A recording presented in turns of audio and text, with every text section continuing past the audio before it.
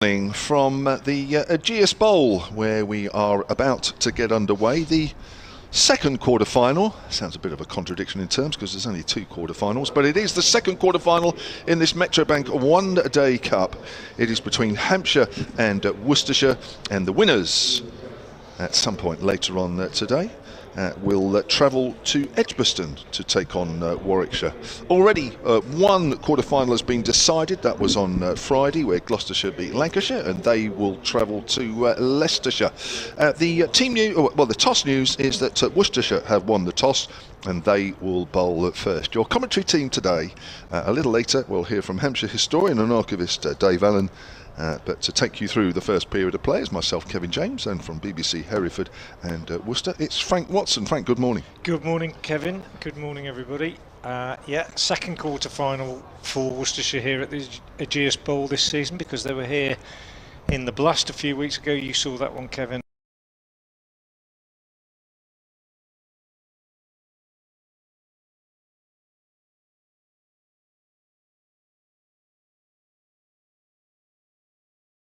News. There are several ways to watch and listen to us throughout the day.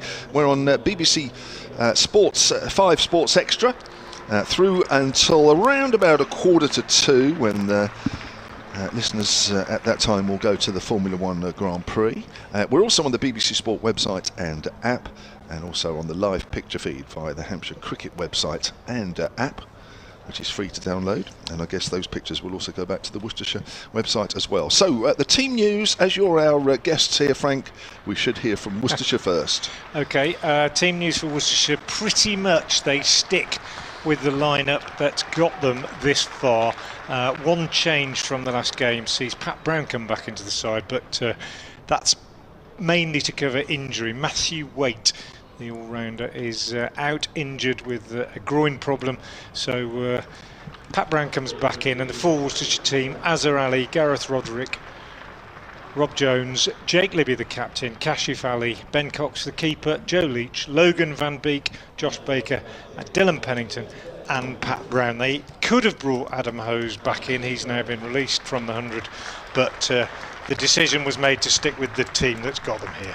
Whereas Hampshire have made a different decision, because a certain Liam Dawson is playing his first match in this year's competition. He's been playing with the London Spirit. He played all 8 of their group matches, but Hampshire have decided to include him in one of 4 changes from the side that beat Kent on the Isle of Wight early last week. The 4 changes are: there is no Joe Eklund, Felix Organ, Don Kelly and Eddie Jack. I presume Kelly and Jack have gone with the England under-19s.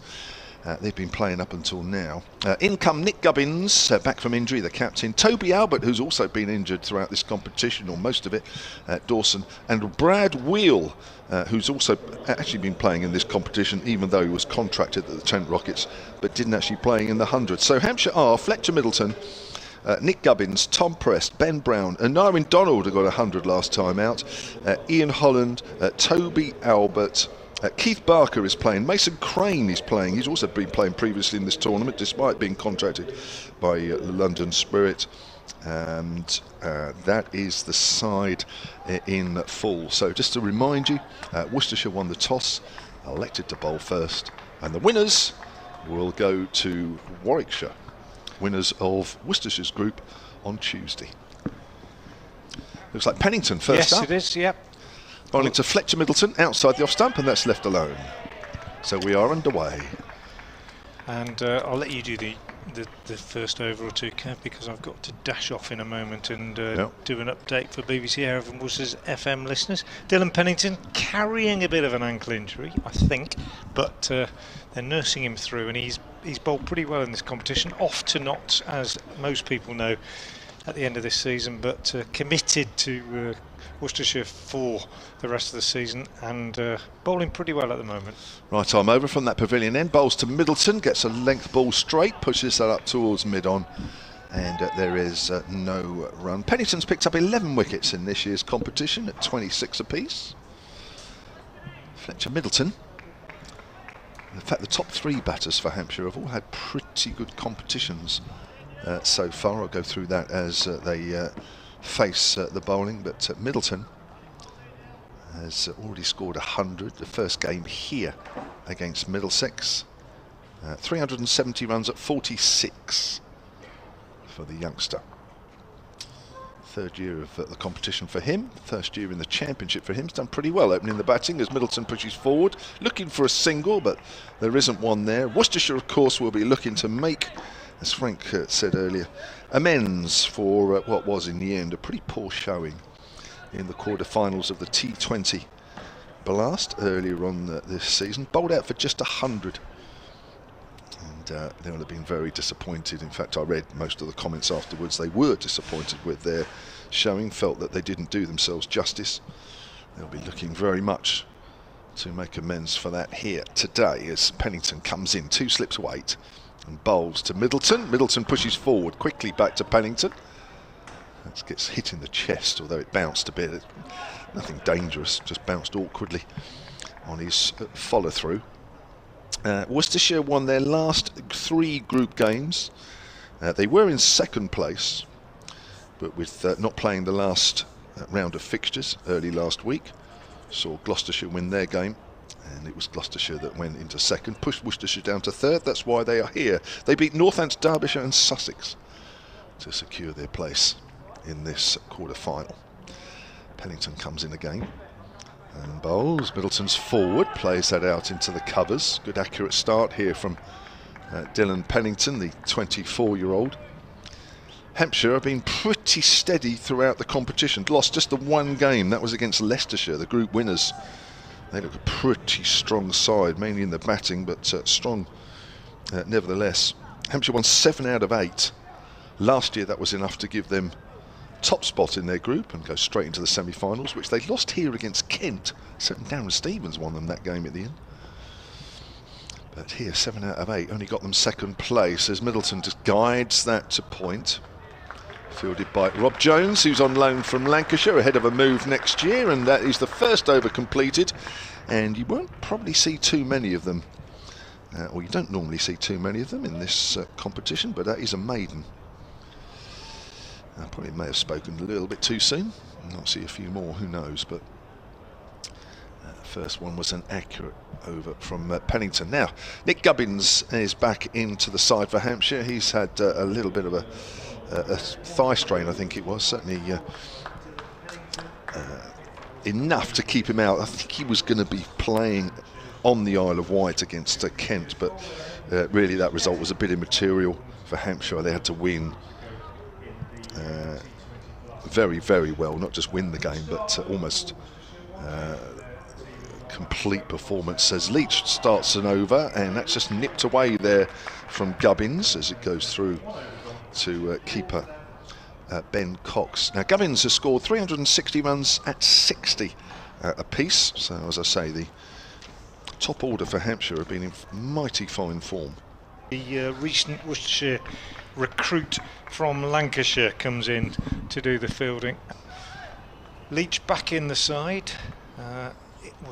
They've varied it a little bit with the seam attack in this competition. Worcestershire, they've made 1 or 2 changes and rested people at various times, but Matthew Waite, the all-rounder, has dropped out of the side today with injury, with a groin injury, and so Leach back in, and he comes in again now and bowls again to Gubbins. Good length ball on off stump, and the left-hander pushes that back up the pitch. Leach leaves it alone, and Kashif Ali comes across from mid-off to do the fielding. So a good start by these two, pretty tidy. It is. It's what you want, isn't it? Not to give away too many loose deliveries early on in the power play. 2 slips, the only catches, as Leach moves in once again and bowls, and Gubbins is forward, using his feet this time, trying to disturb Leach's length, but doesn't manage to achieve that. And again, just on the walk, plays defensively up to Kashif at mid-off. We're in a very high commentary position here at the GS Bowl, almost directly behind the bowler's arm, but very steep perspective. Decent crowd in, but it's a big ground. They're spread out, and difficult to estimate. Kev might have more of an idea of how many are in. Leach bowls, and again, bang on target. And again, Gubbins is just pushing this back up the pitch to the burly Leach. And again, no run. Well, I'm not very good at estimating crowds, but to me, from previous one-day games here in this competition, I think it looks a little down at the moment. If I'm honest, a few hundred scattered around, but as I say, this is not an ideal day to be playing this fixture. When Hampshire realised that it was being on the Sunday, I don't think anybody was truly liked it. Leach in again, bowls, and again Gubbins is on the walk, and he's taken on the pad, it runs out on the offside. Second maiden of the morning for Worcestershire. They made a good start, they won the toss and chose to bowl, and both Pennington and Leach pretty accurate in their first over. So 2 overs gone, still no runs on the board. 0 without loss yet, and it hastily arranged game as well. That's the other thing, Kev. So people probably haven't planned ahead and got their tickets organised and so on. But we might get a few more arriving as the day goes on. Yeah. Well, I think it's the sort of weekend that if there's no cricket, you'll have already have made plans, which many of us had. As that's good delivery again, goes past the outside edge of Fletcher Middleton, and yeah, it's not been ideal. I think by the time. When you look at the fixture list and you say, oh, there's a game on Sunday of bank holiday, you plan your bank holiday around it. But up until a week ago, nobody had any idea that we were going to be playing on the Sunday, so not been ideal. And the other thing is, from a Worcestershire point of view, was that last Wednesday they were looking at the fixtures and saying, well, we might be going to Hampshire or we might be going to so-and-so. That's true. Pennington comes in. Good start from him, as it is from Leach. Lovely drive. There's the first runs of the morning, and what a handsome way to do it. With Fletcher Middleton on the front foot, driving away on the up, split the field, and that goes for 4 runs. Yeah, lovely shot. It wasn't full half volley, was it? But just leaned into it. Looks like initially a surface with a fair bit of pace in it. I think it might do, yeah. Interesting deciding to bowl first here at Worcestershire. I don't know if that's a... I was just looking down, actually. I mean, you've sort of batted first and second in equal measures, haven't you? Yeah. Whereas Kent was saying on Tuesday that they pretty much like batting first, which was what they did, but it didn't work out for them, as that's another good straight delivery, which is just blocked out into the offside. A bit cooler today. A few more clouds around. No sun to speak of. It just... When I woke up this morning, I don't know about you, Frank, I know you woke up probably earlier than me because you travelled down this morning, but... It just had a hint of, are we almost getting towards autumn? It just feels end of season. It felt, for the first time this morning, to me, it felt end of season-ish when I woke up this morning. I agree. It did when I came out to the car. I had to sort of wipe the mirrors and that kind of thing. Yeah, that's usually, isn't it, a sign. That's another good delivery, which Middleton could do no more than just push that towards mid-wicket. Great. This is a real feature for me. This has probably been the most accurate start I've seen from any side against Hampshire in this competition so far. You could try and put the mockers on them, Kev, but you've got to try harder than that, I think. It's a great start. No, they have. They've been very straight, haven't they? Very straight. Yeah. Commendable. It's an example of how to start an innings off with the ball in your hand. As Pennington starts from just outside the 30-yard circle, comes in again and bowls to Middleton. Another good ball. Middleton's looking for a single, but there's absolutely nothing there. This is a great start from Worcestershire. 4 without loss then, just the one scoring shot from, what did we had? 17 balls, yeah, wow. There's almost a determination, you can feel it from Worcestershire to make amends for that T20 quarter. I noticed this side today, 4 of them in this side played in that T20 quarter final. One of those bowling now. Pennington comes in again to Fletcher and bowls, and again it's an accurate delivery. Arrow straight, great length to match that, and that is 2 overs completed, and Hampshire are just 4 without loss, having only been able to score off 1 ball so far. What a start from the away side. Yeah, there's quite a bit's changed at Worcester since that quarter-final. You mentioned that 4 players are playing in the side. Obviously, there's always a bit of difference between the T20 side and even the 50 over side. But Ashley Giles has come in as chief executive. Rob Jones has signed. There've been 1 or 2 other signatures. Leach in again, bowls, and Gubbins is pushing out on the offside. Pat Brown, the fielder, at extra cover, and there's no run. There've been several departures have been announced. There just seems to be a different feel at New Road in recent weeks. Success in this competition has helped. The fact that the team is still in with a chance of promotion has helped, and the mood has lifted, shall we say, since that was a pretty awful night, of course. Leach in again, bowls, and Gubbins is again playing defensively, albeit with a little bit more purpose, punching this one up to mid-off, where Kashif is called into action. But both the bowlers, as Kevin James has been saying, bowling very, very straight at the moment. There hasn't been any width whatsoever, and that's the thing that you get the odd variation in length. Middleton handsomely drove Pennington once, but no width yet as Leach bowls. A little bit more width, and Gubbins is off the mark. That groan from my co-commentator was because it was a slightly risky one as Pat Brown moved to his right at cover. He didn't pick it up cleanly. Had he done so, I think then Middleton might have been struggling if Brown had fired the ball into Cox at that striker's end, but he just stumbled at the last minute and wasn't able to hold on to it. But it was a tight one, and that's it. That's the benefit of accurate bowling, isn't it? It just puts the batsman under a little bit of pressure and makes them perhaps take a single that they wouldn't otherwise have done. But he got a single, and it's 5 without loss as Leach bowls to Middleton, who just fishes at that one a little bit outside the off stump. Not a lot of foot movement, just felt for it, went past the outside edge and through to Ben Cox, the wicket keeper. So no run, 5 without loss. Middleton has 4. Gubbins off the mark with that slightly risky single.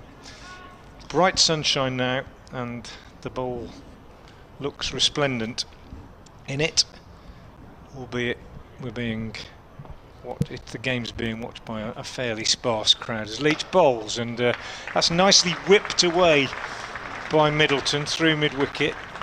It was about middle and leg, just clipped away for 2.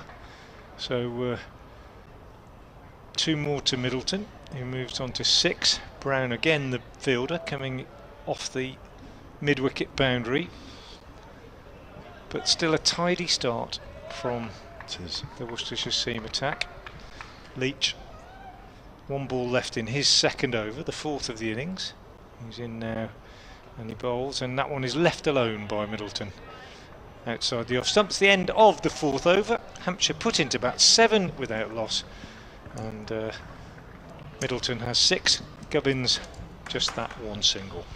Well, if you're just joining us, Worcestershire won the toss and elected to bowl first. 4 changes in the Hampshire lineup, 1 change in the Worcestershire lineup. I'll let Frank mention the Worcestershire side in a moment. But the 4 changes for Hampshire, and the big team news is that Liam Dawson is in the Hampshire side, playing his first game in this year's competition, having played in all the games for London Spirit.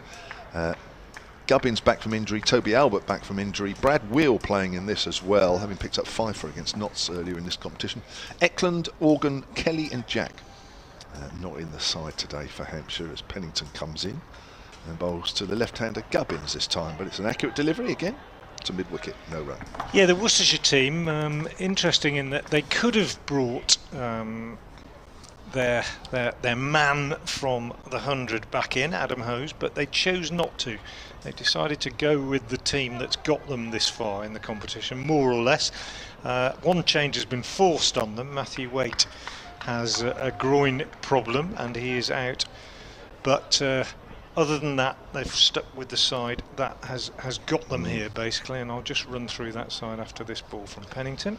Comes in and bowls to Gubbins. Gubbins drives on the up to mid-off, no run. So the full Worcestershire side, Azhar Ali and Gareth Roderick will open the batting. Rob Jones in at 3, Jake Libby 4, Kashif Ali 5, Ben Cox the keeper 6, and then you've got Joe Leach, Logan Van Beek, Josh Baker, and then Dylan Pennington and Patrick Brown, the Worcestershire 11. Yeah, Pat Brown, the man that's come in, isn't he?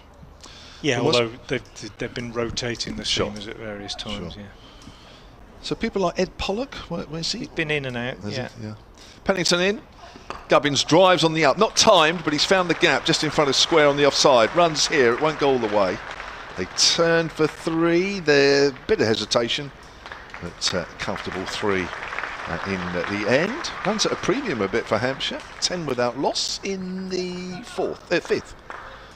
Yeah, Ed Pollock's been in and out of, it's probably fair to say Ed Pollock's been in and out of all the sides this season. Red ball, white ball, T20 and 50 overs, but really struggling for form at the moment.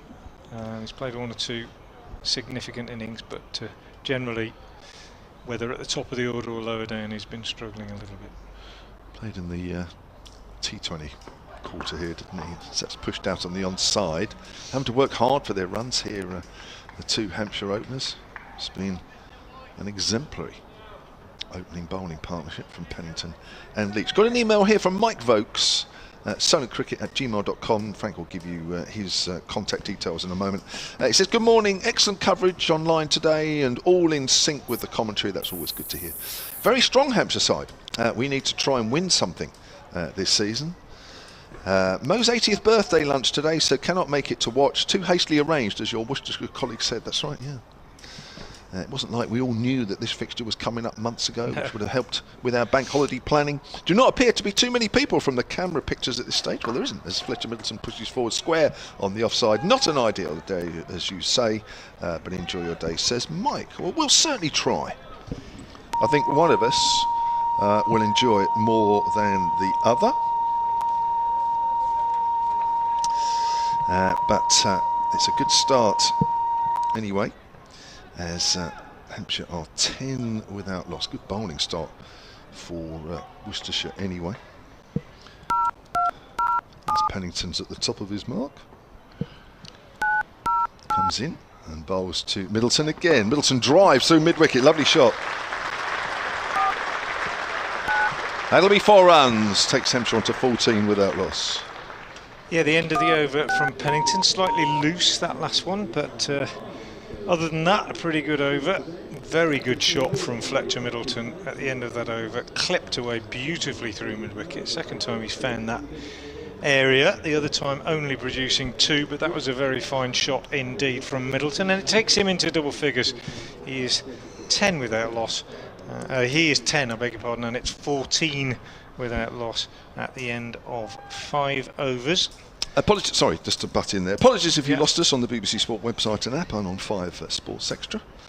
Yeah, we slight technical problem beyond our control. Fixed beautifully by Kevin without even stopping commentating. It was a fantastic effort. Joe Leach in, bowls. Gubbins works this one away on the leg side, picks up a single as Gareth Roderick comes in from deep mid-wicket to field. Gubbins goes on to 5 and it's 15 without loss. Kevin mentioning contact details. Twitter's the best way to get in touch with me, at FrankWatson58 on Twitter, and always keen to hear from supporters of Worcestershire and indeed of any county indeed. Find out what they think about this game, about the season in general, etc. Only positive comments, please. Only joking. 15 without loss. Here's Leach in again. Bowls to the right-handed Middleton, who is pushing this one firmly back up the pitch to the bowler. And there's no run. Tidy, as I say, from the Worcestershire seamers so far. 7 runs, in fact, coming from Pennington's last over. But prior to that, he had been very, very straight.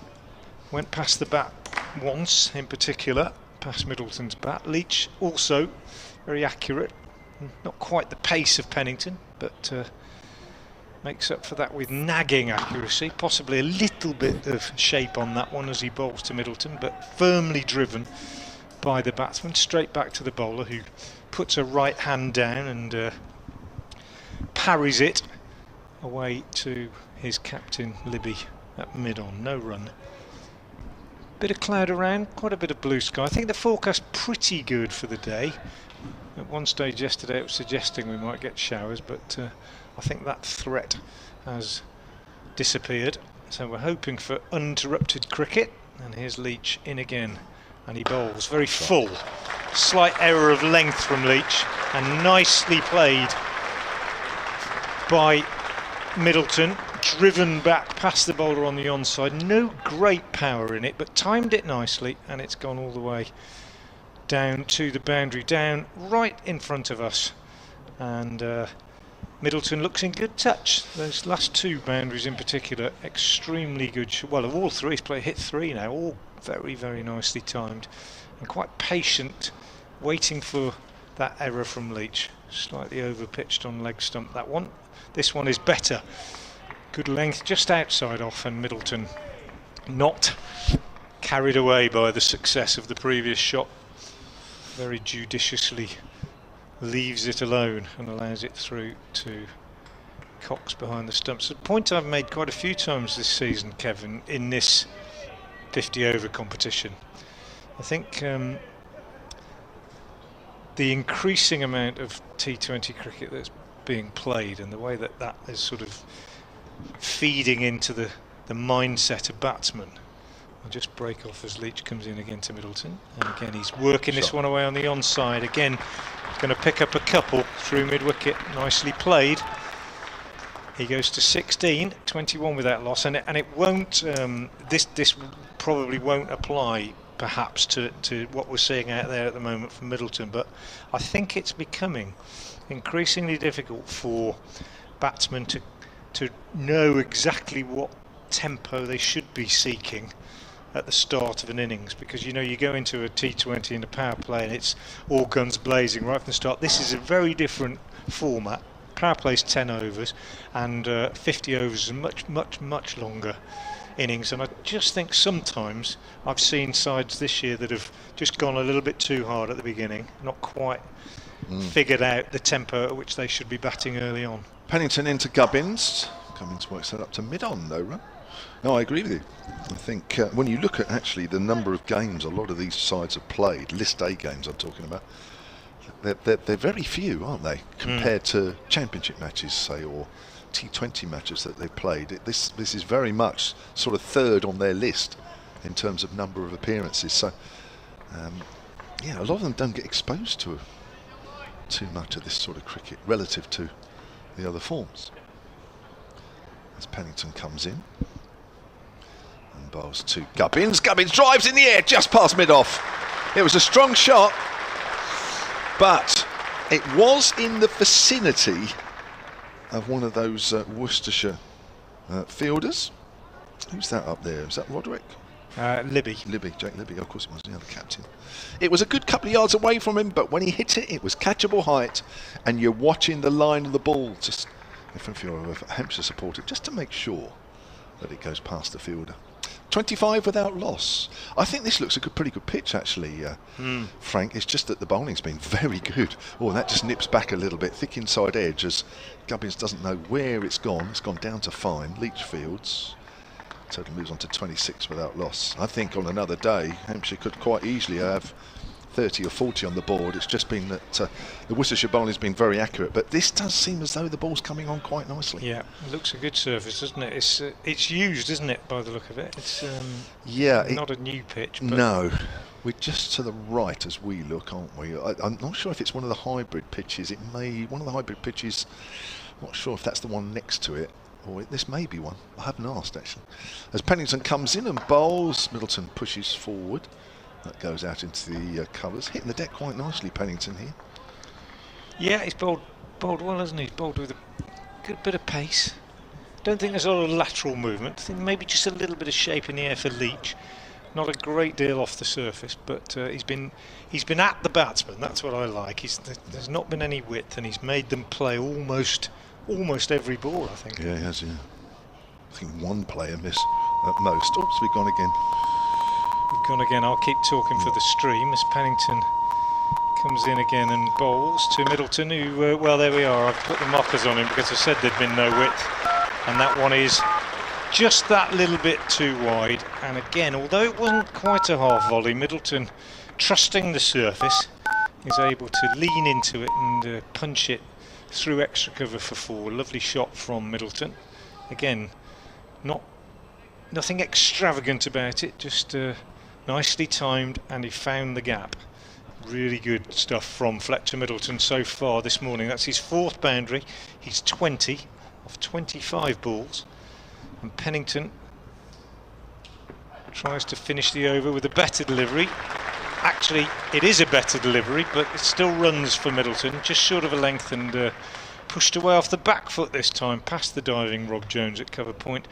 Pat Brown goes back to field, 2 more runs taken. Excellent over. Hampshire beginning to find a little bit of rhythm out there. Middleton in particular looking good. He has 22, Gubbins has 10, and 7 overs completed.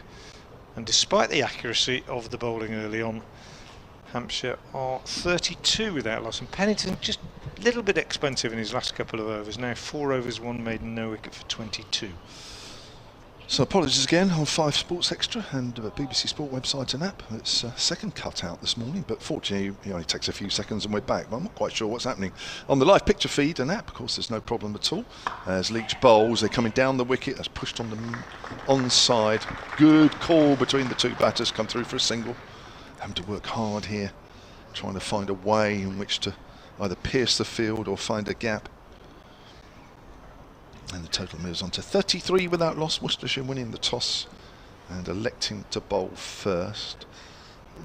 I mean, looking at what we're seeing, I think Leach did get one just to move off the seam. I think first ball to Gubbins in his first, might have been his first ball in his first over. But other than that, there hasn't been a lot there. I'm just wondering why Worcestershire, they obviously haven't seen anything in the wicket, or maybe they think they've seen something in the wicket. As Fletcher Middleton drives through extra cover. My word, he does look in good form. On the up. Stroke through the gap, and that is about the 3rd shot through extra cover from Fletcher Middleton, which brings him another boundary, and he moves on to 26 off 27 deliveries, and Hampshire are just starting to find their range a little bit here, just feeling the pace a little bit better off the pitch and trusting the pitch. Yeah, good shot. 3 on the up now. I think it's exactly as you say, Kevin. Yeah. Good surface. Could be big runs today. As Middleton with a bit of a flat bat to go through mid-off this time. Bit of bottom hand in that one, but it's the same result.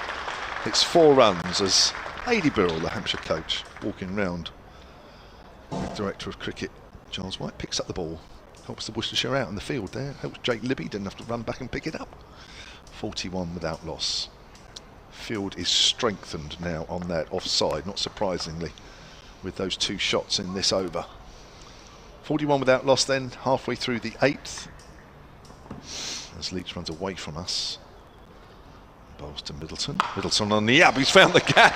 They might have strengthened the offside, but there's still gaps there, and Middleton is now finding them with increasing regularity. 45 without loss, Middleton on to 34.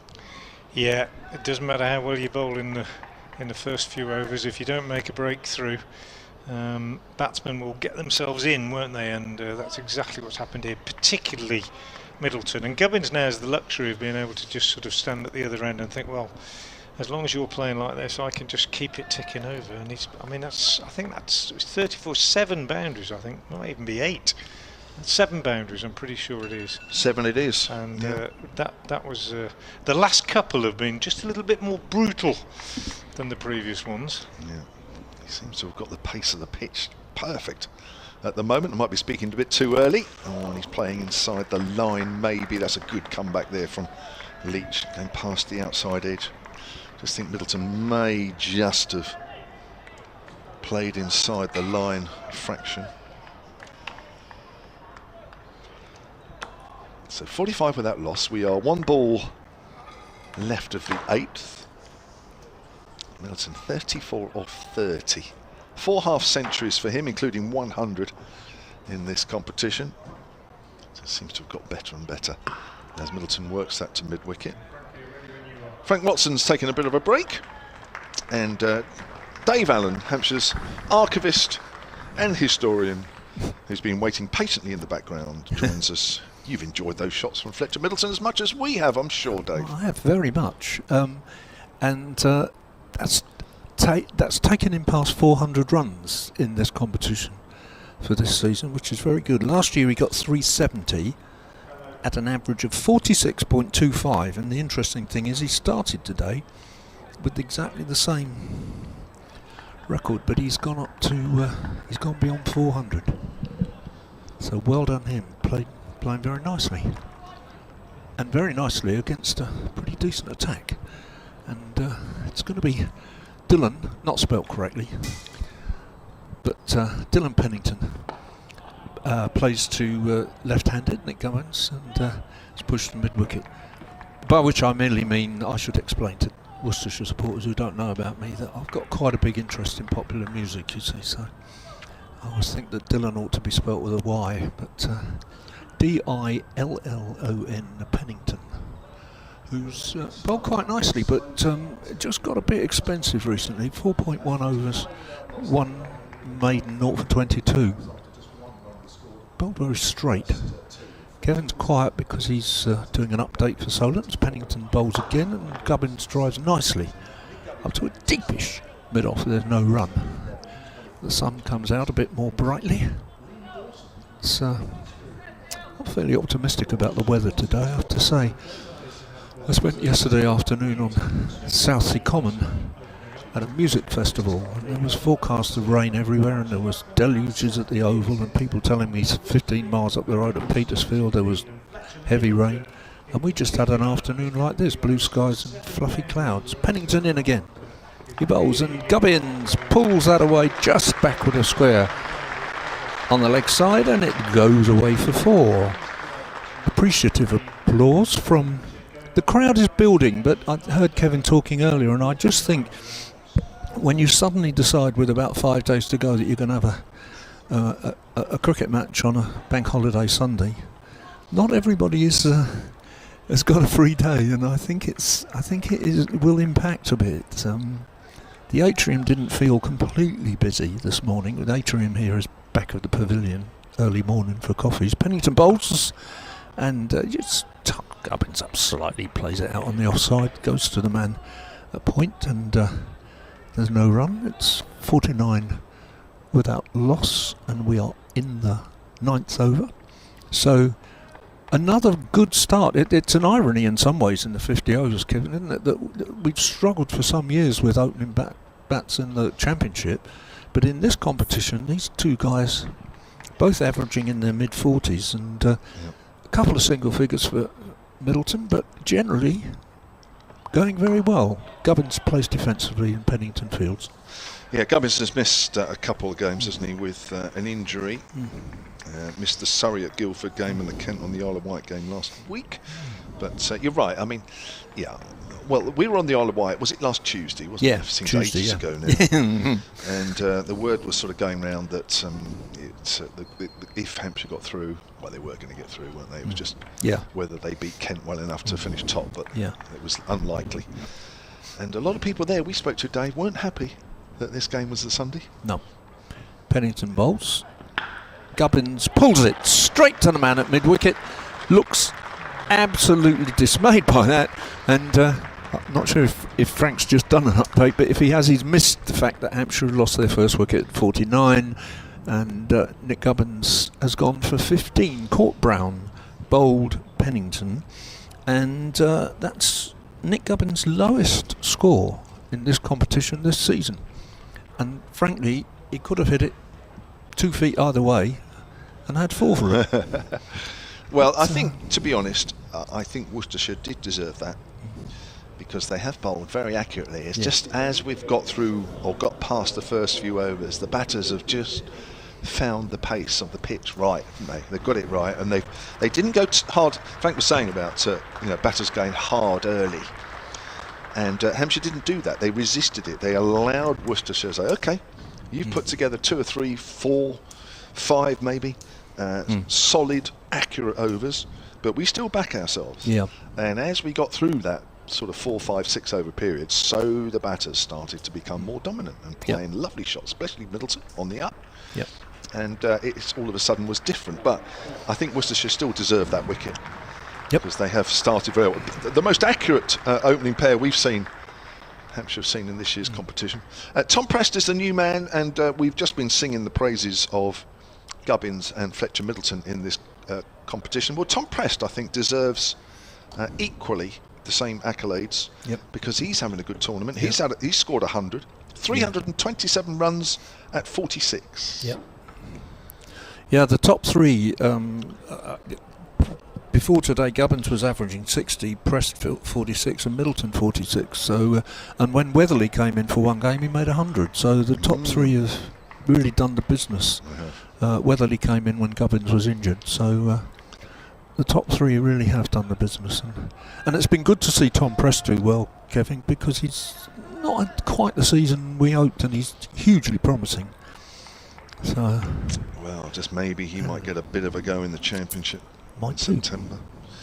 Is it me or you? It's me, isn't it? It's Leach, right arm over to Middleton, who just punches that out towards extra cover. Now, the Worcestershire offside field, because that's the area they've been trying to plug, because Middleton has been playing so well through that area.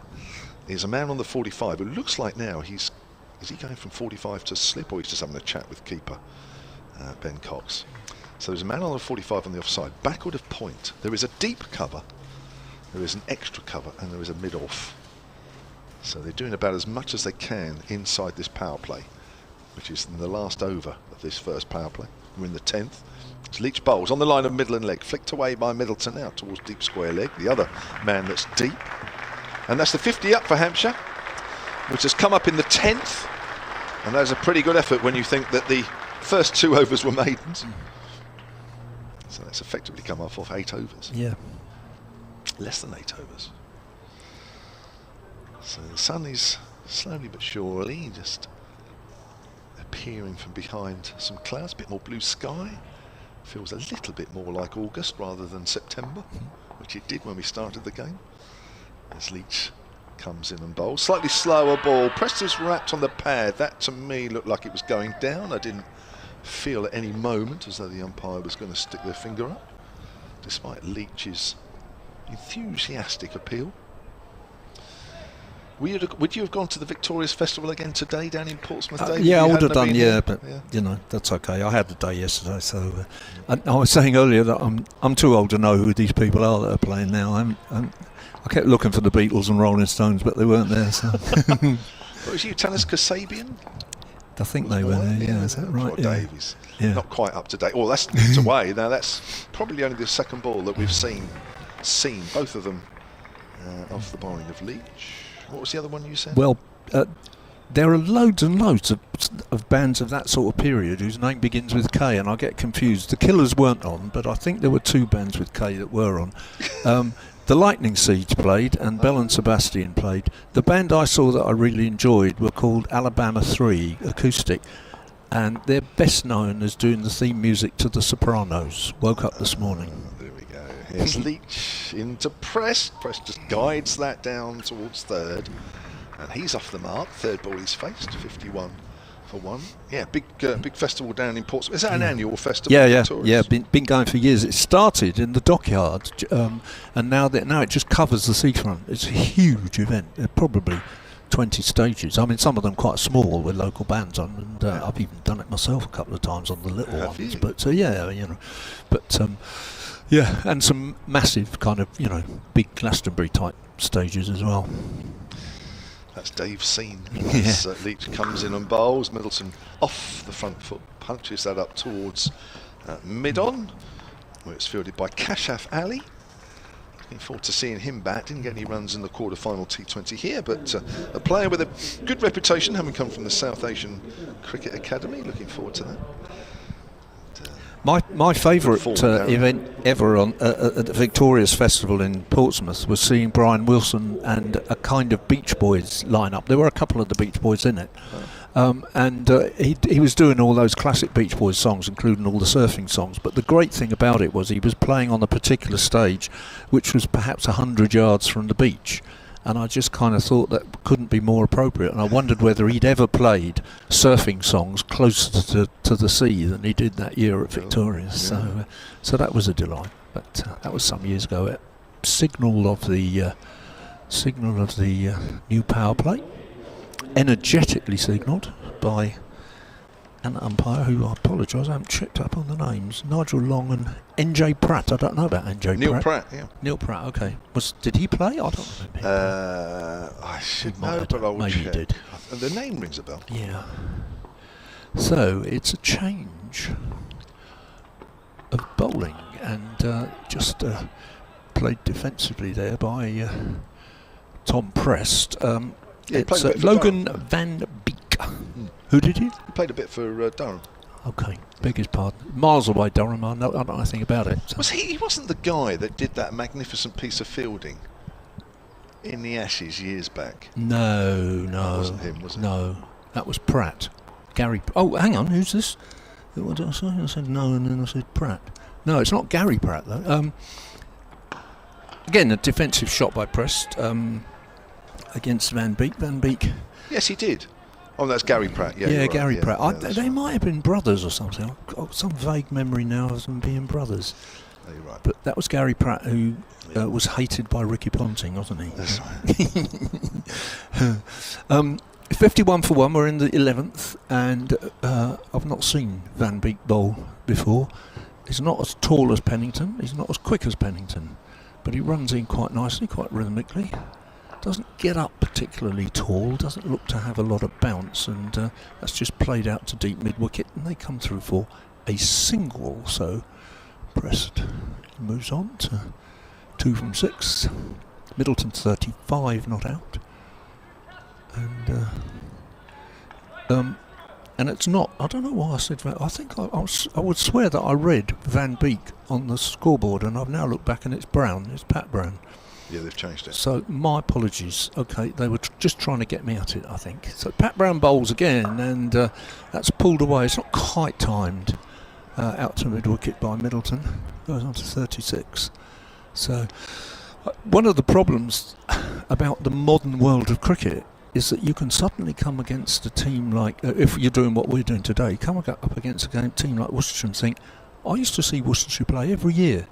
And now I can't remember the last time I saw Worcester play, because we're not in the same division and we're not in the same bit of the 50 overs until now. And there are many players in this side that I'm not that familiar with. Pat Brown bowls, and Prest just ducks underneath that one. Oh, it's good and a wide. It was harsh. Leg side-ish maybe, but it does seem harsh to me. And Yeah, of course I thought so as well. Yeah, we saw Worcester play here in, they won't want reminding really, but in the T20 quarter-final. But actually there are only 4 players in this Worcester side today who played in that. Yeah. And that's an interesting thing as well in terms of the modern game. This day next week, 7 days away, we're having our former players reunion, which Kevin always misses because he's always on duty, sadly. Pat Brown bowls, and that's just pushed out to point no run. And it will be attended, among others, by the 1973 Hampshire side, or members of that side, that won the County Championship. And in that particular season, John Rice played in one Sunday League game, and Andy Murtagh played and covered a few games when Barry Richards was injured in 1 or 2 competitions. Other than that, Hampshire had 12 men who played every match. They played every championship game, 20 games, every Sunday League game, 16, every Benson and Hedges game, and every Gillette Cup game. Pat Brown bowls, and that's very nicely fielded at point. It was played away, and it's not fair, really. He gets a run for an overthrow. The man at point shies at the stumps, misses, and a run is accrued. And the only point I'm making there is that actually you just got used to teams. You got used to who you'd see. So unless, Barry Richards missed a few games, but otherwise, it was Richards and Greenidge, Turner and Gilliatt, Jesty and Sainsbury, Taylor and Stevenson, Herman and Mottram, and then there was a choice between Richard Lewis or the spin bowler David O'Sullivan, and that was it. You just knew whichever game you turned up, and it was fairly similar in your day, wasn't it? It wasn't. I looked up that 1988 side that won the first knockout cup for us, and 10 of them played the majority of the championship that year. Okay. And there were other people, including you, because you didn't play in that final. You played quite a lot, but there was a nucleus. Leach comes in and bowls, and that's down the track, and that's a beautiful shot there from Tom Prest. Over mid-off, and that's gone for 6. Effortless.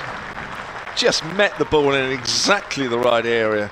As it pitched, he got underneath it, back through the line of the ball. 6 runs. Easy as that. Nice, isn't it, to make a 6 look as easy as that. Prest moves on to 9, 61 for 1, the 1 wicket that has fallen. Nick Gubbins in the 9th over pulled Dylan Pennington to Pat Brown at mid-wicket. Gubbins, that 1 wicket that has fallen.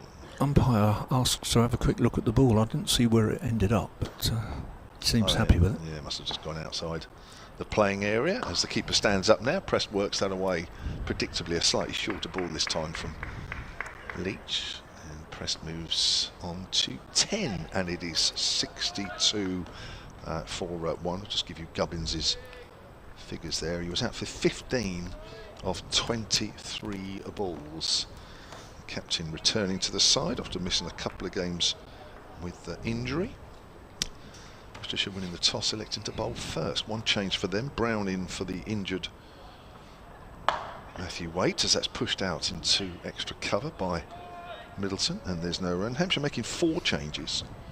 Now, whereas Worcestershire didn't choose Adam Hose, who's been playing in the 100, deciding to stick with the team that's got them to this point, Hampshire have made a slight detour from that, including Liam Dawson, who's been playing for the London Spirits, been playing all their games. He's playing his first match in the competition. 1 of 4 changes, including Gubbins, the captain, Toby Albert, who's also back in the side after a bit of injury, and Brad Wheel. It's pulled away by Middleton in the air, but safe on the leg side. Moves on to 37, 63 for 1.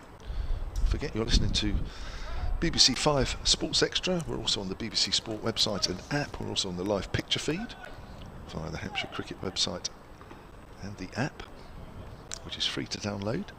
I have to keep putting that in. I don't have to, actually, I just include it. And that's those pictures, I guess, are going back to the Worcestershire website as well, which I'm saying I guess because I've actually tried that myself, as Leach comes in and bowls, and that's worked down to fine leg by Middleton. Moves on to 39, 65 for 1. Hampshire, if you're listening, as I say, via Sports Extra, around 1:45. If you're still listening, you'll be going to the Grand Prix.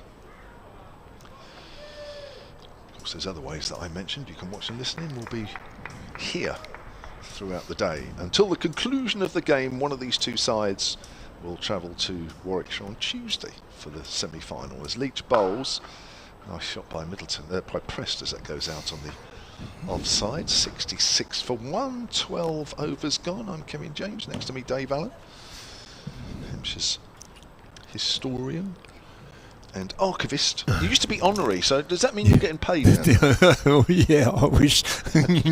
I was being the archivist this morning. I came in really early, came in about 8:30 this morning. I've got this quite delightful task. My predecessor was a man called Neil Jenkinson, who wrote histories of Hampshire cricket and Hampshire cricketers, and was a quite wonderful man who's sadly not any longer with us. And he kept filing cabinets with folders on every Hampshire cricketer going back to 1863, and I'm just going through and sorting them all out. And as I tell you that, Pat Brown bowls and just tucks Middleton up. He tries to push it away on the leg side. Middleton is quite content just to take balls off about middle and leg and play them out on the leg side, looking for runs in a way that perhaps early on, at least in the championship game, he might not. But he's adapted very well to this 50-over game. As I say, he's gone past 400 runs this season.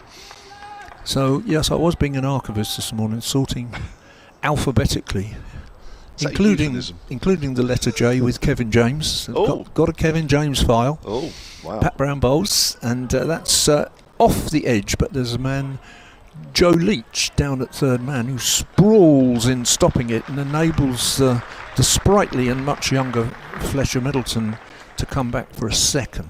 So they go on to 67 for 1 in the 13th. What's in my file? A couple of unpaid bills from 1985? Yeah, that kind of... Well, there's a thing about... there's a game against Australia in 1985, and there's a game against India you were a bit like this is not true because you did a lot of very good things all the way through, but there's a sort of echo of Mike Barnard's career in your career as Pat Brown bowls, and that's just pushed up to a straight and short mid-wicket for no run. In that, Mike Barnard more than you, but Mike Barnard in particular excelled against overseas sides. But you were pretty useful against them. I mean, that first year that you came here in '85, you had 6 for half a dozen against Australia or something. I know. Was that Alan Border's side? I think it was, wasn't it? Yeah, he didn't play. I don't think he played in that game. He might have. I can't remember. It just shows, Dave, I should have bypassed county cricket and played internationals. I've always thought that. Here's Pat Brown, and very much played across there, using quite a lot of bottom hand to steer that out to mid-wicket, and Middleton takes a single. Of course, you did play for England, wasn't it? England in Hong Kong? Hong Kong Sixes. Yeah. The pre-runner to T20. Yeah. The forerunner. Right. Well, actually, you were also extremely innovative, because the thing, I've told this story before, but we've got people listening from everywhere, that the thing I always remember, having gone to the Isle of Wight this week to see the game against Kent, was that day that you took your benefit side to Ventnor. Yeah. And I think there was a 9-year-old Danny Briggs bowling. Who cried after the game.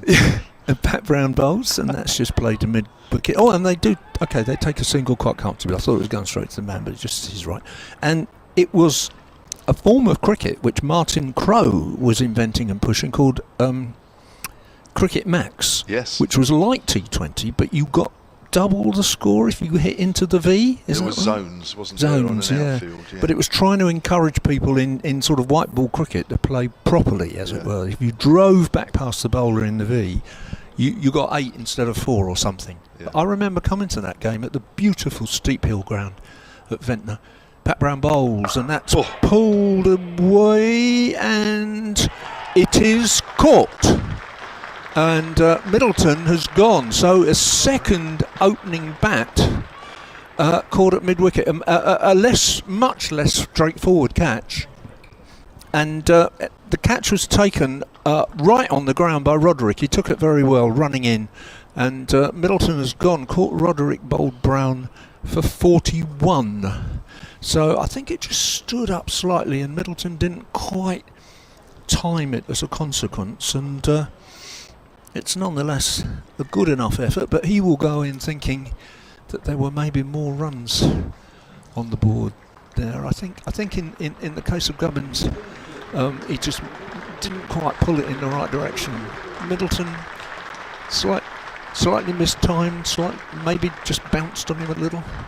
You might be seeing a replay, but I didn't see it, so you can draw your own conclusions from that. But Brown has now bowled 2 overs and has 1 for 8, so decent effort. And Brown, having taken the wicket, Brown is now coming into bat, but that's Ben Brown, who hasn't had a particularly successful season with the bat. He did get a 59 in the second game of this competition, but then a run of scores under 20 until he went to the Isle of Wight on Tuesday and batted very well for 73 in a partnership with Nyron Donald, who got 100, and the pair of them took Hampshire to victory, chasing a big target. Over 300, wasn't it? Yeah. 325, I think it was. So, that's a little disappointing, actually. Gubbins and Middleton, having worked so hard in those early overs against some accurate bowling from Pennington and Leach, have both succumbed to short balls. Mitchell Middleton's a little shorter than Gubbins, but they were both cross-batted shots, both hit in the air. And of course, if you're a batter and you hit the ball in the air, you always run the risk of being caught, and both those have been succumbed to deep square leg, as in Middleton's case, and Gubbins to mid-wicket. Got an email here from Simon at sonandcricket@gmail.com. I'll come to that in a moment, as we've got a change of bowling, and it's Logan Van Beek. Do you think they're telling the truth this time? Yes, well, well, unless he's wearing Logan Van Beek's shirt and it's somebody else, it's right arm over, he runs away from us and he bowls. That's off a good line. He's Prest, and he moves that away on the leg side, and Prest moves on to 12. Has to be careful with that. That's a very straight delivery. Simon says, morning gents. He says Neil Pratt is one of 3 playing brothers, Andrew and Gary being the others, so he was a brother. Thanks you as always for the great coverage that we got. Thank you very much, Simon. Thank you. Logan Van Beek, well, he has a bit of history down this way. Actually, let me give you his immediate history, because he's been signed by Worcestershire. Well, he was signed for the final 5 group matches in this competition, so he's obviously playing an extra one. Well, maybe another one yet, or another 2. And also the first couple of championship games in September by Worcestershire. He's better known for an innings he played earlier this summer, as that's a length ball to Brown, who pushes up to mid-wicket, because he was the man, and you may have read this, may have seen it, who hit 30 in a super over against the West Indies in a World Cup qualifier for June in Harare. 30 individually in the super over. Who does he play for? Netherlands. Okay. I didn't. I did. So, I think I did see that. Yes. That's quite a target to set in a super over, isn't it? Well, it's quite an effort, as Brown works that away behind square on the leg side, picked up cleanly, so they won't pick up 2. Brown is off the mark, 71 for 2. And more in the distant past, and I got an email here from Mike Vimpany, who's a local journo here, who pointed out to me. And it was his birthday yesterday, so almost happy birthday, Vince. Oh, there we go. He actually played in the local Southern Premier League for St Cross and St Mondians. Oh, so it's pulled away in the air, but safe this time, and it's not timed at all by Tom Prest as the ball makes its way out to deep square leg. He moves on to 14, 72 for 2. He played for St Cross and St Mondians in 2017, so there's his local connection. Okay. Playing local club cricket as well. And there's a few Hampshire players who play there, aren't there? Joe Weatherly, Jimmy Adams. Yeah. It's a Winchester club. In fact, it's played on a ground where Hampshire once played 1 county championship match. There we go. As Brown works that straight, well, a bit too leg side-ish, that one, middle and leg. Brown works that down to fine leg, 73 for 2. No, you're right. Brown's on 2, Prest on 14, the 2 batters out. Gubbins for 15 and Fletcher Middleton for 41, 9th and 13th over. Those 2 wickets fell, a wicket for Pennington and a wicket for Pat Brown, as Van Beek, right on medium pace, comes in and bowls, and Prest pushes out into the gap in the covers for a single. Prest moves on to 15, and it's 74 for 2 at the end of the 14th over. A place in the semi-finals at stake here. Hampshire managed to avoid the semi-finals last year. Sorry, the quarter-finals. Playing Kent, and they lost to Kent here. Worcestershire looking to make the semi-finals. So for one of these sides, this is it for the season in terms of white ball cricket. Yep. Which whoever loses today, there are just, I don't know how many games Worcester have got. They got 3 championship games, perhaps. Hampshire have anyway. One of these 2 sides won't play any more white ball cricket after today. Pat Brown, 2 overs, 1 for 8, coming into bowl to Tom Prest. He bowls and Prest just plays that carefully up to mid, off. No run. Pat Brown has a look at the footholds. The umpire seems perfectly content with them, but just had a quick look. There's 4 men, including the wicketkeeper, inside the circle on the offside, 2 on the leg side. There's a man at long leg who's waving his arms as if he wants confirmation that he's in the right place. And there's a man at deep square leg. That's Pat Brown bowls, and that's pushed up to mid-on inside the circle. The man at long leg is waving again. He might be waving to the pavilion for a drink of water or something, but he's certainly keen to talk to somebody. Now he's pointing to something, but I'm not sure what that is. Joe Leach is down below us. He's had a bowl, but he's down below us at 3rd man.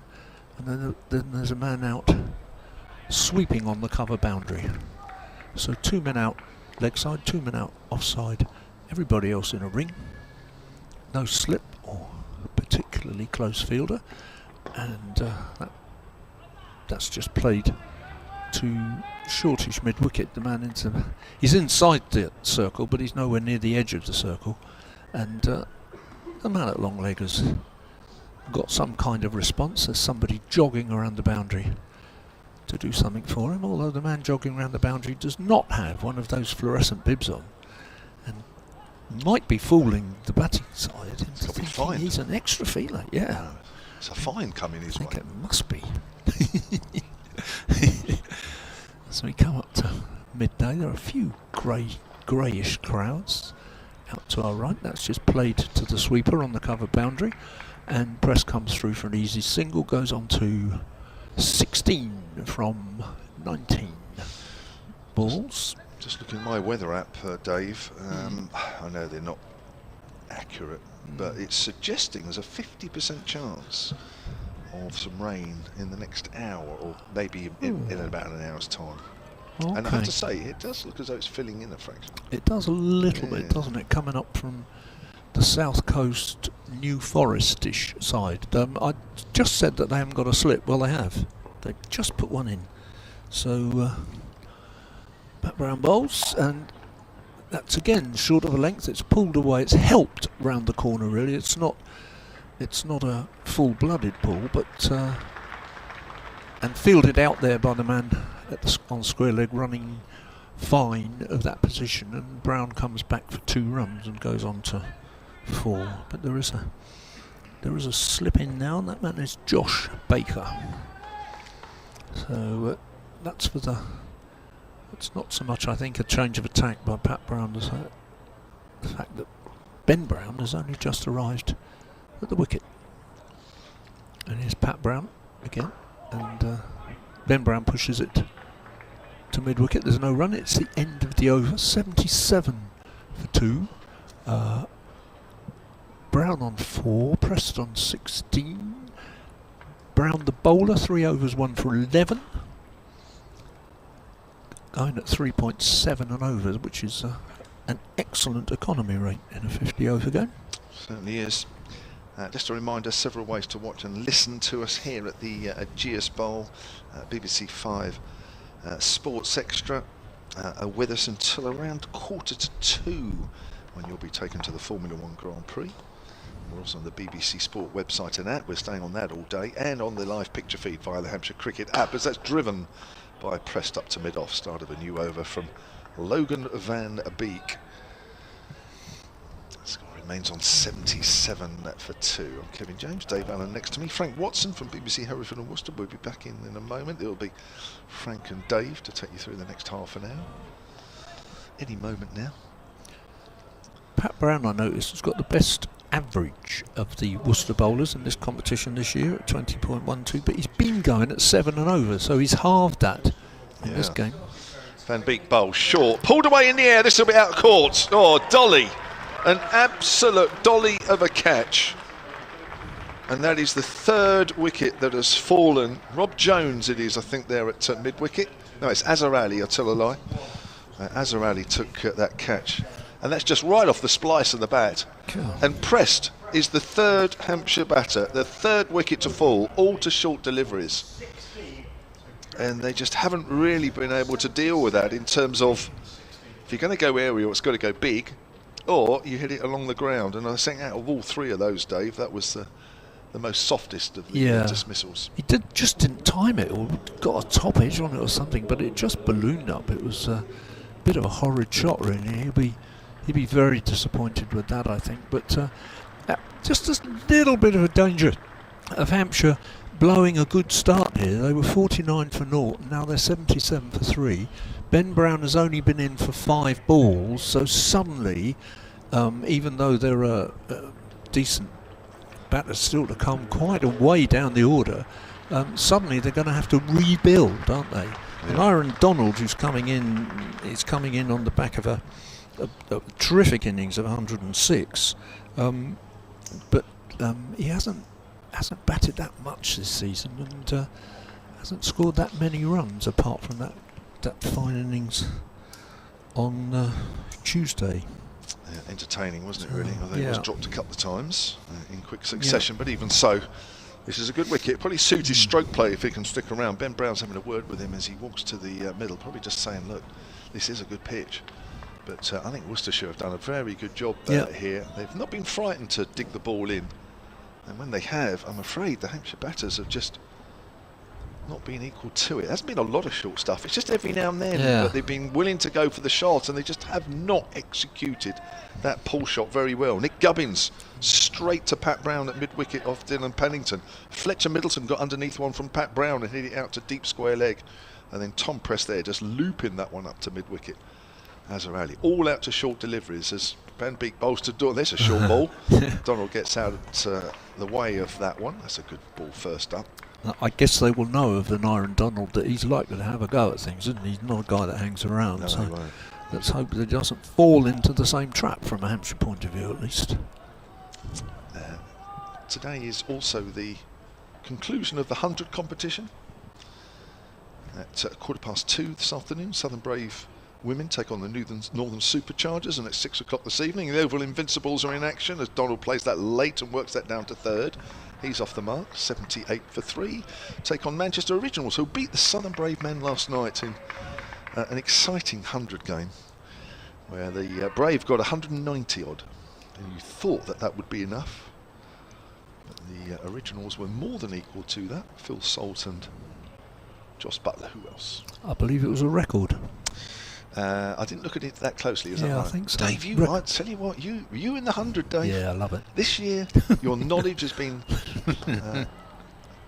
incredible. So that's turned away on the leg side by Ben Brown. There should be 2 here, fielded on the boundary.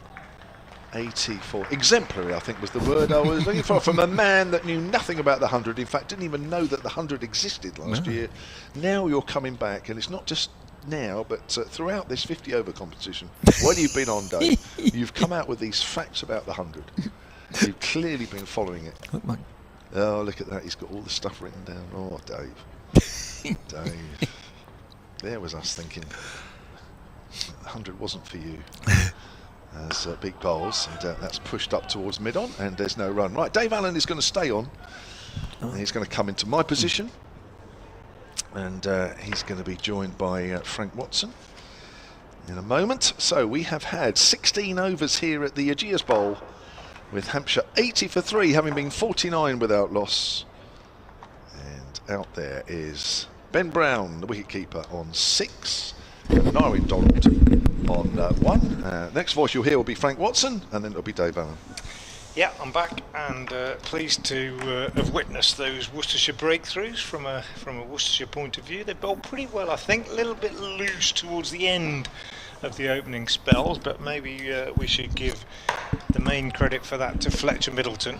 But the bowling change, the change bowlers, Pat Brown and Logan Van Beek, have really done a good job. Brown in now from the pavilion end, bowling to Donald, who just drops this down on the offside, and Rob Jones comes in from cover point to do the fielding. And a couple of good catches, I thought, for the first 2 wickets as well. Nick Gubbins hit his pretty hard, and Pat Brown at mid wicket was fairly close in, made a good safe catch, and then Gareth Roderick's catch to dismiss Middleton, a good one, especially for a man who's used to having gloves on his hands. He ran in and dived forward, of course usually a wicketkeeper, and took the catch very nicely indeed. Brown in again now from the pavilion end, bowled right arm over to Donald, just short of length. Donald on the back foot, pushes out on the offside. Kashif Ali does the fielding, and there's no run. 80 for 3.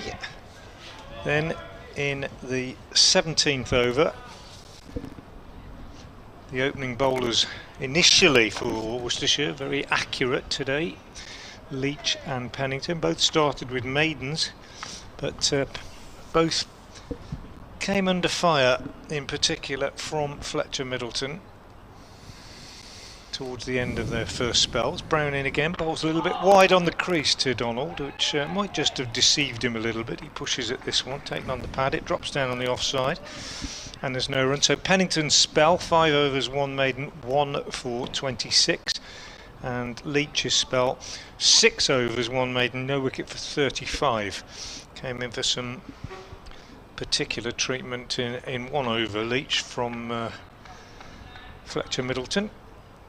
And he was also struck for 6 over long off very nicely by Tom Prest quite early in his innings. Brown in again, bowls to Donald, who is again pushing this one back to the bowler. And there's no run. Good tidy over so far from Pat Brown in his 4th over. 1 for 11 so far. The men out: Middleton 41, Gubbins for 15, and Prest for 16.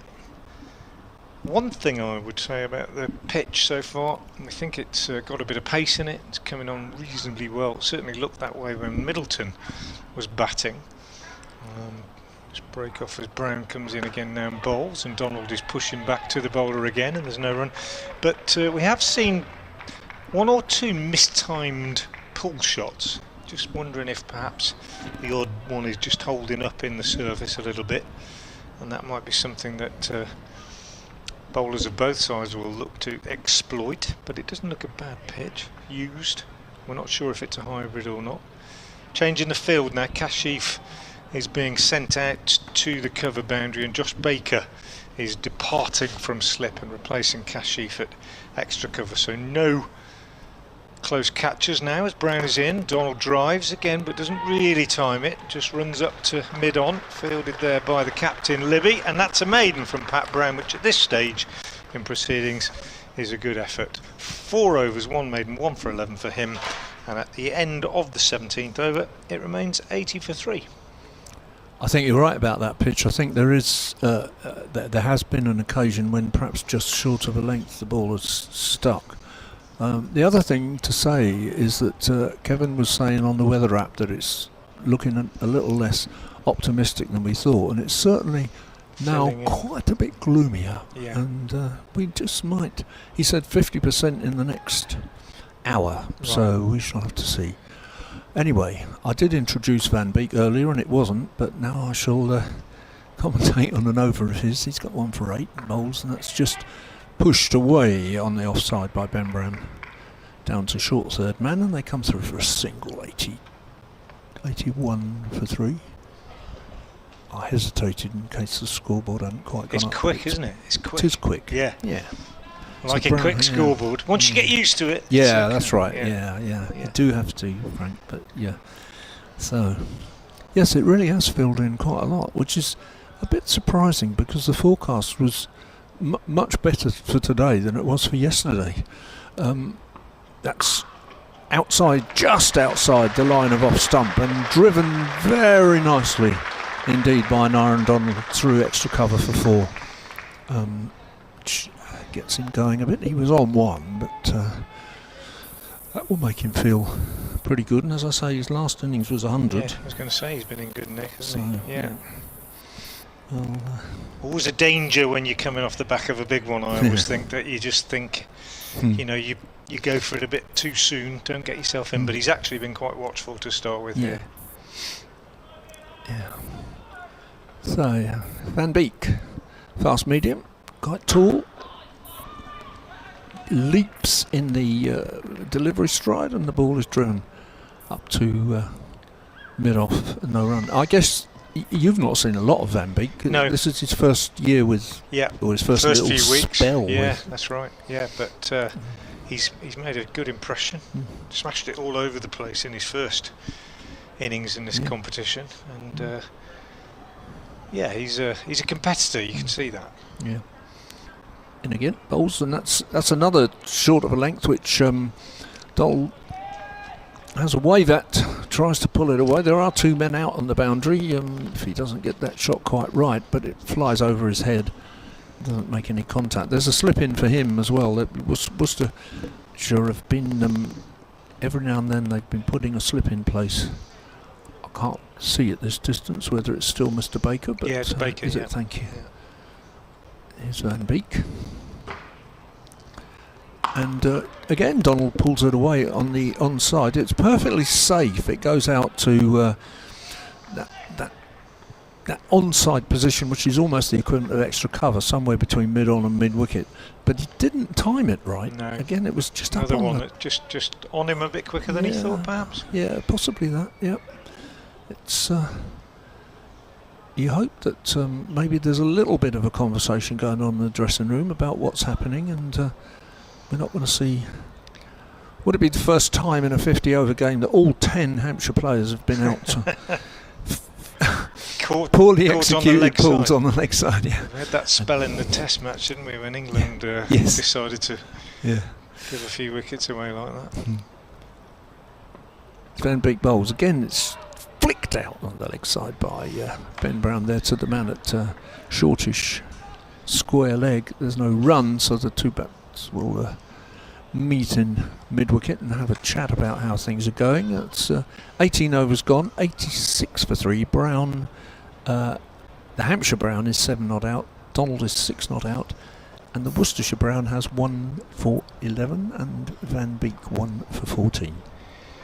Yep, not a bad over from Van Beek. That one really good shot early in it from Anya and Donald, but at this stage 6 of the last 2 overs, maiden from Brown. Good stuff from Worcestershire in these sort of middle overs. I think we'll see Baker, the left arm spinner, introduced as the next bowling change.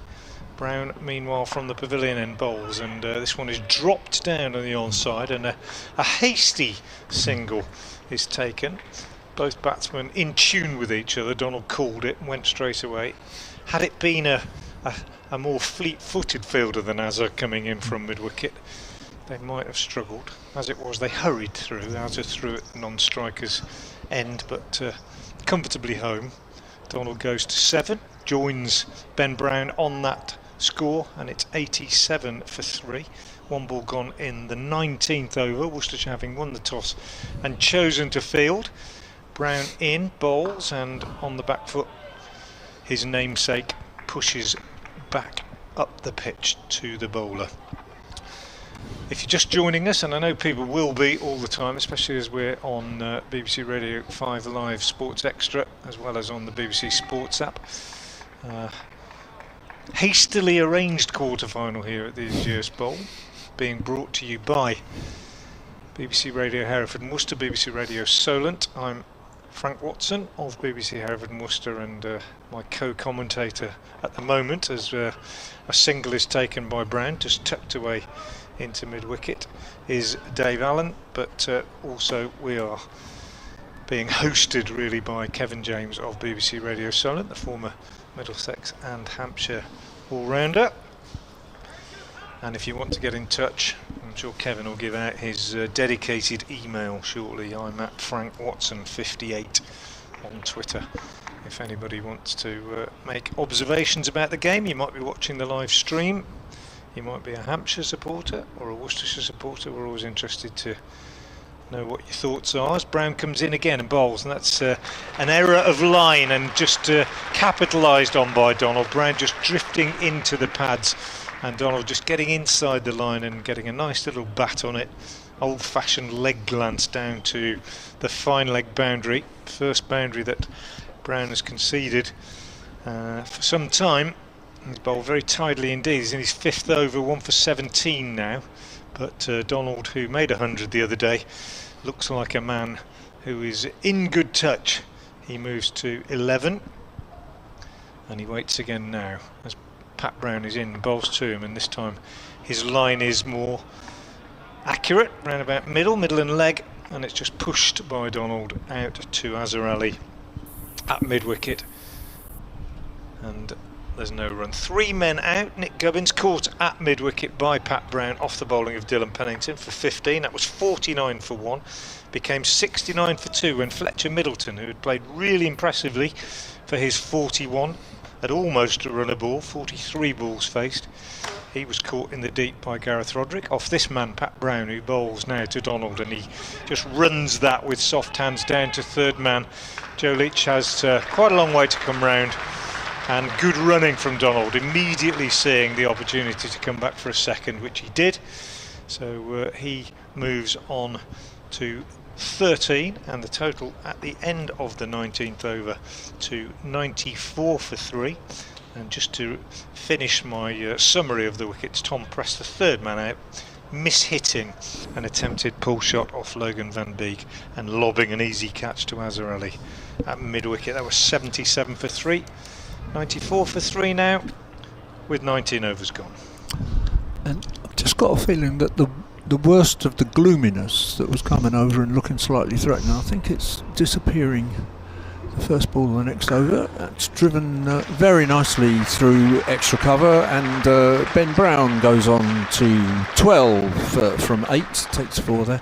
I think the worst of that cloud is now disappearing over towards Portsmouth in the east, and perhaps even more towards one of the great spaces of early English cricket, Hambledon, just behind us over my left shoulder and about 15 miles away northeast of here.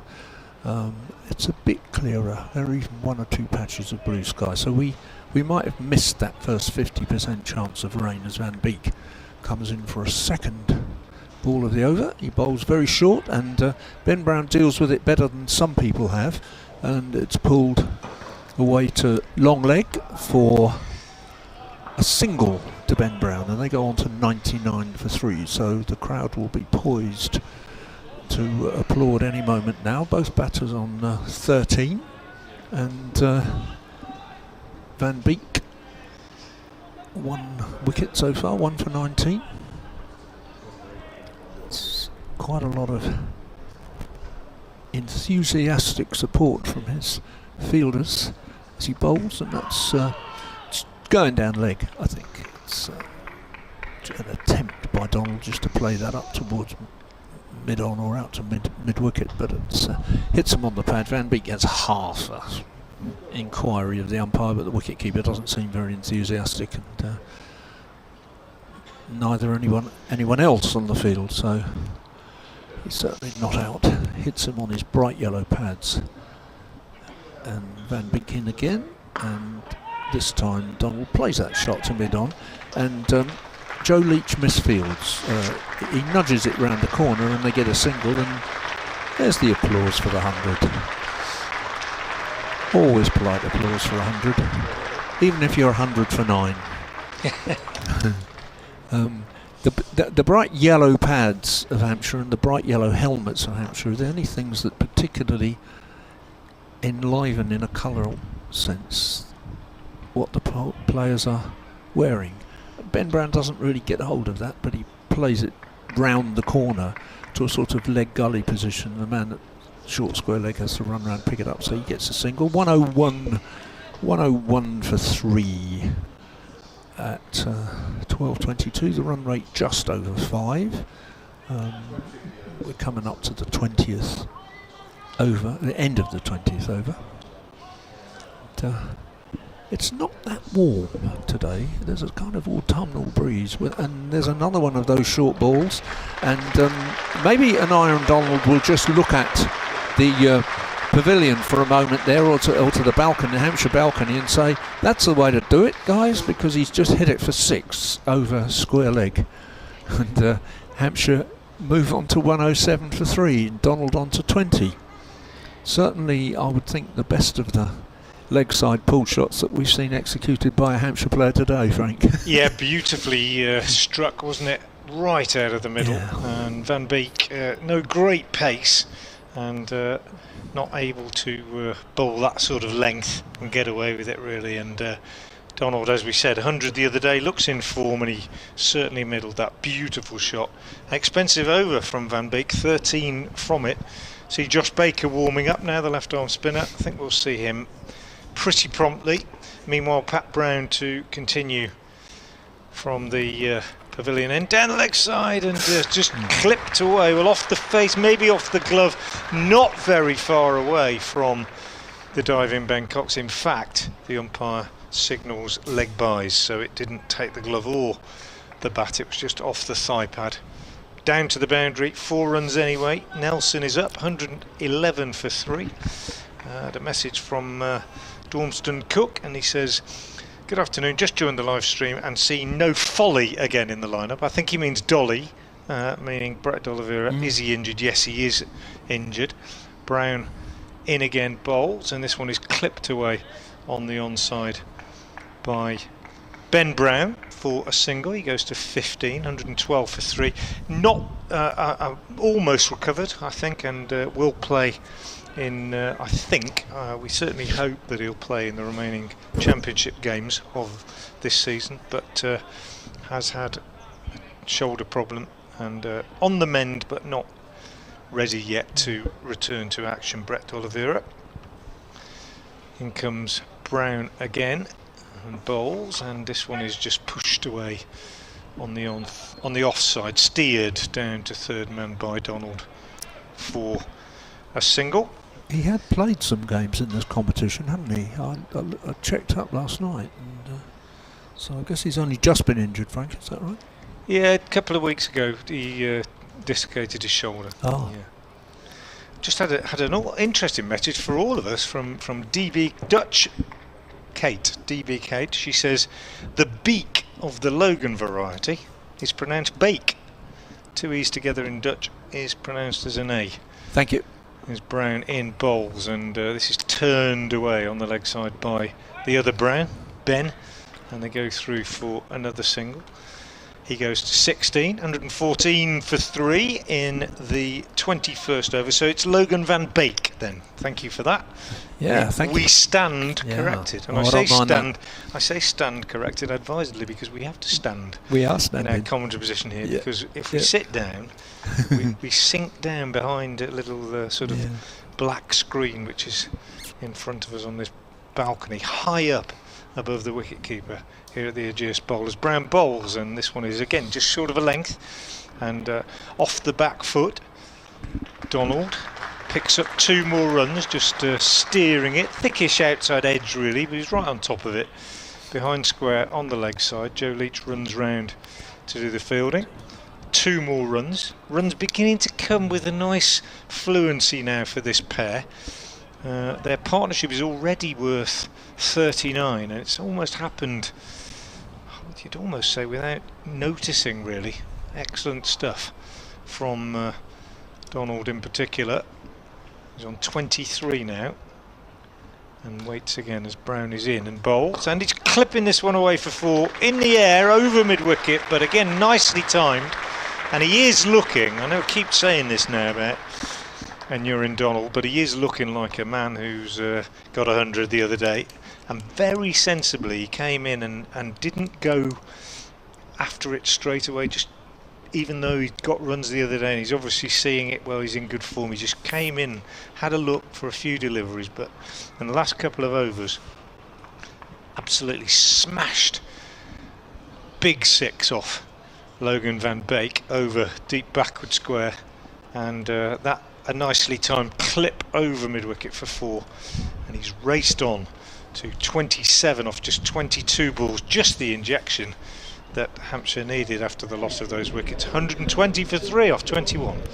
Kevin's back. I'm afraid, Frank, that from your point of view, you do not want to see too much of a Nyrin Donald. If he bats for any length of time out there, that scoreboard will very quickly race along. So we've got some left arm spin from this commentary in the northern end at the ground, and he's bowling to Ben Brown. He pushes that out into the covers. Josh Baker then, just 20 years of age, and I say every game of somebody around that age. This is what this competition is all about. Yeah, it's all about the youngsters.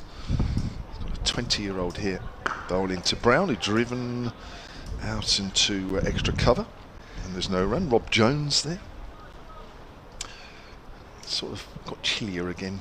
When the sun disappears, gets a little chilly when it disappears behind the cloud, as Ben Brown's on the back foot, cuts that away into the gap on the offside, talks to an Nyrin Donald as he does so, just turned sideways there as an Nyrin Donald went past him. Obviously said something. He says, look, I'm sure he's saying to him, don't go too silly too quick, because that's what an Nyrin Donald does. You just find him going a little too quick, but as you said earlier, then he's actually taken a little bit of time to get going today, which is a good sign. Yeah. Good, I always think that. Yeah. So here's Donald facing Baker. It's off the back foot. That's a proper shot out on the offside. He played lots of proper shots in Nyrin Donald, but that's a nice, safe shot off the back foot. And he moves on to 28 off at 23. Hampshire move on to 122 for 3 in the 22nd over. Forward is Brown. Again, he's found that same gap on the offside. And Brown moves on to 18. 123 for 3. Donald, 28 of just 23 deliveries. His first list 100 in the game against Kent on the Isle of Wight in his 47th game, I think it was. I have to check. Well, this little sweep shot, and actually, Ben Cox, the keeper, had already run around to short fine leg and couldn't quite get there in time.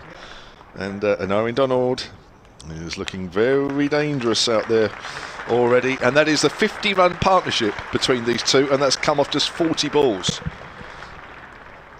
So there's an example of just how dangerous Owen Donald is, because Donald has scored 32 of those. So 22 overs gone. And Hampshire are 127 for 3. Pat Brown, I think, has been replaced.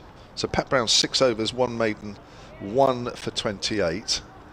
And I think I was just off commentary when we were being corrected about Logan Van Beek, I think it is. Is this kind of the Dutch saying? Here's a quick 30-second update coming up. Well, Hampshire are 127 for 3, and we've had 22 of the 50 overs completed. The men out, Nick Gubbins for 15, Fletcher Middleton for 41. He looked a great touch off just 43 balls. And Tom Prest for 16, all out of short deliveries. A little bit disappointing, a couple of soft dismissals in there. Hampshire will be very disappointed in that. But there is a good partnership forming here between Ben Brown on 18 and Owen Donald, who's the main driver of this partnership. He's 32 off just 24 balls. Their 50-run partnership came off just 40 balls, so some real impetus here in the Hampshire innings. 127 for 3 in the 23rd. It's played out on the leg side, and there is no run. So yes, and Owen Donald, we know what he's like down in these parts. Unfortunately, injuries have really sort of taken its toll on him, or had. A couple of seasons, 2020, 2021. And then this year, as that's played up towards mid-on by Ben Brown for a single. Actually, the quarter-final here against Worcester, he played because Ben McDermott was injured. And what we didn't realise at the time was that Owen Donald, who is a keeper, don't often see him with gloves on, but he is, actually he broke his finger in the warm-up to the T20 quarter-final and played with a broken finger. But played the game and then was missing for a little while after that. So injuries have played a big part in the last 2 or 3 seasons of his career. Driving on the up, pushes out to extra cover. Frank Watson is back. Yeah, he certainly looks, as we said, like a man in form. And yeah, big danger now. I mean, 50 partnership in just 40 balls when you've lost 3 wickets in fairly quick succession speaks of confidence, and also, as I keep saying, of a pretty good surface. Just occasionally think one might have just stopped a little bit. Van Beek again in the pavilion end bowls, and that's steered by Donald down to third man.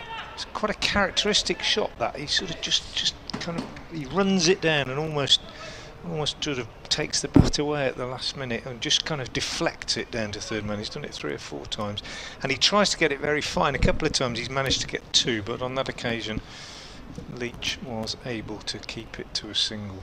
So 129 for 3. Van Beek from the pavilion end actually just pulls out of his run-up halfway through that one.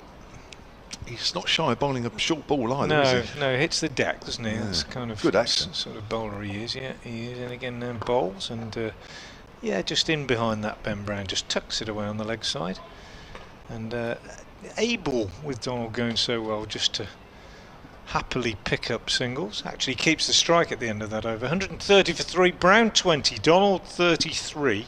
The men out, Gubbins 15, Fletcher Middleton a very attractive 41, hit 7 fours in that, and Tom Prest out for 16. Josh Baker to continue. I was going to say just before I went off for my update, Kevin, that you were talking about Josh Baker and this competition being made for younger players. It's been really useful for him because he suffered a back injury and missed a lot of cricket, couldn't get back into the Red Bull side, and he's really rediscovered his rhythm in this competition. Baker with his left arm spin is found the ball pushed back past him. Ben Brown using his feet once more, goes down to deep mid-off, and the total moves on to 131 for 3. He had quite a rapid start to his career and then lost his place, then got injured, and then couldn't get back in. There wasn't any cricket at the start of the year and so on, so it's been good for him, this competition. Donald drives that into the ground, fielded by Baker. And it's hard, isn't it? Young spinners in white ball cricket, I think it's probably, arguably, the toughest role out there at the moment, I think. He's having a pretty good competition, Baker. There's the sweep now, it's in the air, there's nobody at backward of square. And it's plugged a little bit in the outfield, but it's gone for 4.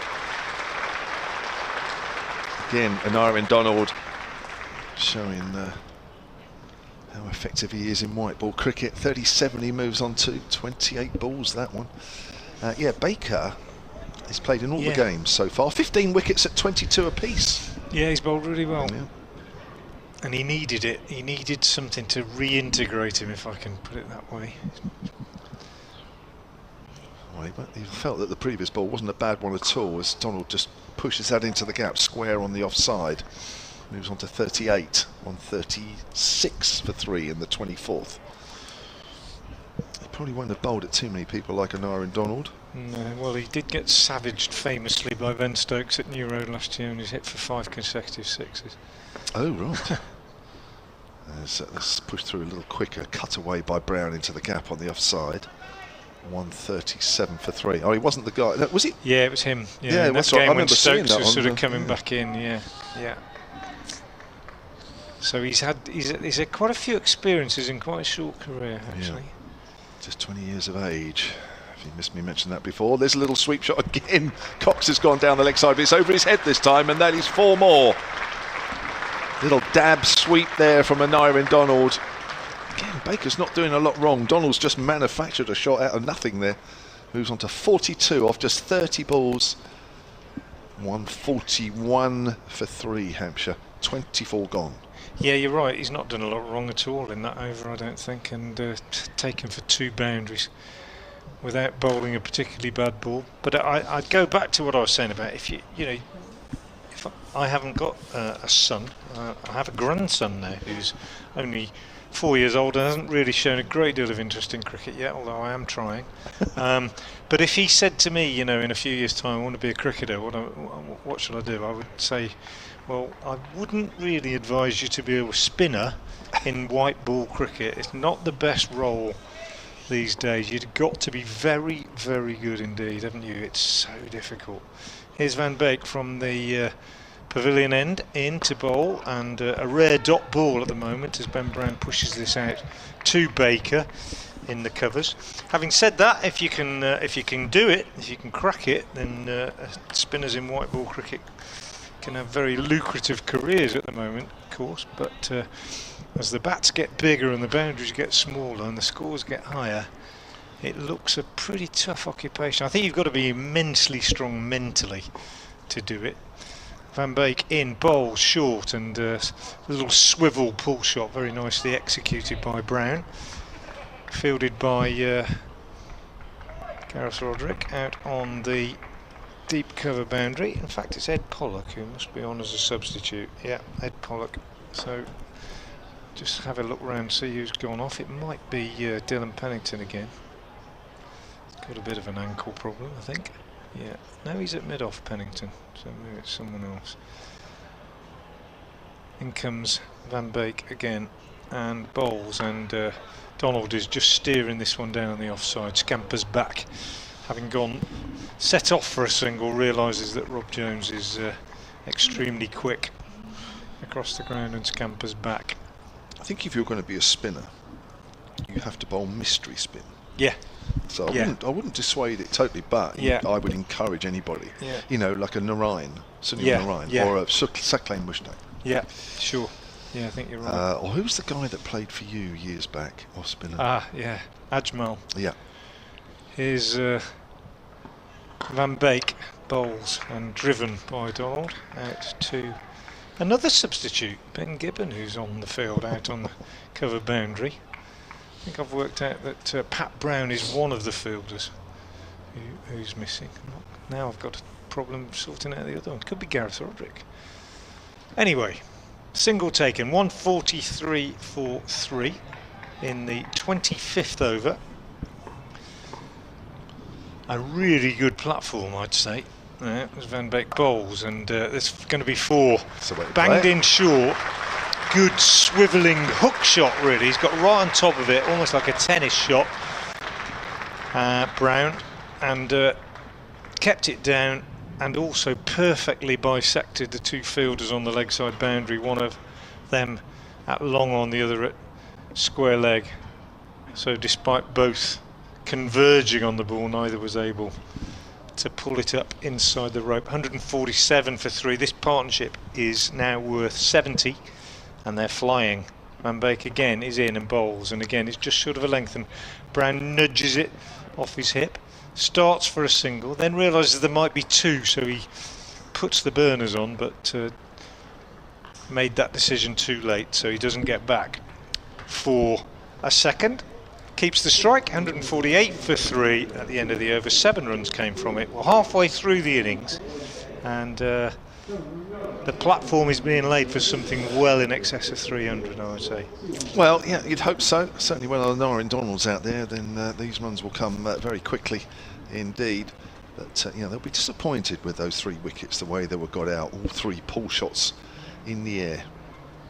Caught at various positions from deep square leg, mid-wicket, and short mid-wicket in the end. Dollied up there from Tom Prest. So here's Baker, the left arm spinner, to get over number 26 underway, and bowls, and Brown's on the back foot, steers that out into the covers, and there is no run. I just got a little message here actually. I mean, we mentioned Logan Van Beek, who actually did play some local club cricket here for St Cross and St Andrews back in 2017, the Winchester based side, as that's pushed up to deep mid-off. Apparently he was there yesterday. Oh really? Yeah, visiting the club. So that makes sense, doesn't it? They probably came down. Well, I know they came down yesterday. So, yeah. Went to see some of his old teammates, I guess, up there. He's a very, very nice chap. So no doubt he made a lot of friends when he was there. I don't think he's the worst bowler, actually. Just looking at it, I think he's got a good action. He reminds me a little bit, a similar type of action to the New Zealand guy who's been playing at Somerset, and I can't think of his name for a moment. Yeah, I know who you mean. Yeah, he's got a similar type of action. Why can't I think of his name right now? Did particularly well for them. Anyway, here comes Baker and bowls. Somebody will get to it now. Donald comes down the wicket, doesn't quite get there, but goes through the shot anyway. Goes over extra cover, not timed, so it's picked up in front of the boundary rope. Matt Henry, that's the one. And that was Gareth Roderick doing the fielding. So he is on the field. He's back on. Oh, he's back on. 150 up for Hampshire in the 26th.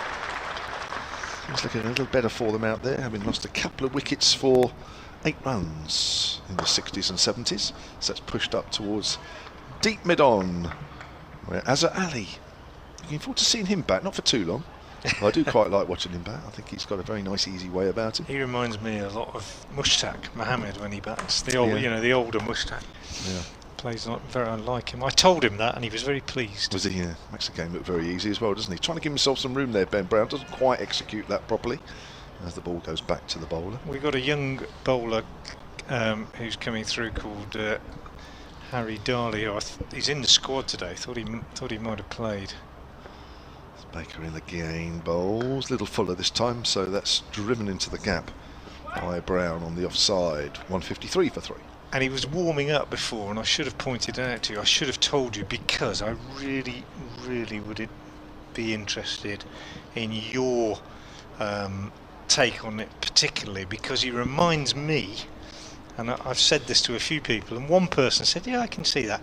He reminds me so much of Simon Hughes when he bowls. Okay. He runs up in that straight, very quick approach, hardly a jump, just runs through the crease and then skids on and looks a bit, for a smallish lad, quite sharp. And I just think, the first time I saw him bowl, I thought, gosh, so like Simon Hughes. So it would have been interesting. He might come out in the break and bowl a few. If he does, I'll point it out to you. You're not missing any cricket. The batsmen are having a drink. 153 for 3. The Hampshire score 26 overs after they were put into bat today, and they've played very, very well indeed. This pair came together at 77 for 3. Dylan Pennington is coming back into the attack at the pavilion end, and Worcestershire need a wicket, I think, at this point. I mean, that's stating the obvious, but there are certain times in an innings where you think it's even more important than other times, as Pennington starts with a full delivery driven up to mid-on by Brown.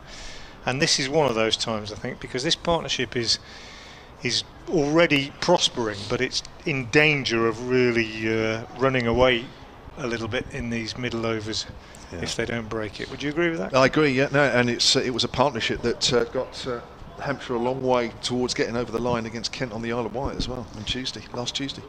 Here is Pennington trying to break it. He's in, bowls, and that one is a little bit short of a length, and Brown doesn't time it. He's on the back foot looking to play forcefully through the offside, but maybe that one just stopped a little bit or bounced on him a bit more than he thought. As it was, he sort of took his bottom hand off the bat and got it on the splice and just ran it out into the covers, where Baker, hands on hips now, does the fielding.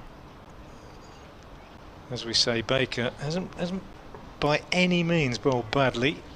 Pennington in, bowls, Brown pushes to Baker again, and there's no run, and yet his 3 overs have gone for 23, and that's how tough it is for a young spin bowler in this form of cricket. But I agree with what you said, Cav, about the mystery spinner is the slow bowler of choice in white ball cricket these days. It's no good if you just spin it one way, is it? You've got to have the batsman in 2 or 3 minds, or it's a very, very difficult job.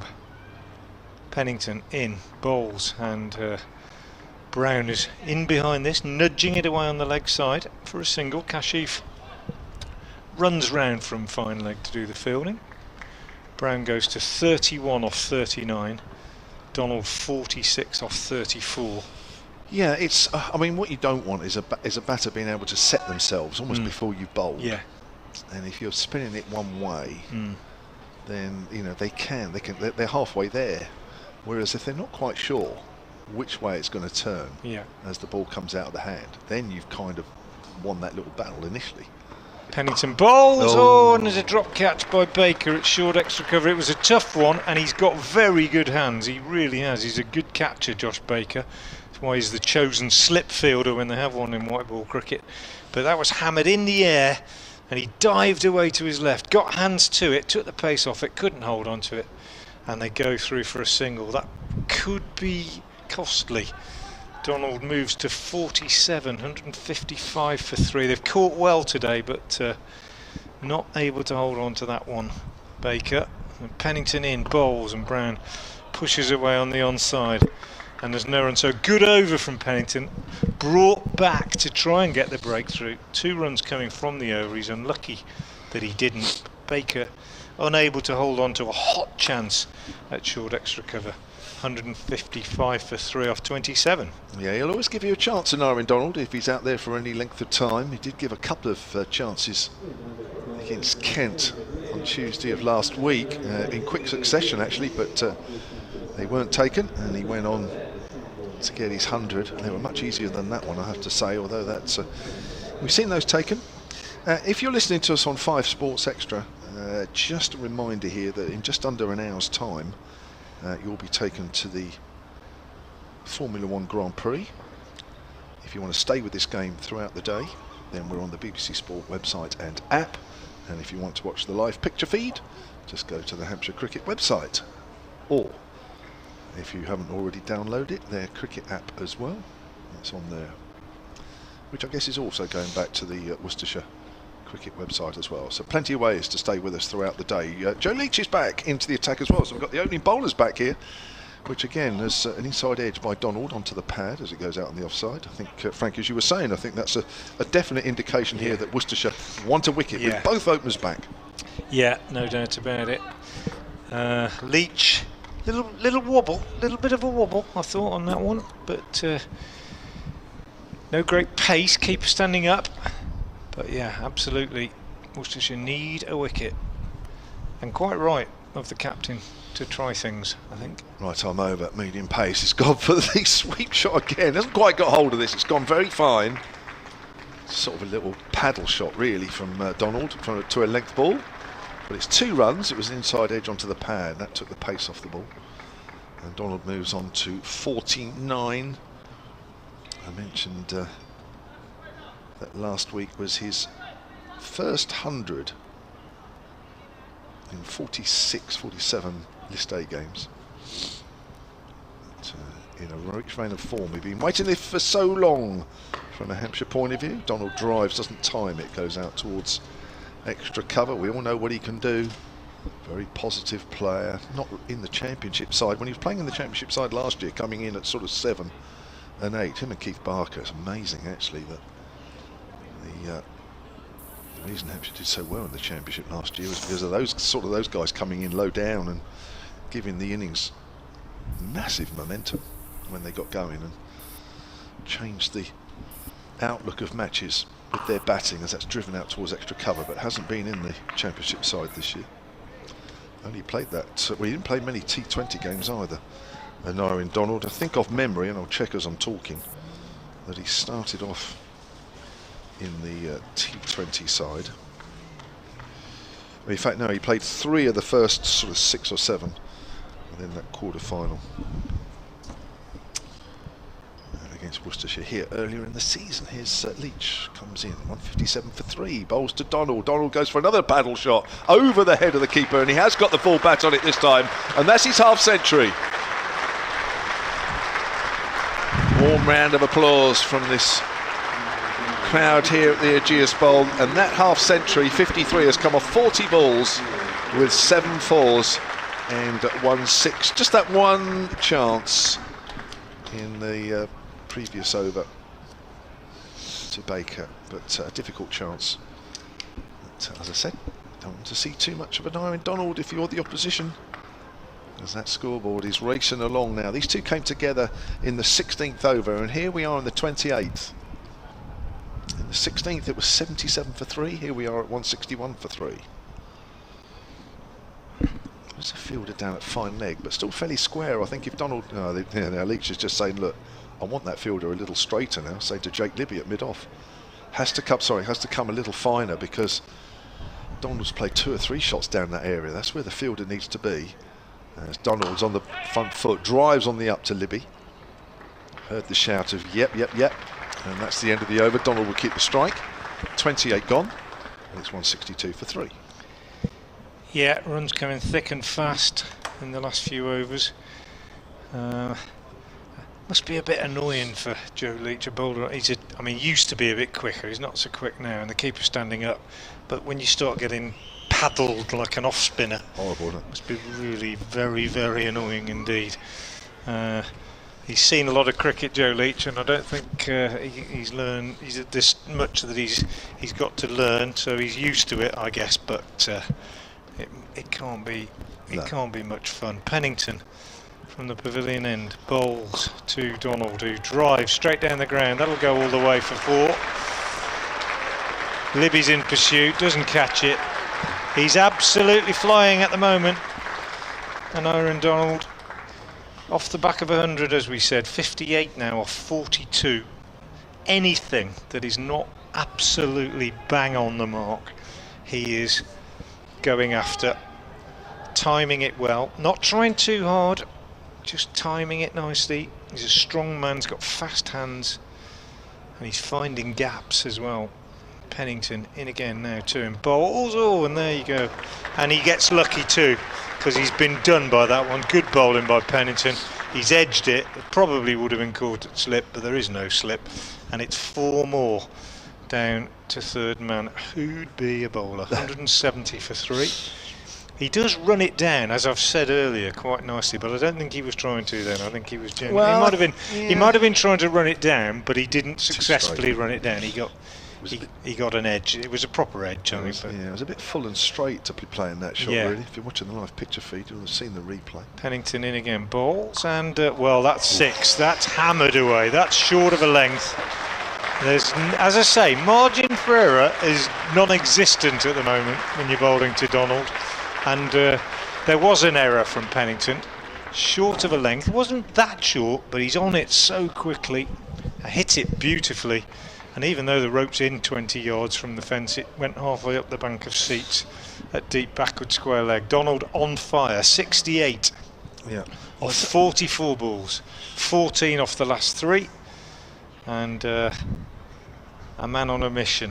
176 for 3 in the 29th, so 21 after this, 21 after this. You've got to be looking at 350. Got to be looking at 350, I would have thought. Certainly looking a lot healthier now. It's quite interesting.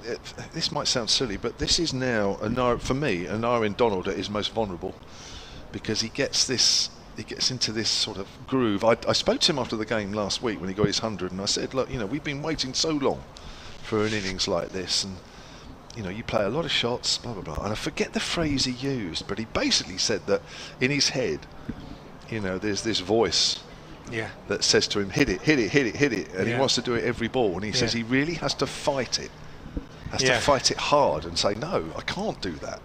But and obviously sometimes this voice wins. 99-run partnerships. I suppose there'd be a lot of cricketers who would recognise the inner voice, wouldn't they?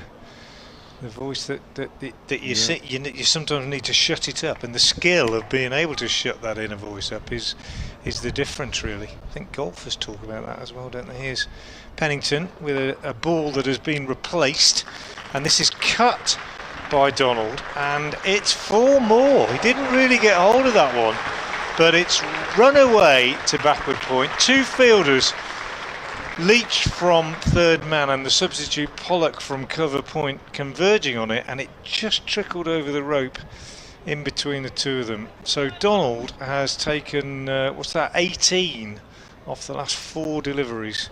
100 partnership as well, and the 100 partnership is up in rapid time. Taken just 12.5 overs. Pennington bowls just a single as Donald tucks that off his pads down to long leg, and the score goes on to 181 for 3, 19 off this over so far from Pennington. Well, for me this is a massive test of where an Iron Donald is now, because he can play whatever he wants to play at the moment, and he can hit it where he wants to. He's in that good form, but you just feel that this is the moment that he's more likely to get out more than any other. Pennington, meanwhile, to Brown, who just pushes out on the offside, keeps the strike, goes through for a single as Rob Jones fields. Jones's throw hits the batsman as he goes running through for the single, and that is the end of the over. 20 runs coming from it. That was the 29th of the innings. 182 for 3. Brown nicely ticking along on 32 off 41, but all eyes on an Iron Donald. 73 off 46 deliveries, and the man of the moment. Worcestershire desperate to break this partnership. Yeah, it's an Iron Donald show at the moment. I'll tell you what, this might sound silly, but I'm actually glad Ben Brown got a single there, that last over. It just gives an Iron Donald a little bit more time just to calm down a little bit and have a think. It gives Ben Brown another opportunity to just have a chat with him between the overs, because as I say, an Iron Donald does get too carried away at times. 182 for 3 as Leach comes in and bowls. Oh, it's bounced. Ben Brown was trying to cut that, went way over the top edge, and Cox behind the wicket actually did well, even though he didn't take it cleanly. I don't think anybody would have expected him to take it cleanly. If you watch on the live picture video, you'll just see this just kick up short of a length. My word, that did bounce. A little wide of off stump. Just bent his back, maybe. Oh, produced one from a few years ago. Yeah, he heard you. Yeah. And he said, no, I've still got it in me. Still got Watch. It. Yeah. 32 years of age. Joe Leach done a lot of bowling over the years. Comes in again. And bowls, and a bit fuller this time. And Brown, lovely placement. Pass backward a point. Opened the face of the bat. Right out of the middle, 4 runs. Now, the momentum is certainly with Hampshire at the moment. 186 for 3 now. Frank's going to take a break. Dave Allen, Hampshire's archivist, historian. I'm sure he'll add a title to that in a minute. 186 for 3. There's something else. He can be head of something else. And Brown moves on to 36 or 43. I'll say this was a partnership that got Hampshire to pretty much nearly over the line against Kent as Brown pushes that to extra cover. And there is no run. Welcome back, Dave. Thank you. They better stick with this partnership, hadn't they? Well, it's certainly looking very healthy. There was 69 for 1, there was 77 for 3 with Middleton and Prest out. Gubbins, Middleton and Prest, the 3 players that have scored the bulk of the runs for Hampshire, all out in a similar way to short deliveries pulling across the line. And you just thought at that point, 77 for 3 in the 16th, that Hampshire might have missed a trick, but they're back on track here as Brown just quietly nudges that away into the gap on the leg side and moves on to 37. They're the perfect foil for each other, these two. Brown more composed, and the man, of course, that's played more first team cricket and the more experienced man, but Donald, the man that everybody can't keep their eyes off when he's in this mood. I'm pleased for Ben Brown as well, because he's had a difficult time this season after terrific. I mean, he was our batter of the year last year. Agreed. And he struggled this year with the bat. Yes. And it's one decent score, wasn't it? Second innings against Surrey at the Oval earlier on in the Championship. Brown, Donald's off the back foot, cracks that away through extra cover. I don't think that's going to be caught. It's not. Roderick's out there in the deep, trying desperately to get around in time, but the ball just seemed to gather pace. And there's no stopping and knowing Donald here at the moment. He's got a shot from virtually every ball that's bowled at him. He's 77 not out of 47 deliveries. And Hampshire move on to 191 for 3. And in the last half an hour or so, Hampshire are slowly but surely building a commanding lead here. Worcestershire, I'm sure, will be a little concerned. I'm sure Jake Libby will, the captain, as Leach will. He certainly will be. As Donald drives down the ground but can't quite get it past mid-on. That'll be just a single. Kashi Valley quickly coming round from that mid-on position to behind the bowler. So that's 30 overs gone. And Hampshire are 192 for 3. 10 runs off that. There was 20 off the previous over. So Worcestershire have got to find something here, Dave.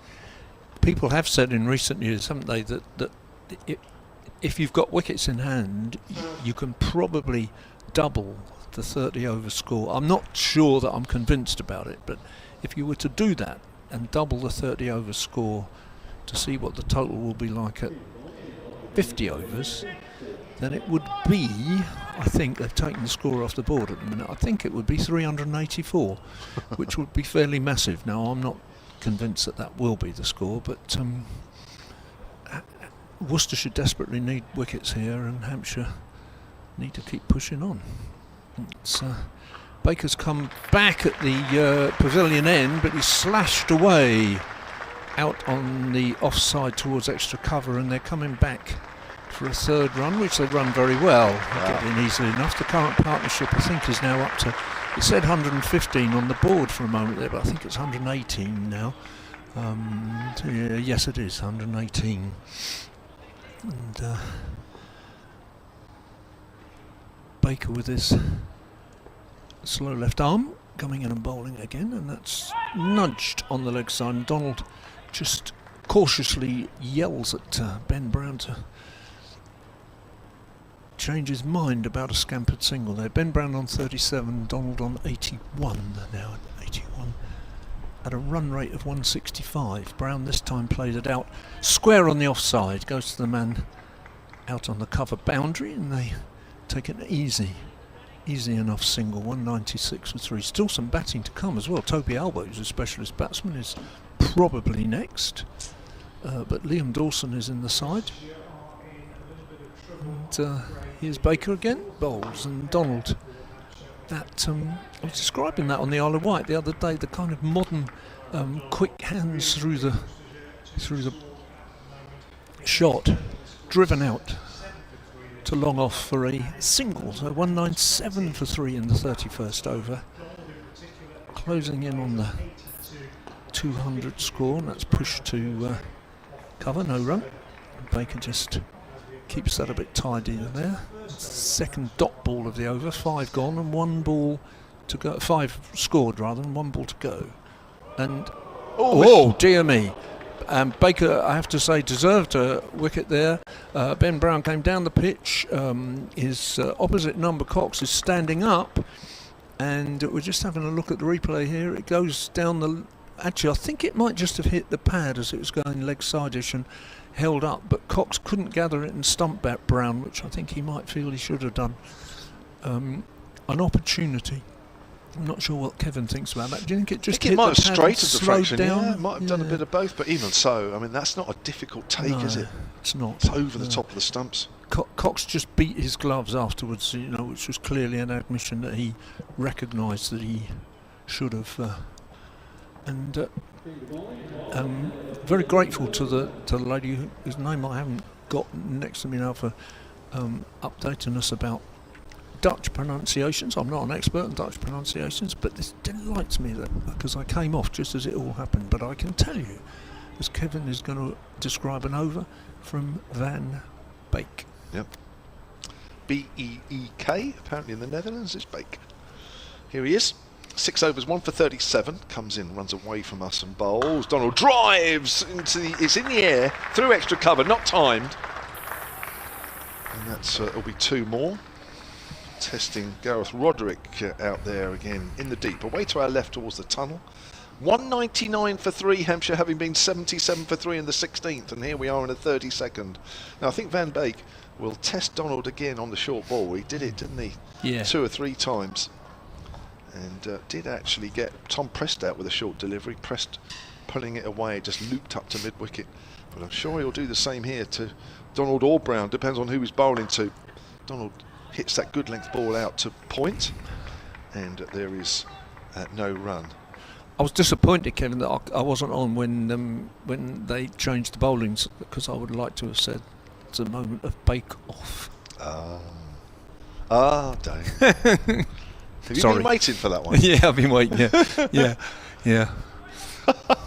Just didn't get the chance. No, well, you've got it in anyway, Dave. Got it in. But he's still bowling. To his 7th over here, right arm over and bowls. Donald drives, that's a good stop at point. Throw comes in at the bowler's end. Brown wasn't too far down. Even so, that's a good stop.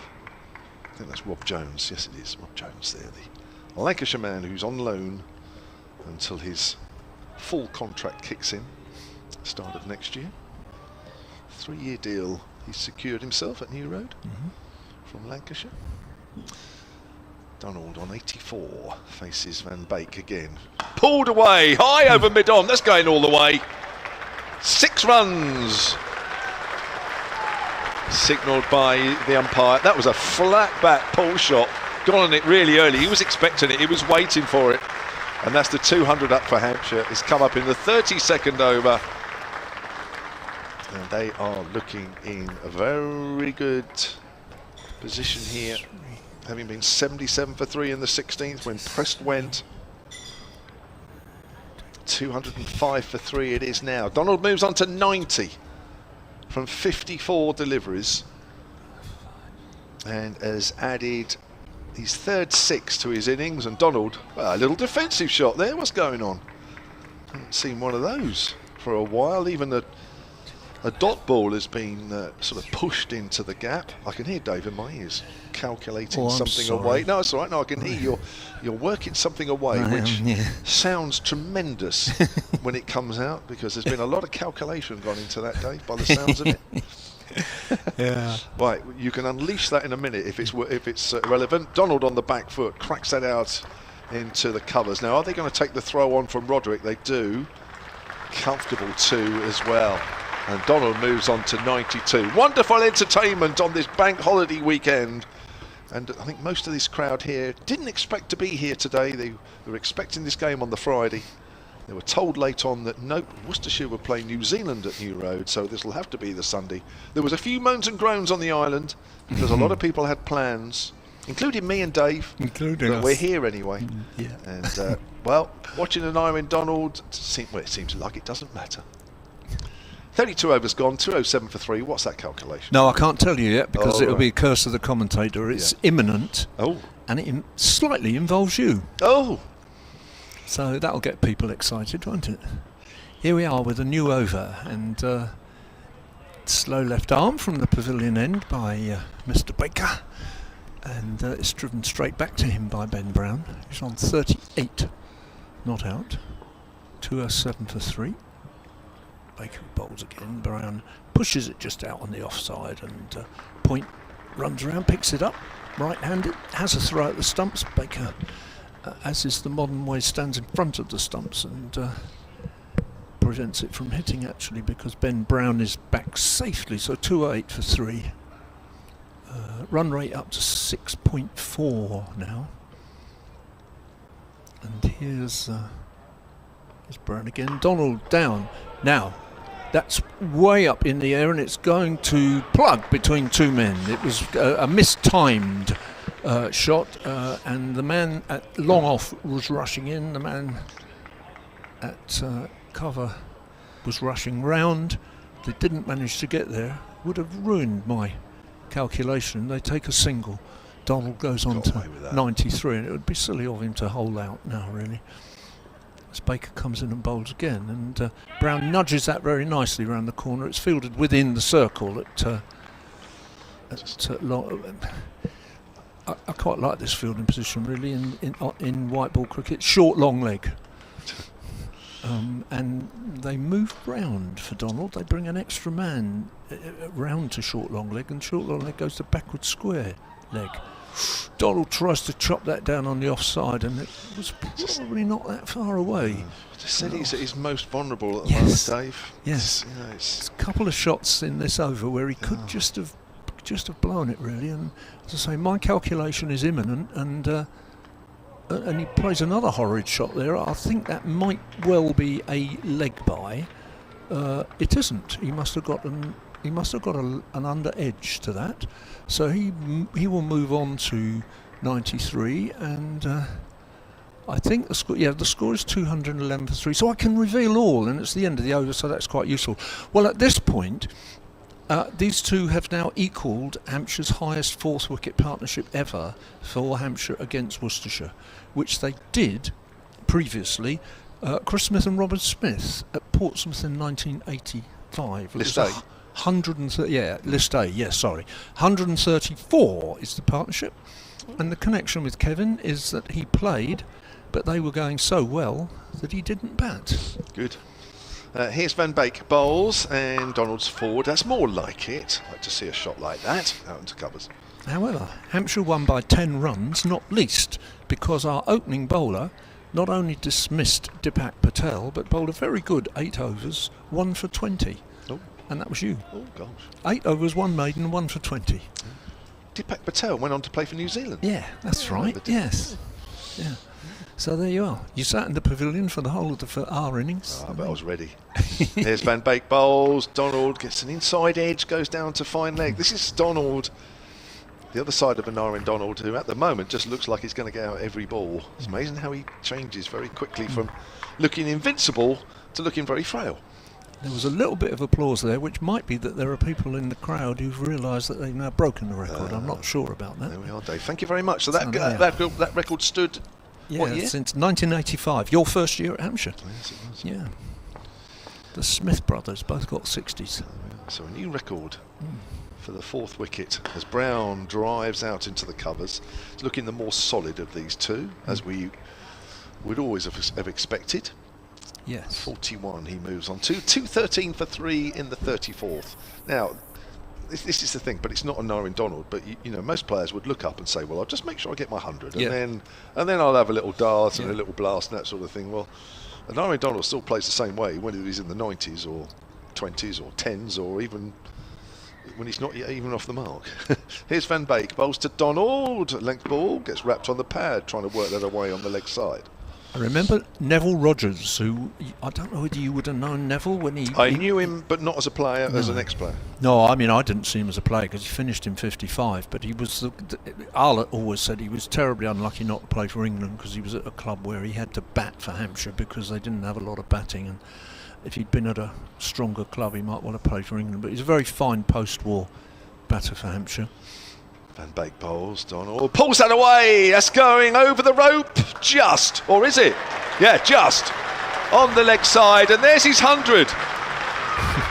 200s in 2 consecutive matches for Anarin Donald. Gets a huge hug from Ben Brown. The crowd around this ground most of them have stood up applauding Anarian Donald. Wonderful bank holiday entertainment. And that 100 has come off 63 deliveries.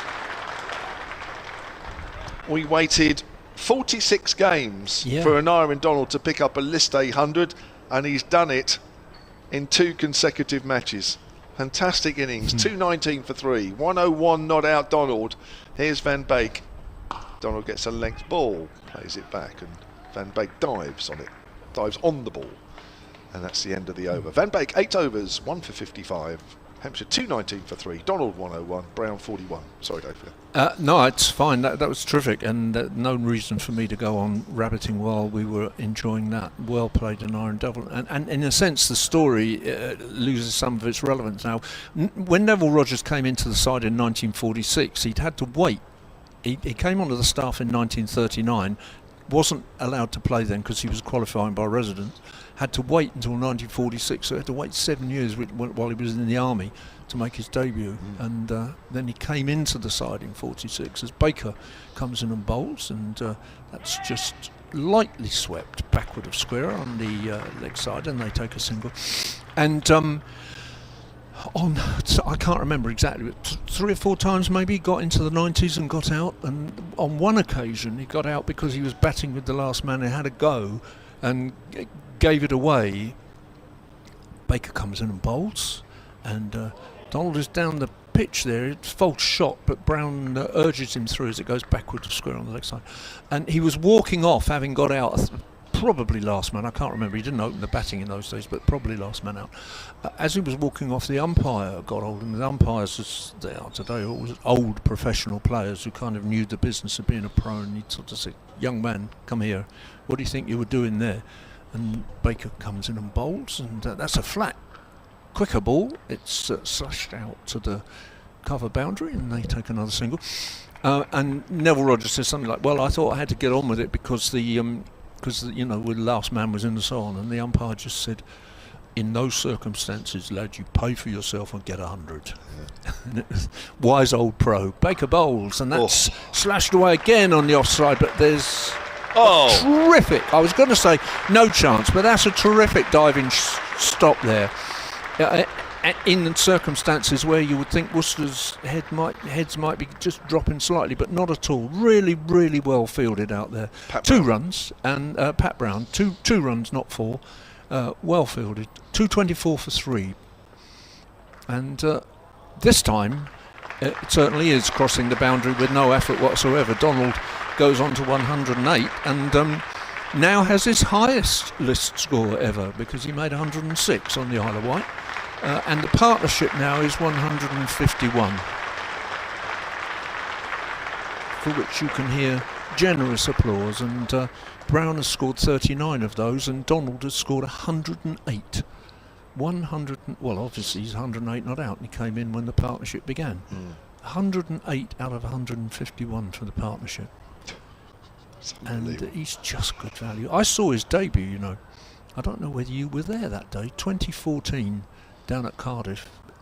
Next ball comes in, slashed away on the offside, man out there having to, and actually you're not going to get there. This time I thought he was going to get there, and he didn't. Had to dive backward a square, and he just slaps the advertising hoarding. I think is slightly disappointed that he didn't, but Donald goes on to 112. End of the over, 232 for 3. Anarian Donald made his debut against Hampshire right at the end of the 2014 season in a game at Cardiff that we clinched promotion from the second division, and he made his debut, and in the second innings we were running through them and winning easily, and he made a 50, and people were really impressed with this young man who'd come in. And done. Yeah, I thought you would have been, because it was that.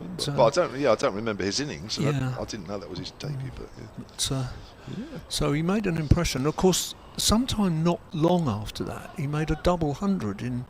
Was it record quick time? It was certainly very quick time. He made a double 100 for Glamorgan, and I think people thought very highly of him. And he's come here, and he has played over the years some terrific innings, had patches where he's seemed to have lost form a bit, and had 2 years of really awful problems with injury. So it's good to see him. Certainly is. Doing He's well. 112 off 68. This partnership is now worth 155, and that's come off 118 balls. And here's Joe Leach with his right-arm medium paces. Bowls to Brown, just dabs that down to third. Brown is playing the perfect second fiddle here for an Aaron Donald, giving him the strike at every opportunity.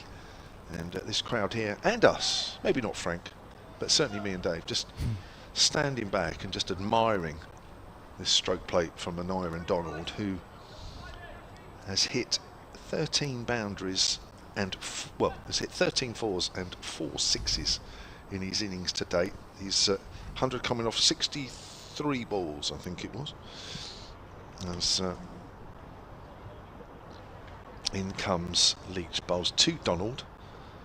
And where's he going to do with this? So he's gone for a sweep shot as well. That was full and straight on the stumps. He had to get a bat on that as it goes down to fine. It's 234 for 3, and Donald moves on to 113. I have to say Worcestershire, and I don't blame them, do look a little flat out there. I think they felt that they had Hampshire in they were not in control, but they felt they were okay when they were 77 for 3 in the 16th. But this partnership has certainly changed the complete outlook as Brown works that ball from straight to mid-wicket, not picked up cleanly by Azhar Ali. Might have had a chance to throw in at the stumps if he had done. And Aaron Donald on 113. Well, I said a little while ago he's looked at his most vulnerable, David. What are you looking up now, Dave? Oh, I'm looking up more record partnerships, but got a while to go. Oh, that's right. Well, if Donald reaches the next milestone, this really will be some sort of, it's been a hell of a knock now. Here's Leach. It's got a little darker ahead, as gives himself some room. He's wide. thrown that wide, and that will be a wide. And Cox behind the stumps has done well there to get a glove on that. I think at the last moment, Leach just saw Donald give himself some room outside the leg stump, so he thought he'd go wider, but he went too wide. And it's 236 for 3 in the 36th. Just a reminder, if you're listening to us on BBC 5 Sports Extra, that at 1:45, you'll be taken to the Formula 1 Grand Prix live commentary. Stay with this game on the BBC Sport website and app, and on the live picture feed via the Hampshire Cricket website and app. That's full on leg stump and swiveled around down to fine by Donald. Leach is trying to work out where to bowl to Aaron Donald here to keep him quiet at the very least. Donald moves on to 114, 237 for 3. Well, I just checked up the highest innings ever played in List A for Hampshire against Worcestershire, and it was another game that you played in. But it wasn't me that hit it. That's a guarantee. You're quite right. It would not have been me. I just stood back and admired in the dressing room like I normally do with all the good players. That's another single, wide of off stump, and Brown dabs that down to third. 238 for 3. Oh. Well, you were not out naught, I have to say so. But I don't think that's won any medals. This was a second round game in '96, but we won the game. Kevin James, 12 overs, 2 maidens, 4 for 42. Now that was at New Road. Yes, it was. And I think it included the wickets of Graham Hick, if I can think off the top of my head. Yeah, Tim Curtis. Tim Curtis, I remember that one as well, yeah. His Leach bowls. Bit gloomy here. Low full toss, smashed past Leach, but not past Libby, who throws at the bowler's end. And that'll be a single. Donald moves on to 115. I'm a bit disappointed actually by one of them because it's MJ Church, and I thought that's not churchy, is it? But it is. But it isn't. It's I don't know about MJ Church, I must admit. But yeah, you got Graham Hick, you did, and Phil Newport. Oh yeah. The ex-Portsmouth Polytechnic student. Yeah, good bowler he was. So there we are. That wasn't a bad little effort, Kevin. No, thank you. I remember that game. Was it? What was it? A quarter-final or something? It was no, it was only the second round. Just the second round. 96. Yeah. I'm building that up too much already. That's all right. 60 over game. Matt. Donald's gone for a slog sweep there outside off stump. I do beg your pardon. I should be commentating, shouldn't I, instead of rabbiting about Baker the bowler. It's the problem with being a historian. You see, you suddenly find yourself living in the past. Here's Baker. Next ball comes in and and that's the end of an Aaron Donald. It's caught in exactly the same place that Nick Gubbins was caught, but because an Aaron Donald is a right-handed batter, it was caught at cover. He slashes it to the man at cover, and he is caught Van Beek, bowled Baker. That's there's almost certainly something clever I can make about that in a minute. Caught Van Beek, bowled Baker, 115. Listen to that applause.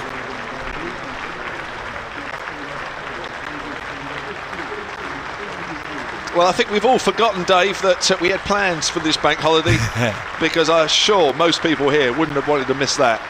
No, that was terrific. And 239 for 4.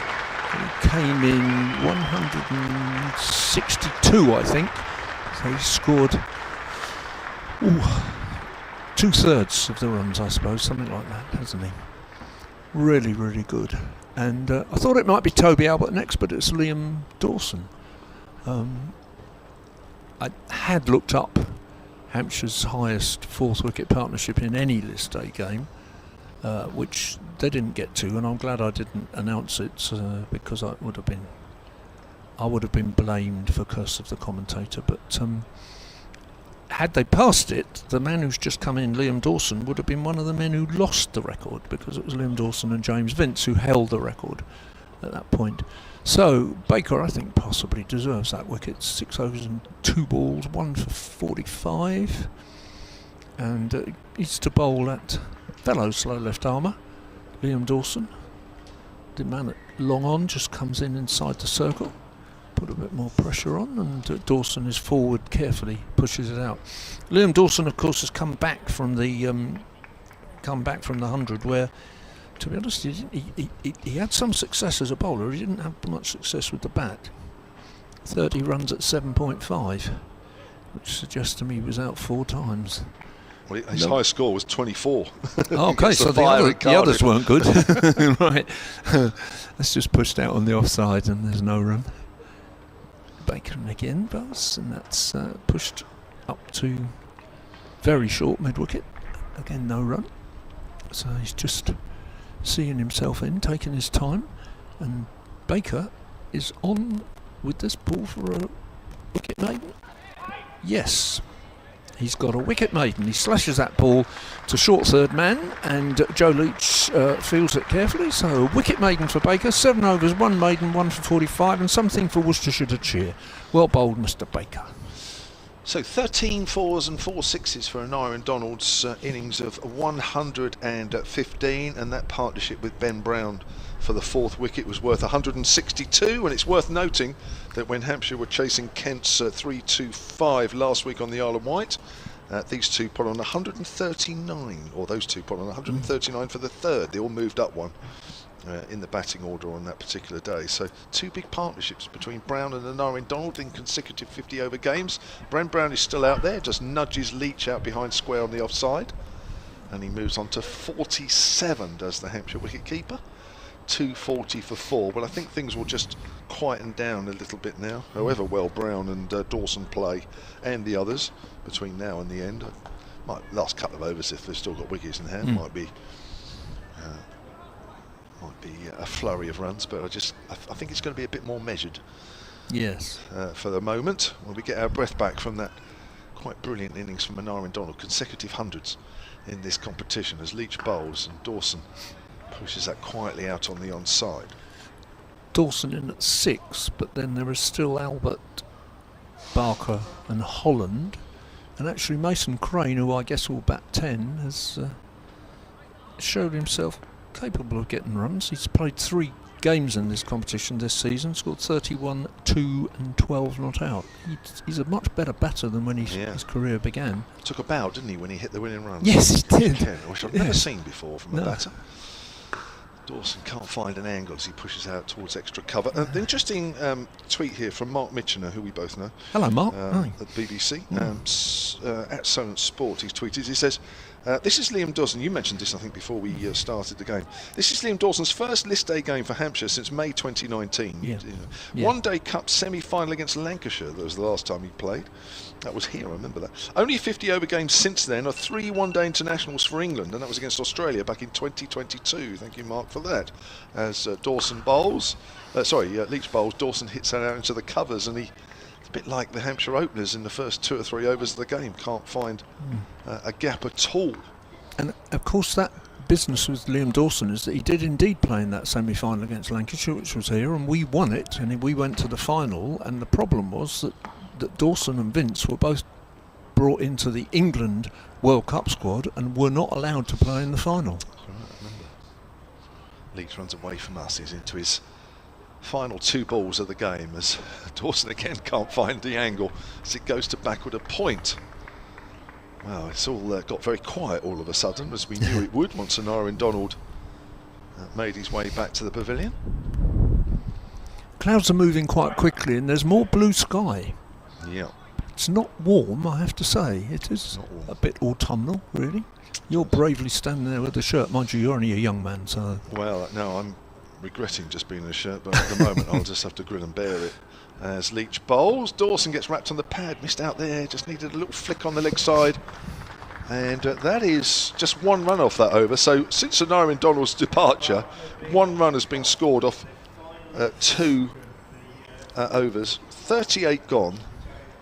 And Hampshire 240 for 4, and well, we were talking. Donald was out there, that a score in excess of 300, and all of a sudden, it just feels as though 300 might be a little bit more difficult in achieving.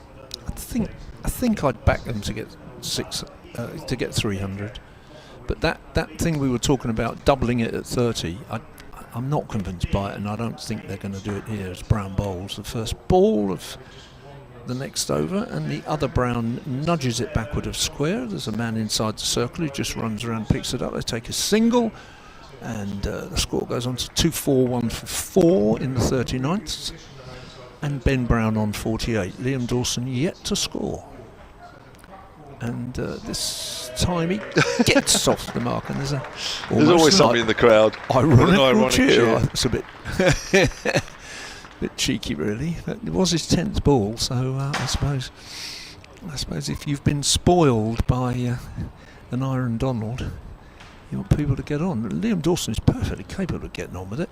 Ben Brown just doing up a shoelace here. It's 242 for 4, and Frank is alongside me, ready to take on. Kevin is actually just doing an update, so I'll just keep going for a while here. Brown comes in and bowls, and that's played away by the other Brown on the offside. He goes up to 49, so he's poised to reach his half century. And the score to 243 for 4. Brown comes round to bowl the 4th ball of his 8th over, and I reckon that was about a foot short of being 4 runs, as Liam Dawson decides he's going to get on with things now, and he smashes it over to cow corner. A perfectly decent looking shot, really. It wasn't a hoik by any means, but just slightly short of a 6. There is a man fielding out there, but he's rather square to pick up that particular ball, and that didn't happen. So Brown in again, bowls, and Dawson this time plays it very nicely out through cover. It comes through for 1 run, so 248 for 4. And Ben Brown on strike on 49 not out. Played a very responsible innings. He's in his 62nd ball there, and he just plays that on the offside, and it's fielded inside the circle, so he's not going to get the 100 there, and Kevin is going to...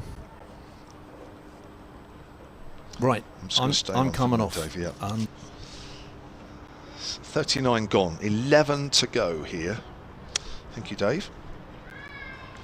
I just need to stay on just for a little while, because if you're listening to us on BBC 5 Extra, then in just under 15 minutes time, Sports Extra are going to take you to the Formula 1 Grand Prix. But you can stay with us on the BBC Sport website and app, and also if you can watch the live pictures via the Hampshire Cricket website, and also the free to download app. So as we watch Pat Brown coming back into the attack, we also welcome back Frank Watson. Good afternoon everybody. Yep, Pat Brown back into the attack. Worcestershire finally breaking that crucial partnership.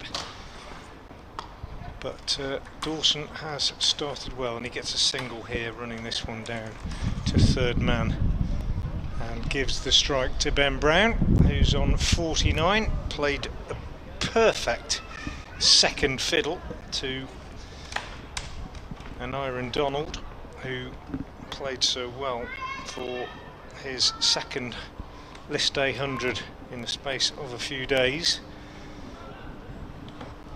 Brilliant ball striking from Donald. There's Brown again in, bowls, and this is cut by Brown. That'll be his 50. Warmly applauded. You can hear the applause for that coming in from the Hampshire faithful. 63 balls, 3 fours. As I say, second fiddle to Donald, but probably looking now to take the lead in this partnership. 250 is also up for Hampshire. Perfect platform for a really, really big score. Probably looking for another 100, I would have thought, in the remainder of this innings. Brown runs away from us. Number 38 on his back, bowls to Dawson, who just steers this one out square on the offside for a single. So Donald going after that partnership of 162 for the 4th wicket, and he faced just 73 balls for that brilliant 115. 13 fours and 4 sixes. Hardly a full shot. He was dropped on 46 as Brown bowls a slower ball, which deceives the other Brown, Ben, who cuts at it but doesn't really time it, and Ed Pollock, the 12th man, fields at cover point. So it's going to be something well in excess of 300, but looks a good surface. Plenty of batting in the Worcestershire lineup. And whereas 20 years ago you would have looked at that and thought, no chance, these days you think, yeah, why not? Brown in, bowls, and Ben Brown walks across his stumps and clips a ball from about off stump behind square on the leg side. Clever batting, but even so he only gets a single because man out on the square leg boundary is quickly round to his right. So Ben Brown goes to 51, Hampshire to 252 for 4. Just singles so far off this over. 1 ball left. Pat Brown be very keen to try and get out of the over without conceding a boundary. He's in now, and he doesn't do so because he's banged it in short, and he's been pulled away for 4. So Pat Brown unable to get out of the over, and the boundary comes off the last ball. 256 for 4, 8 off the over. In the end it was a good over until that last delivery. So 8 off the last 2 overs, following a little good spell because Baker bowled a wicket maiden when he got Donald, and only 1 came off the following over. So it's 256 for 4 with 10 overs left. I reckon they'll get another 100. But I will just say, I think Josh Baker deserved that wicket when he got Donald, because he kept his nerve, he kept bowling it in the right areas, and he'd had a bit of bad luck before. Here he is now, just flighted, and that's a little paddle sweep there from Ben Brown, which I think actually came off the bottom of the bat rather than somewhere out the face of it. Ben Brown just looked at the bat actually as he made his ground at the far end, and he moves on to 52. He was misstumped on 38. To the man bowling now. 20-year-old Josh Baker moves into his 9th over. 257 for 4 then. We're into the 41st here at the Ageas Bowl as Baker comes in from the pavilion end. Dawson makes room, cuts it straight to point. And there is no run. That's who's that? That's Rob Jones. Azhar Ali. It is Rob Azhar Ali. Pakistan international player as he's found the gap this time, backward a point, and this is going to run away from Leach, and that's going over the rope for 4. Dawson is just starting to find his stride. Took 9 or 10 balls to get off the mark. Now he's looking as though he's in a bit more in one-day mode. He moves on to 16 off 17, and it's 261 for 4. As Leach makes his way back up to the 30-yard circle. Baker bowls flatter this time. Dawson's trying to find the angle. It goes again behind square. This time Azhar Ali comes around in front of Leach to field. Dawson moves on to 17, and it's 262 for 4. Gubbins made 15, Middleton 41, Prest 16, and Nyrin Donald 115. Those are the men back in the pavilion. As there's a little paddle sweep there from Ben Brown. It's going very fine. It's running down towards the boundary. It will be picked up. They run 2. Brown was looking for 3. Couldn't quite get there as Kashif Ali comes round from backward of square leg. And Brown moves on to 54. Consecutive half centuries for him in this competition. Earlier we saw consecutive centuries from Nyrin Donald. As Baker comes in again and bowls round the wicket. There's a reverse sweep this time, and Azhar Ali, who premeditated that, has to change step, and he runs back towards the boundary. They're coming back for 3. Good running. Very good running indeed. Not a bad over in the end. 267 for 4, 11 runs off it. Yeah, 11 runs off it, and I thought it was quite a good over, really. Yes. I think Josh Baker is probably the least flattered of the bowlers by his figures today, and I know I keep saying that, but he will look at that. 9 overs, 1 maiden, 1 for 64.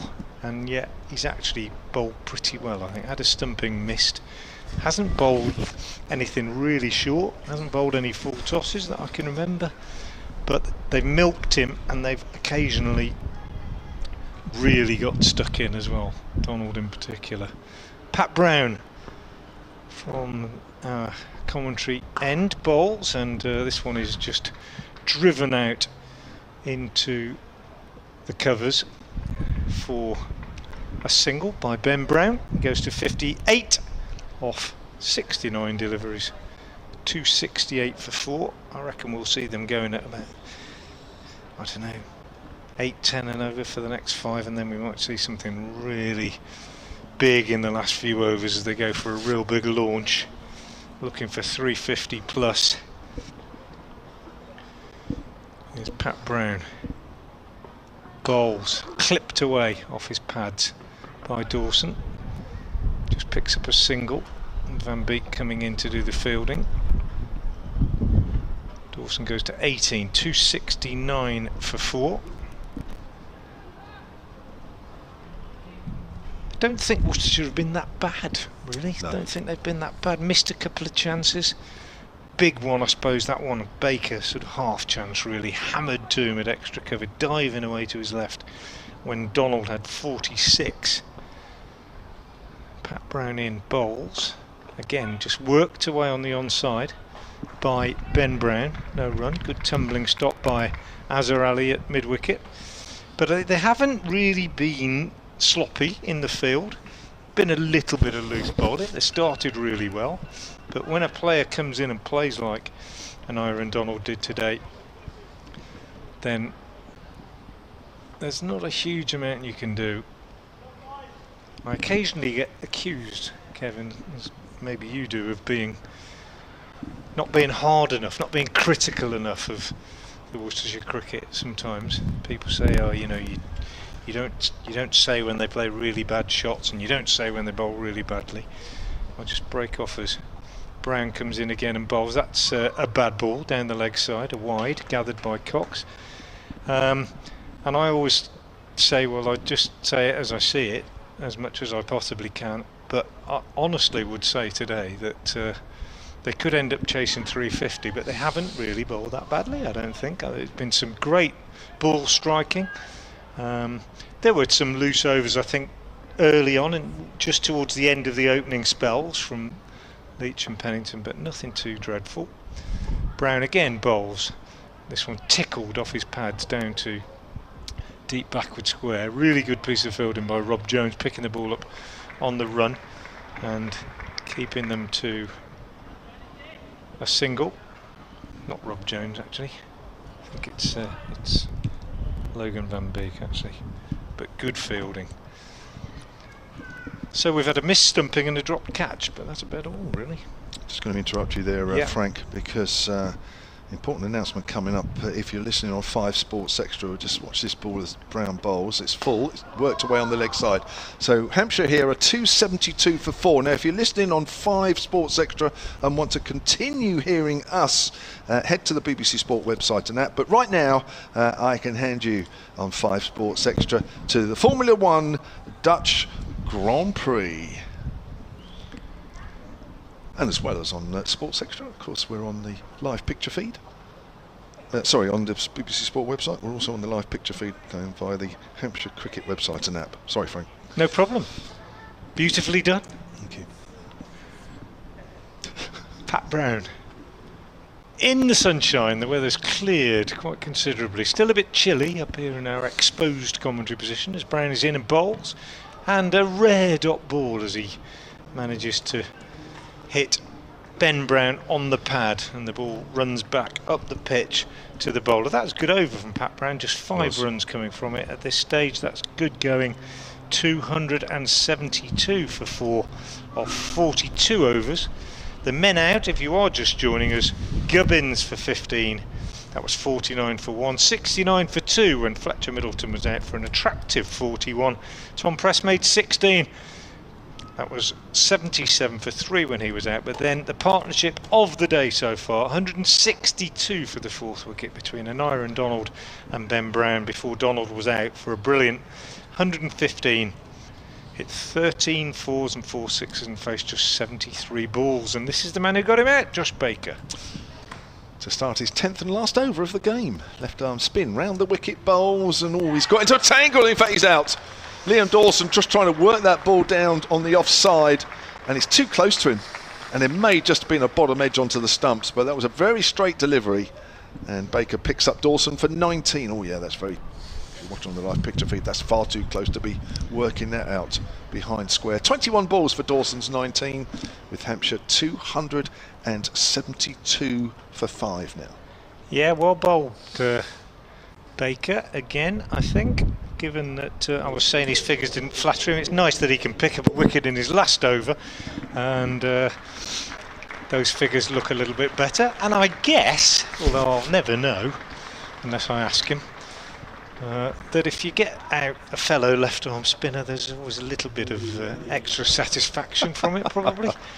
Especially feeling that he might just have done him a little bit with the line, really.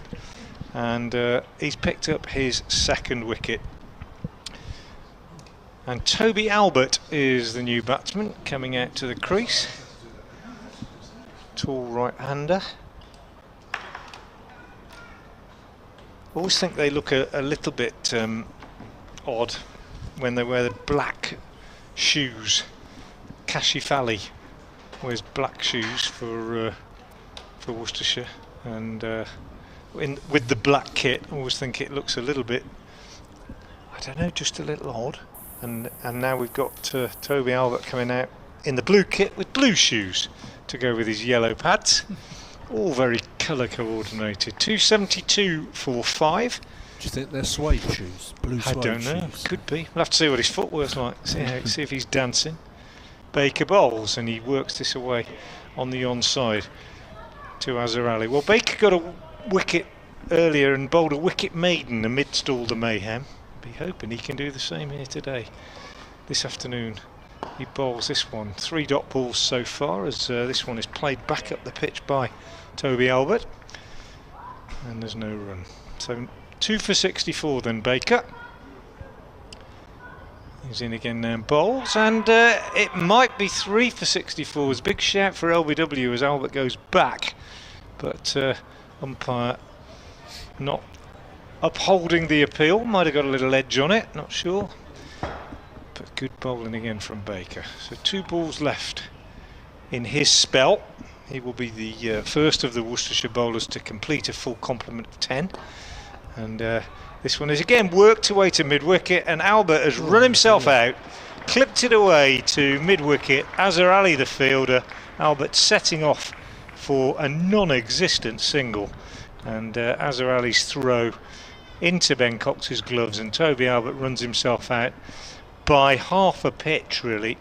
Just a little bit of, well, I don't know, nervousness, inexperience, call it what you like. But the 6th wicket is down. Azhar Ali with a smart bit of fielding, and well, he just lost his head a bit there, Toby Albert, I think, Dave. Yeah, I think he did. It's very odd, really. I mean, there never was a run there. It's almost as if he'd come in with too many instructions in his head, perhaps, in this context. And, just trying to get on with it at a point where he could have taken a leaf out of Liam Dawson's, but Liam Dawson took, I think it was 10 balls to get off the mark, and then suddenly bang, bang, bang, and, got 19 quite quickly. But that very wasteful. And this is an interesting situation, really, because I can't remember the precise score at 30 overs, but 192 for 3. I was going to say it was 192. So they've scored 80 in 12 and a half. Since then, which is not actually, when you think they only had 3 wickets down, it's not actually as many as they might have done. I think Worcestershire have done quite well. Just to keep it under control. They're going to have to chase 300, but I'm not sure they're going to have to chase a lot more than 300 unless one of these two guys, or maybe Keith Barker, does something special. Baker to complete his stint, and he does it with a second wicket maiden in a spell of 10 overs, 2 maidens, 2 for 64. One of the leading wicket takers in the competition, and I think given the circumstances and the way that he was attacked earlier on by an Aaron Donald, that's a pretty good effort from young 20-year-old Josh Baker. I think he did. I think he did very well. Almost a double wicket maiden. The other one was a run out, of course, but I think he did very well indeed. So there we are, 272 for 6 with 7 overs to go, and they're scoring at 6.3. They'll probably up that, but if they don't, then Worcester are going to be chasing about 320, which is not impossible in these modern days. It would have almost certainly been impossible when they reached their first ever Gillette Cup final in 1963. First ball of the new over is slashed away on the offside, and they're going to take 2, coming back very quickly for the second run, and Brown makes it, goes up to 61. Of course, in 1963, when you played that first cup final, 65 overs a side.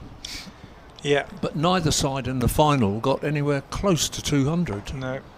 Sussex won it, I can't remember, about 15 runs or something. But next ball of the over is in, and again it's just played out on the offside. Very risky run there. I think probably he was gone if the man at Gully had hit the stumps, but he didn't. Was backed up okay, but got through for that single, and that just suggests that that's the way Hampshire are going to play it over the next few overs. Although they've got 6 down, they don't want 1 or 2 daft run-outs with 5 overs to go and suddenly find they're running out of balls from which they can score runs. But Pennington again ready? No, he's not. Well, he's ready, but Ian Holland, who's just faced the 1 ball so far, isn't yet to get off the mark, and actually hasn't scored runs in this competition to any great extent. That's played out on the leg side backward of square. No, it isn't. No, it's a square. It's a leg by. Ian Holland is easily Hampshire's most effective bowler in this season, both in terms of economy and wicket taking. But oddly, for a man who's often opened the batting for Hampshire in the county championship, he's hardly scored any runs. He's been coming in at this kind of position and this number. But Pennington bowls to Brown. Brown whips it off his hip. He plays that shot regularly, and it's a really, really well played shot. That backward of square on the leg side. It goes to the boundary for 4. It's almost a kind of I was going to say a mini version of a shot that Gordon Greenwich played very frequently, and mini also in the fact that Ben Brown is smaller, but he just stands almost on his back foot and whips it round off his hip. And he's scored quite a few runs like that today. I was listening to you, Frank, talking earlier about how you felt that Worcester had bowled pretty well despite the score, and Pennington bowls, and that's a similar shot, but it's got way back over his head, way back over the head of wicketkeeper Cox, and Cox actually scurries round furiously, picks the ball up in the air and has caught Ben Brown, and so Brown caught Cox, bowled Pennington 66. Good catch in the end, because he had to run back looking at it over his shoulder. And Ben Brown, by the time the ball had come down, Ben Brown had completed a single, and then just hits his bat in frustration. Disappointed with himself there. So again, Hampshire just losing a wicket at what I think is an important wicket in terms of having a set batter. They've now got 2 men at the crease who've got naught. Well-deserved applause here for Ben Brown. He's played very well. Yeah. But Hampshire 66 off 76 balls. Yeah. But Hampshire now have 2 men on naught, and with just 4 overs to go, not a lot of time to get themselves in. Keith Barker coming in, another man who's very capable of scoring runs and has done very well for Hampshire in all kinds of contexts, particularly perhaps in the Championship, getting runs late in the order. But again, in this season, neither he nor Holland have made many runs in this particular competition, and I think Worcester have. I was saying, I agree with Frank that Worcester have done pretty well throughout most of this innings, and they've fielded reasonably well. 1 or 2 chances have gone down, but reasonably well. But just towards the end now, they're really tightening up and keeping some control on this particular innings. So Keith Barker, not out. Ian Holland, not out. Last ball of the over from Pennington. In he comes, and Barker left-handed, of course, plays it off his hip down to long leg, and they come through for a single. And Kevin James is going to come back now and with Frank just finish off the innings. Yeah, single to Keith Barker, off the mark, left-hander. Dangerous. I mean, they've got licence to go mad now, really, haven't they, with 6 overs left, 280 on the board. But Worcestershire have struck back really well. So it was the 200 came up in the 32nd over. So 12 overs since then, just 80 added. Given that there were only 3 down at that point, I think that's a very good effort by the Worcestershire bowlers, particularly Baker. But Pennington 2 for 56 now, and Van Beek 1 for 55 from his 8 so far. None of them have been terribly loose. Van Beek maybe had his short bowling punished a little bit earlier on. He's in now to bowl to Barker, and he beats him outside the off stump with a full delivery, which he was just feeling for a little bit outside the off stump. But both batsmen new to the crease. Barker has 1, Holland yet to get off the mark, and Worcestershire will be hoping that they can sneak 2 or 3 overs through here that are fewer than double figures, and they might just end up chasing fewer than they thought they would about an hour ago, as Van Beek bowls and Barker just cuts this down to Kashif Ali at 3rd man, and they go through for a single. 282 for 7. I think Worcester are right back in this. This is a good back end, isn't it, for them? Yeah, pretty good in the last 10 overs or so. Yeah, I think it's terrific. Yeah. It really does. I mean, they were staring at 330, 340 now. So maybe more, I thought. Might be only just over 300 at best. Well, we shall see. As Van Beek comes in from the pavilion end and bowls, and this one just clipped away on the onside by Holland. He's off the mark. 283 for 7. It was a crazy run out of Toby Albert. Absolutely bizarre, really, in the circumstances. Setting off for a run that was never there, and setting off so confidently. You know, he was absolutely 2/3 of the way down almost before Azar had got the ball in. Glad I missed it. Yeah, it's a long way out. Van Beek in again, ball short to Barker, swivels round and gets the toe end of the bat on that and picks up a single as Baker comes round from mid-wicket to field.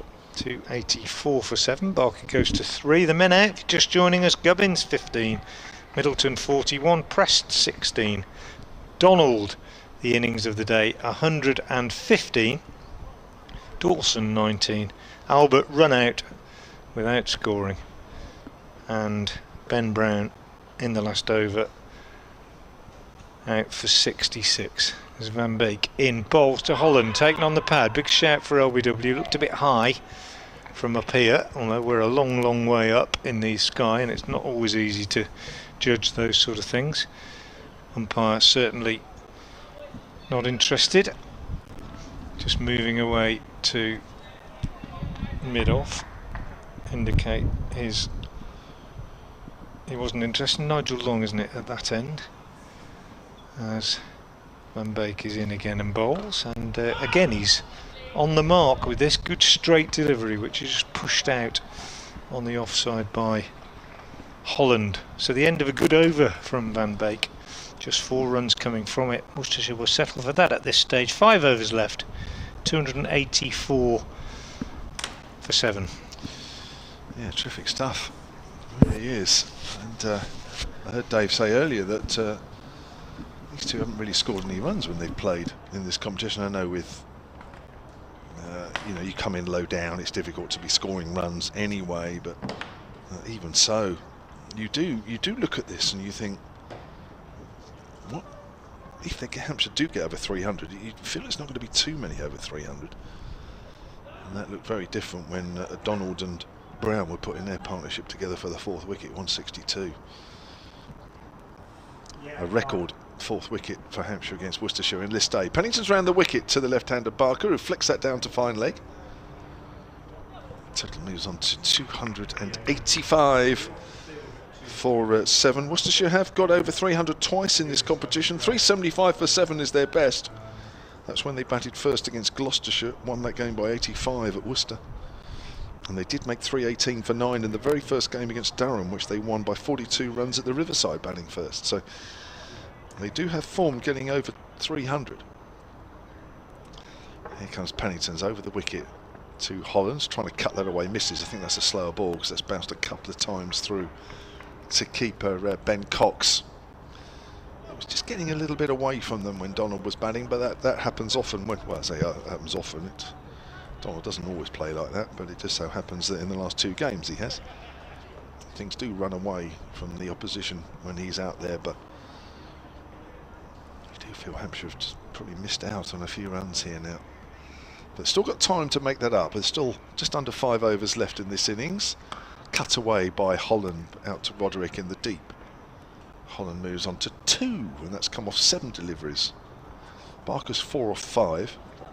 Of the later batters after Donald, Dawson made 19 off 21.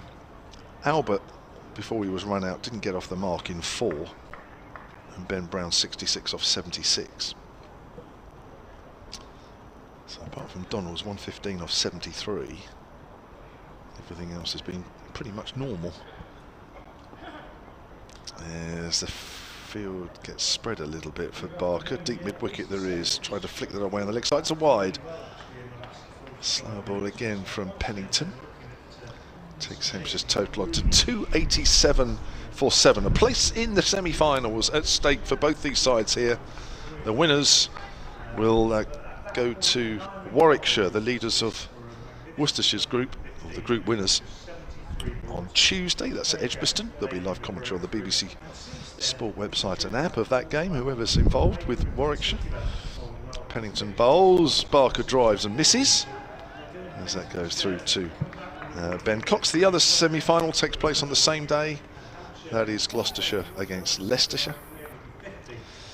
Although I should say Leicestershire against Gloucestershire because that's being played in Leicester. Leicestershire group winners of Hampshire's group. And then you'll have to wait until the middle of September for the final of this competition. which is the 16th to be exact, on the Saturday. As Pennington comes in and bowls, Barker drives, not timed, but it goes up to mid-off where they'll take a single.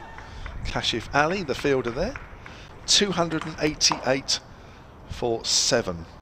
The boundary not being threatened at the moment by the Hampshire lower order batters. Frank Watson is back. Thank you, Kevin. Yeah, it's. I've just been reporting to BBC Hereford and Worcester's listeners that Worcestershire have got themselves back into it, really, having been, well, they weren't out of it, but it was looking that way, and they fought back really well, I think. Here's Pennington, moves away from us now, bowls, right arm over the wicket to the right-handed Holland, who tickles this down to fine leg. Just a single taken, end of the over from Pennington. Just 5 runs coming from it, which is absolutely fine from a Worcestershire point of view at this point. 289 off 46, so even if they were to concede 10 and over off the remaining overs, they'd still be chasing fewer than they thought they were going to be. I'd say about an hour and a half ago we were looking at 350 when Donald and Brown were going so well together, but if they end up chasing sub 310, 315, I think they will feel pretty happy with that. Van Beek comes in, right arm over and bowls. Holland gets the inside edge onto the pad, quickly called through for a single by Barker. 290 for 7. Van Beek into his last over as well. This is where I think Hampshire might miss Felix Organ in this situation. Last game he got 31 not out of 22.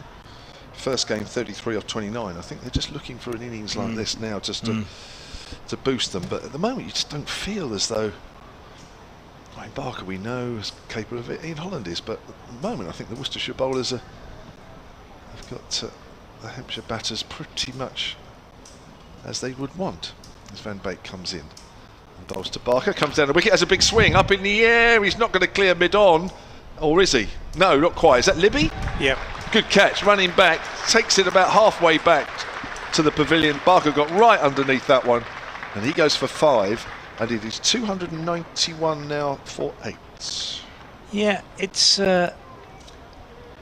interesting that we've seen a couple of players try and take it on like that and struggle to time it, and yet we've seen 2 players in particular bat as though it was the flattest pitch in the world, and Aaron Donald and Fletcher Middleton. So it's a good pitch, I think. It's a good surface. Whether or not the odd one is just sticking in the surface or not, I'm not entirely sure, but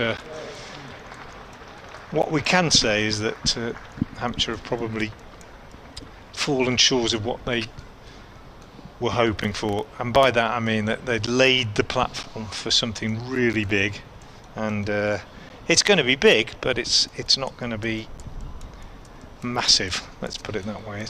We're looking at 300, aren't we? 310, something like that, but at one stage it looked like it would be a lot more. And I think psychologically, from Worcestershire's point of view, if you go out to chase 350, you probably you know you're under pressure to get a great start, etc. But if you go out to chase 30 or 40 less than you thought you would, you're probably going to be a bit more positive. Well, they've lost 4 for 18. Yeah. Having been 272 for 4. It's Mason Crane to face Van Beek. Comes in, length, and that's just pushed behind square on the offside. Throw from Rod Jones. Holland's home. Oh, is he just actually just taking a bail off? Yeah. But he's home, is Ian Holland. Picks himself up off the deck as he does so. 291 for 8. Yes, in the 43rd over, Hampshire 272 for 4. Good comeback from the away side here. As it gets a little warmer with the sunshine out, which is good news. That earlier threat of a shower seems to have disappeared. There's one forecast for around 1 o'clock, but that looks like it's okay. Got a couple of emails here which I must get through before the end of this innings, as that's pushed away on the onside by Holland for a single, and the Hampshire total moves on to 292 for 8. Michael Biswell emailed suncricket@gmail.com. He says, I listened to you a few days ago and your interest to the British judicial system of years gone by. I'm not sure I was that interested. I certainly can't mention the... I certainly don't remember the subject. As Van Beek bowls, and they've got a really quick signal on the leg side, left to hurry. Scampered single, takes Hampshire on to 293 for 8. Mike Martin at Solent Sport, when I couldn't remember an Aaron Donald's phrase when he said that he gets a little bit carried away and wants to hit every ball over the rope, says the phrase you were looking for, Kev, says Mike, was the red devil on my shoulder. That was right. I'm under the scoreboard to your right, he says. Great commentary, thank you very much. Obviously on the ground listening to it, but of course we're a little bit behind. If you're listening to us on the BBC Sport website and on the ground, of course if you're not on the ground, doesn't matter. Here comes Van Beek, bowls, and Crane misses that one. He goes through to the keeper, and Van Beek completes his 10 overs, 2 for 62, and Hampshire with 3 overs left of their innings, if they can keep those last 2 wickets intact anyway, a 293 for 8. It's interesting that the similarity, the bowling figures, extraordinary, isn't it? 3 bowlers have completed their spells. Leach went for 60, Van Beek for 62 and Baker for 64. Pennington's gone for 61, and Brown, who's bowled 8, has only gone for 41, so he's coming back into the attack now. So he's been the most economical. But there's it kind of underlines what we've said, is that nobody's bowled really badly, and the stick has been shared around, and Donald was equally severe on everybody. That's another way of looking at it. Yes. He dished out equal treatment. Yeah, he didn't target anybody, he targeted them all. Yes. Yeah. I'll spread it around.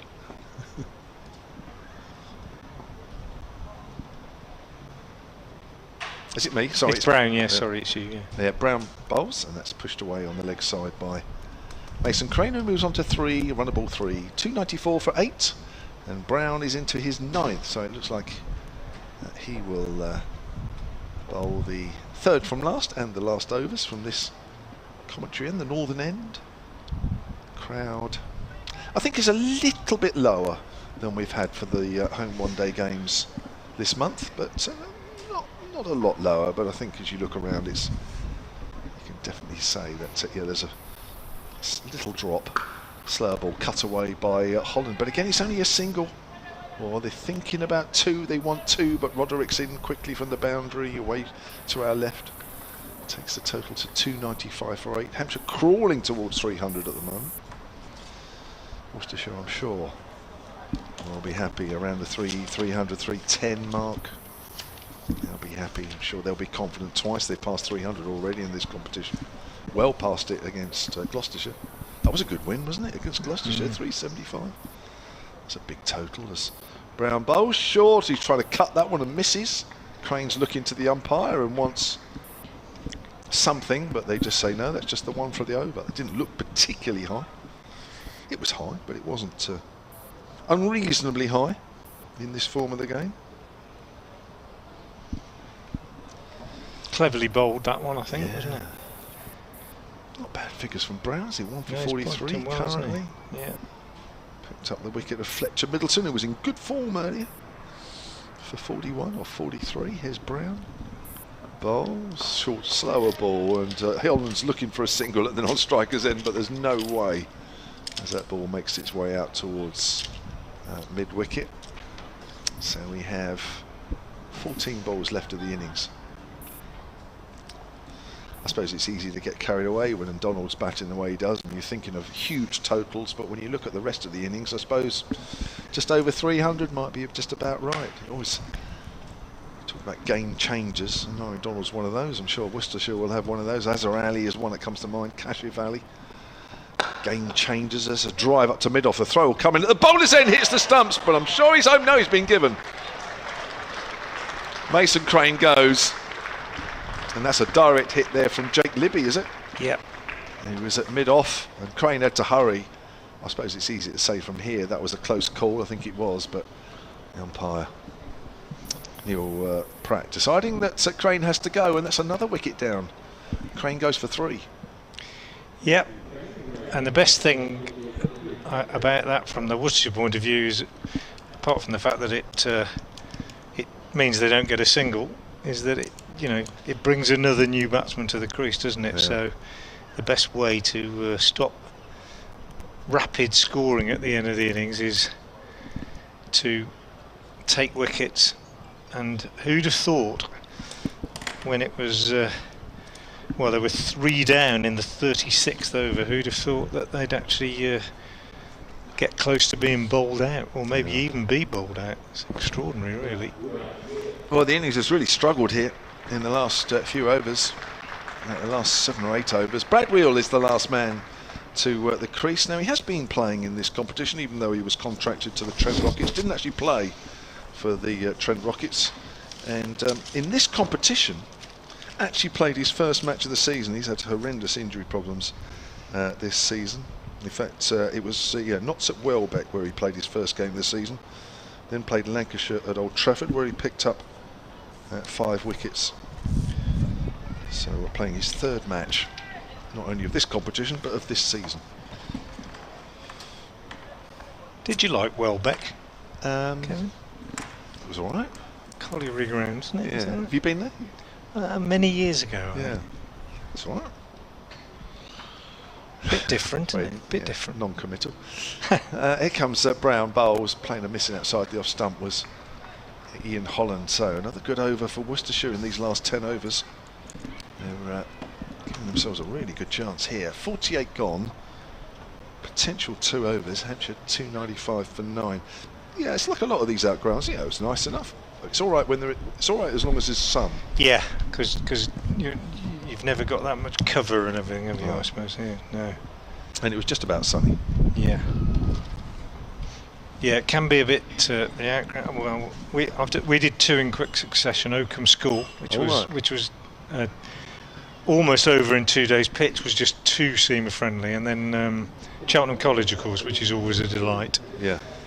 But it's always a pleasure to get onto an outground again, I think, these days. So rare these days. We used to do it quite a lot. Here's Pennington to continue from the pavilion end, and he bowls, and this is edged down to 3rd man, but only for a single. Boundaries have been in very, very short supply in recent overs, and it's 296 for 9. In fact, when did we last have a boundary? I don't think we've had a boundary since the 44th over. Wow. Which is not really what you want if you're Hampshire. Pennington racing in again, bowl short, and it's hammered away on the leg side, but straight to Rob Jones out at deep mid wicket. So only a single again. 297 for 9, 10 balls left. I think it's fair to say that Hampshire are going to fall short of what they should have scored, given where they were an hour ago. Pennington, slight change in the field now. Comes in, bowls, Fuller, driven nicely through extra, but it won't go all the way, it'll just be 2. Warmly applauded by the home crowd, but picked up by Brown. So again, just 2 runs. Anything, if they can get through the rest of the innings without conceding boundaries, Worcestershire will be very happy. 299 for 9. 1 run away from 300. It's a psychological score, 300, but it's not the one that it used to be. It used to be, there was a time I can remember when somebody would get 300 and you'd just think, well, that's game over. Not so anymore. Pennington in, bowls, pushed out on the onside by Wheel, and there's no run. Wheel is 3, Holland is 7.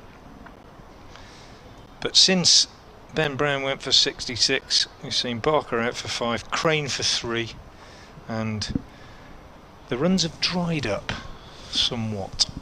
Well, when Mason Crane went, Hampshire lost 5 wickets for 23 and 5 overs. Yeah, 5 for 23 and 5 overs. Quite extraordinary in the circumstances. Pennington bowls, slower ball, deceives Wheel, pushes at it, doesn't get anything on it, goes through to Cox. 5 for 23 in how many overs did you say? 5 overs. We went from Yeah. 43rd to the 48th, yeah. Yeah, that's the extent to which Worcestershire have come back. Sun's out again, weather looks set reasonably fair. Pretty decent pitch. They'll have to bat well, Worcestershire, but they've given themselves a chance, I think. Pennington in bowls, and Wheel again is pushing out on the offside. Can't get a run. Pennington does his own fielding. End of the over. Very good over from Pennington. Just 4 runs coming from it. 2.99 for 9. 1 over left. And they fought back well. Worcestershire had 5 runs off the 42nd, a maiden the 43rd, but since then 8-4, 5-4, 2-4. Good effort. And Hampshire falling short of where we could say probably where they should have been. Yeah, definitely. But as I say, I think Worcestershire will still have to bat well, and it's a good Hampshire attack. I think it's fair to say, with Wheel and Dawson in it, probably a more experienced attack than Worcestershire's. Yeah, I think it's a plus. I mean, Felix Organ, as good a bowler as he hasn't been that great in this competition. Dawson will certainly strengthen the spin bowling department. Has hammered up to mid-off, but only as far as Libby. And again, it's only a single, and that's the 300 up for Hampshire in the final over. 300 for 9, but Hampshire have only scored 44 runs since the 40th over. So it's been a little bit quiet from the home side point of view. Worcestershire won't mind that. So it brings Brad Wheel on strike. Brown into his last over.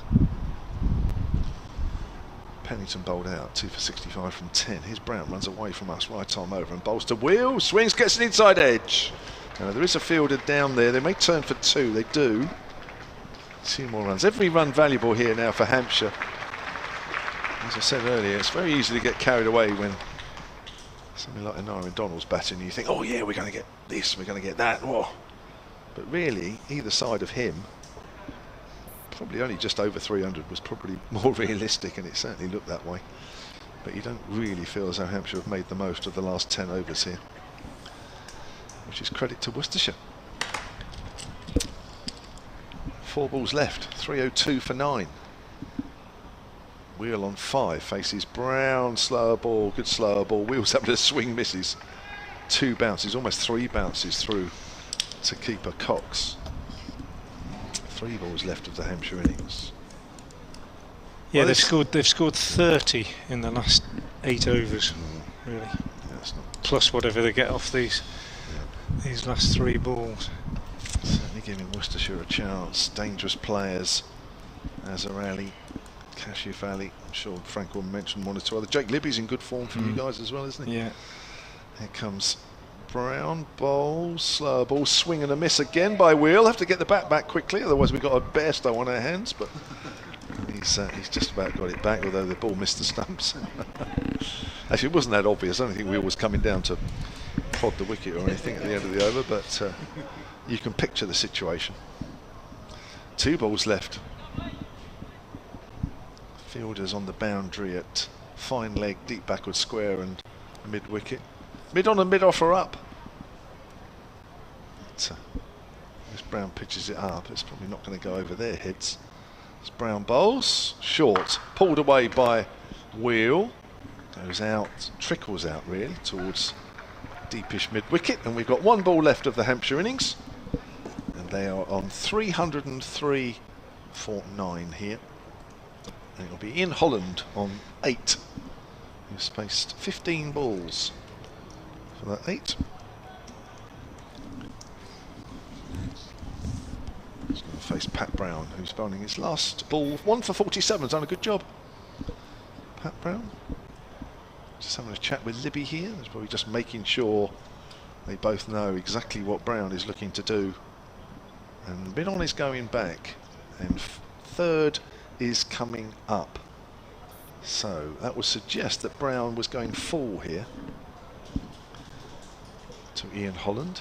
Certainly wouldn't be bowling too short there, because the little shot over 3rd is on. So he wouldn't have 3rd up with a short delivery, but he might be in the double bluff. Here we go. Fielders on the leg side. All out on the boundary as Brown bowls. It's a length ball, slower ball, hit down towards mid-on. Now they will go 2, they'll have to go 2. They get 2 comfortably. And Brown says, well, how on earth did they get 2? To Cashy they got Valley. 3. Oh my word, what's going on? Wow, let's hope that that doesn't come back to haunt Worcester. Brown was shouting at Ali, why did they get 2? And while he was doing so, they sneaked to 3rd. Well spotted there, Frank, because I was already looking down at my notes. 305 for 9, Hampshire end. Yeah, it wasn't the best bit of cricket, I don't think, but nonetheless, it won't take the gloss off the end as far as we're concerned, in the sense that they only scored 33 off the last 8 overs, and I think Jake Libby will be pretty happy with that. Brown finishes with figures of 10 overs, 1 maiden, 1 for 49. 9 extras, 5 leg byes, only 4 wides, pretty good effort.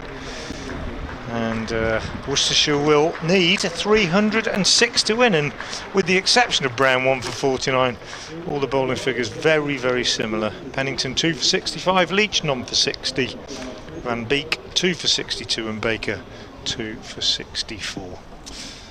So Nyron Donald, the top scorer of the innings, 115 off 73. Ben Brown with 66 off 76 deliveries. We'll be back with you in just under half an hour when we'll bring you the Worcestershire reply.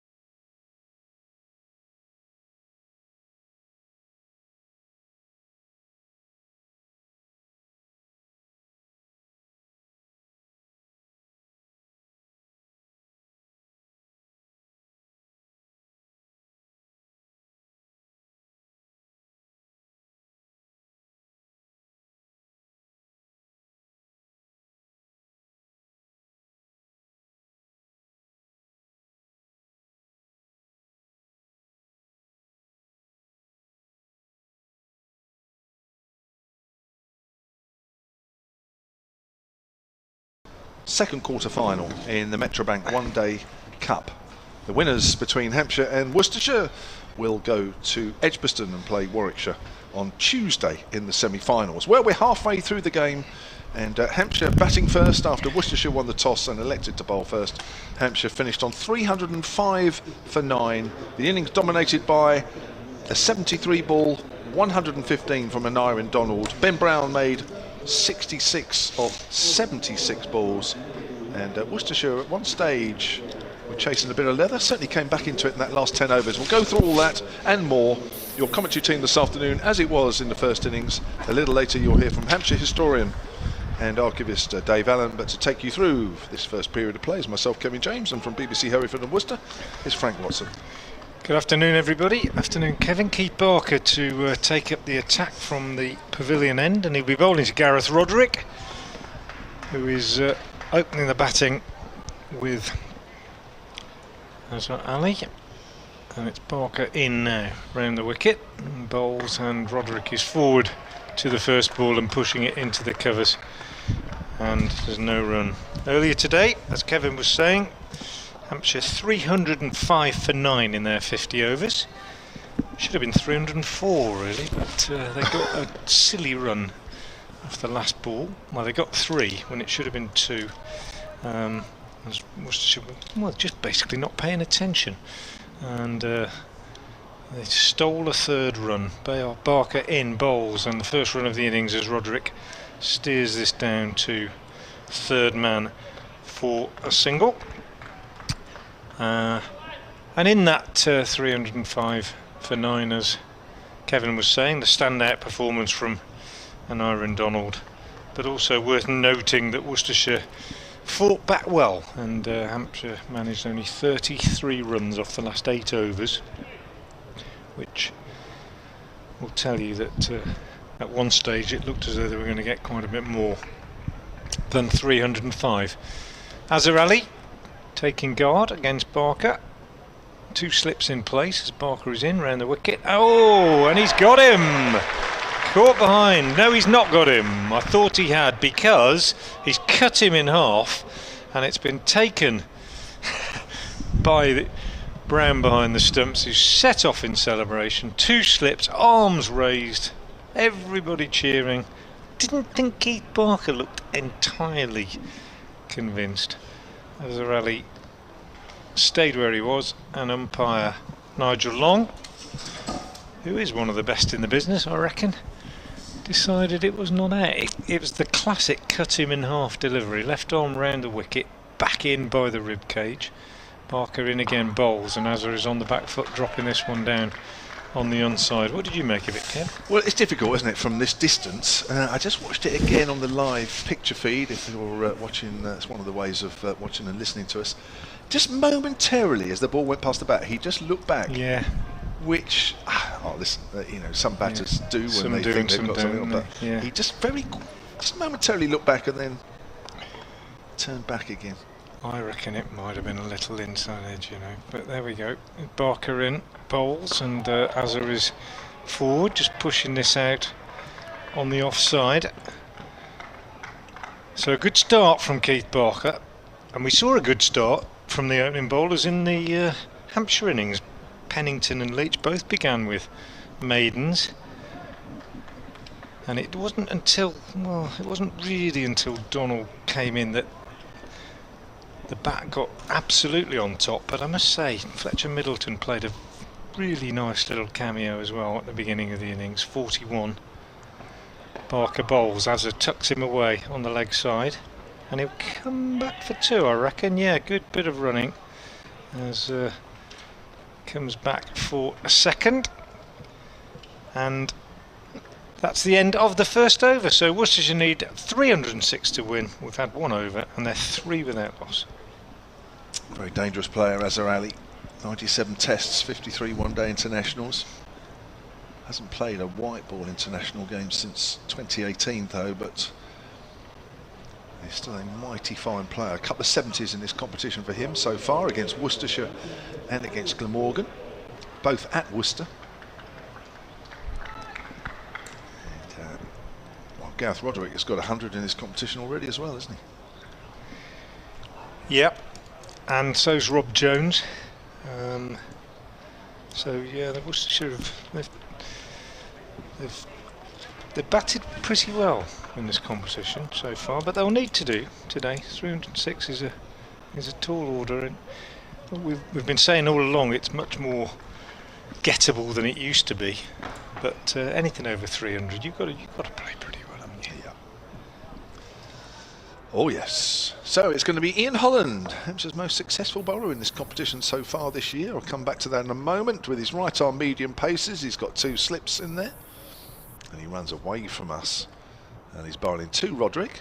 Bowls. It's on the line of leg stump, and that's tickled away down the leg side. It may have come off the pad actually, just waiting for the signal from the umpire. It is leg byes, and it's 4 without loss. Ian Holland has taken 17 wickets at just under 14 apiece, and his economy rate is also the best of the Hampshire bowlers. It is under 4, so he's been a standout performer with the ball for Hampshire in this season's competition. Bowling to Azhar Ali, who's on a couple. Bowls, and Ali pushes that away to square leg, where an eye in Donald Fields, and there is no run. So Worcestershire winning their last 3 games in the group to qualify. We're second. Gloucestershire's win on the last day, where Worcestershire weren't playing, meant that Worcester just dropped to 3rd. That's why they're here today. Would have been here on Friday, but they had a game against New Zealand on Friday at New Road. Bit of a one-sided contest, that one, but even so. Full sold-out house. Down the leg side, that'll be a wide. Something we haven't seen too much from Ian Holland in this competition. His line and length have been almost exemplary. So 5 without loss then, Worcestershire. The last couple of games here in this competition, whilst it's been running concurrently alongside the 100, both the games against these 2 sides, group games, have been here outside the off stump, and that's left alone, have both ended in wins for Hampshire. Last year, the opening match of the group, Hampshire won by 44 runs. Hampshire that day only got 236, and then a year earlier, in August 21, Hampshire won by 6 wickets, where Worcestershire only made 176, and they were bowled out in the 40th over, or the end of the 39th. As Holland bowls, that's quite straight. Ali manages to hit that square on the leg side, and the throw comes in from Donald, underarm throw. Only 1 stump to aim at from a few yards away. I think Roderick might have struggled. Donald, by his expression, seems to suggest, and he's in a better position than the umpire actually, he's closer. Square on. Suggests that that might have been close, had that ball hit the stump. 6 without loss then, Worcestershire. And you have to go right back to August 2014 to find the previous List A game between these two, and that actually was ruined by the weather. Only just over 4 overs in that game, as that's pushed off the back foot into the covers. Sounded like it came off the bottom of the Roderick's bat, that one, as it's fielded by Nick Gubbins. So in the second over here, Hampshire 305 for 9. We already have the other semi-final confirmed. That is Leicestershire against Gloucestershire. This is the final place to be decided for those Tuesday matches. As Ali drives, thick inside edge. Sorry, it's Roderick. That'll go out towards the boundary. Not quite where he was aiming, but it's a boundary nevertheless. And Roderick moves on to 5.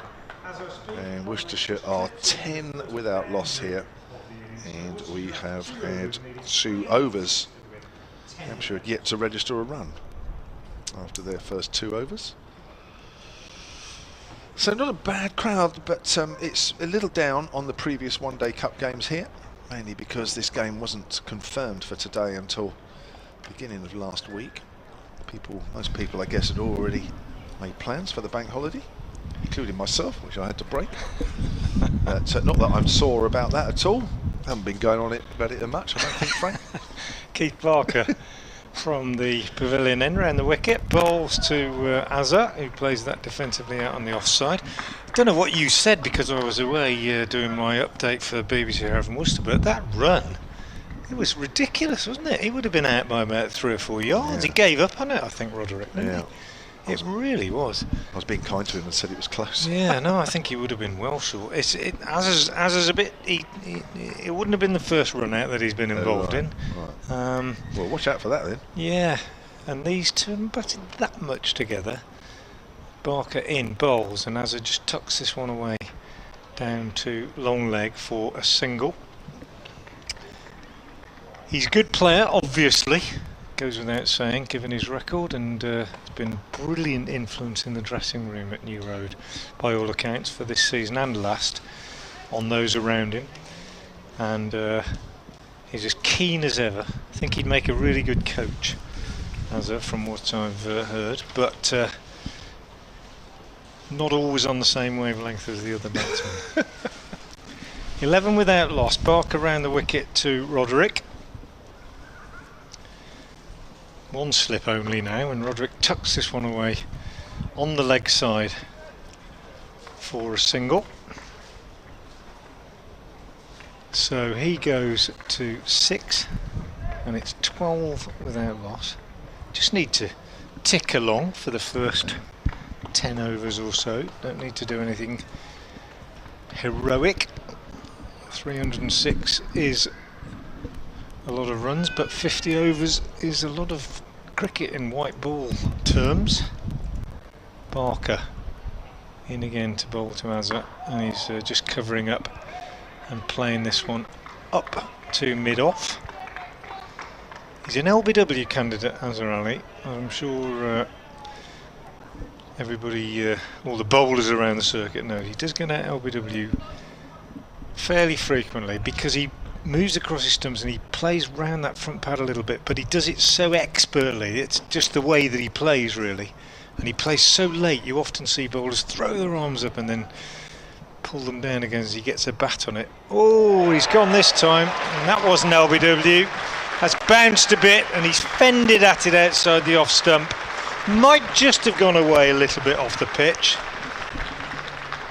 and yeah, maybe just a little bit. Not the best of shots from Azhar Ali. Basically just steered it into the gloves of the wicketkeeper Brown. So big breakthrough, big celebrations from Hampshire. Clearly they were regarding Azhar as a key wicket, and he is gone, and Worcestershire lose their first wicket in the 3rd over with the score on 12.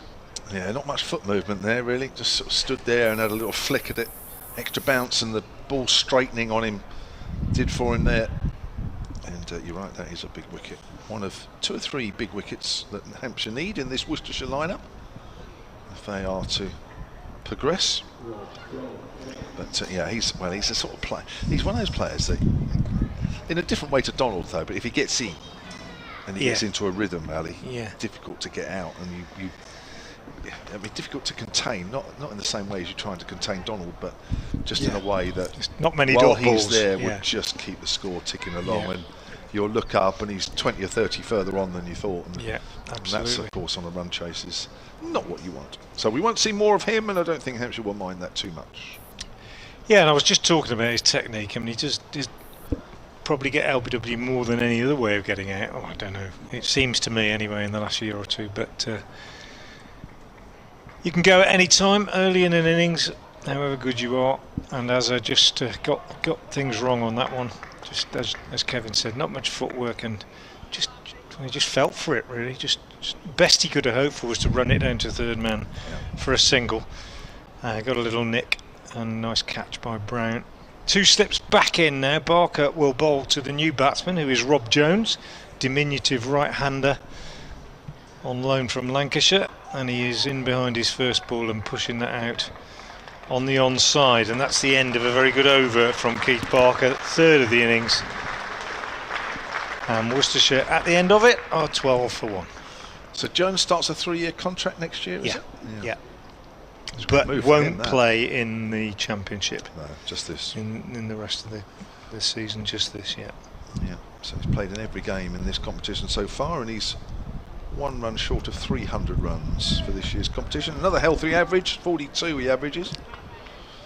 Some good averages in these sides, mind you. Of course, one of the reasons that these sides make the knockout stages is, of course, because they bat well, amongst other things. So you would expect the batters high in the order to have decent averages. Here's Holland, starts a new over and bowls to Roderick. Roderick just plays that late into the ground and works it down to third. And Worcestershire move on to 13 for 1. So Libby to come, he's also in good form. Kasha Ali, he's in decent form. Is that right? He scored the most. He's hit the most sixes in the competition. Yeah. Kashif Ali, against Warwickshire, when Worcestershire were bowled out for next to nothing, he got off the mark with a 6. Amidst the mayhem, as Ollie Hannon-Dalby was knocking wickets over left, right, and centre, he smashed him over mid-wicket for 6. Lovely. Jones to face Holland. Keeper standing back now. Jones on the back foot, steers that out into the covers, fielded by Gubbins. Sunshine a little brighter now, which is nice. Feels a little bit more like summer, just a little. Yeah, and then I think he made 9 at Northampton. That included a 6. And then he hits about 7, I think, in his innings at Derby the other day. So yeah. So we could have an Nyrin Donald type innings. Yeah. Going to see that sort of thing. That sort of thing. It's possible. Wow. 2 in 1 day. Here comes Holland. Oh, he's beating outside the off stump. That looks an absolute beauty. Huge leg cutter there from Ian Holland. Roderick drawn into the shot. And it's gone past the outside edge. If you watch on the live picture feed, definitely have a look at this. Just an innocuous ball additionally, and he's beaten all ends up. Huge leg break. Well, we saw a couple early on from the Worcestershire bowlers. One from Leach, I think, first ball to Gubbins, which nipped away from him. I think there was one a bit later, but that was about all we saw. Don't think we saw anything quite as big as that as Holland bowls. This time Roderick drives and gets it. It doesn't tend to do it for long, does it, the white ball? No. Even though they have one at each end. The Kookaburra, the seam's a bit lower, isn't it? And yeah, they go soft. The old white balls. Even though there's one at each end. Yeah. That shows you that these balls don't last long. Yeah, they get very horrible towards the middle of the innings and beyond. Here comes Holland again, runs away from us and bowls. Roderick off the back foot, steers that up to mid-on. 1 or 2 behind the stumps got excited there. May just have nipped back a fraction actually, but Roderick was solid. Jones was solid in behind that. So Holland has 1 ball left of his second over. 294 from here. Worcestershire they need that to score that at a rate of just under 6.5 and over from here on in. As Holland comes in again and bowls to Jones. Jones drives up to mid-off. Not quite out of the middle of the bat. Fielded by Mason Crane. Good over from Ian Holland. And Worcestershire are 13 for 1. There was 1 run off it. Yep. Earlier today, if you're just joining us, 305 for 9 Hampshire in their 50 overs. And the punishment shared around by the Worcestershire bowlers, 4 of whom bowled their 10 overs and went for just over 60. Leach went for exactly 60. Baker 2 for 64. Van Beek 2 for 62. And Pennington 2 for 65. The standout, probably Pat Brown, 10 overs, 1 maiden, 1 for 49.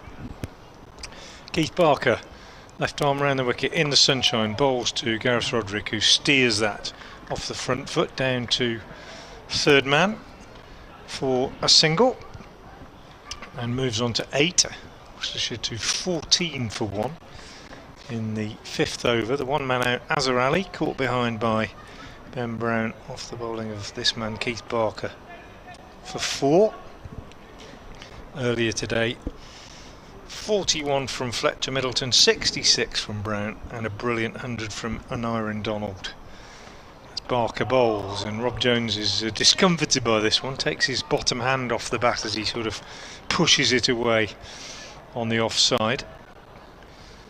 Might just have disturbed him a little bit more than he's letting on, and goes for a little walk, has a little prod at the pitch. Tall man Barker, getting a bit of bounce. Round the wicket, in at the right-hander. Moves in again now. Bowls. And that's lovely from Rob Jones. Over-pitched on leg stump, and Jones off the mark with a beautiful straight drive straight down the ground for 4. He'll feel a bit better after being a bit disturbed by the one before. Nice way to get off the mark.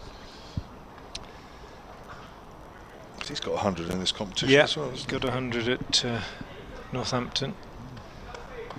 Played very nicely indeed. Settled in well, it seems. Barker bowls to him, and he's getting more runs here.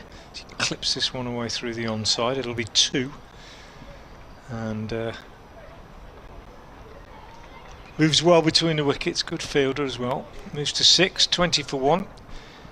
And he's enjoying his cricket, I think, having decided to make the move. Probably won't feature for Lancashire again, I wouldn't think. So he'll be banished after this competition ends, probably, for the rest of the season. Not that we wouldn't like to see him at Worcester in the red ball game. Cuts this next one down to 3rd man for a single.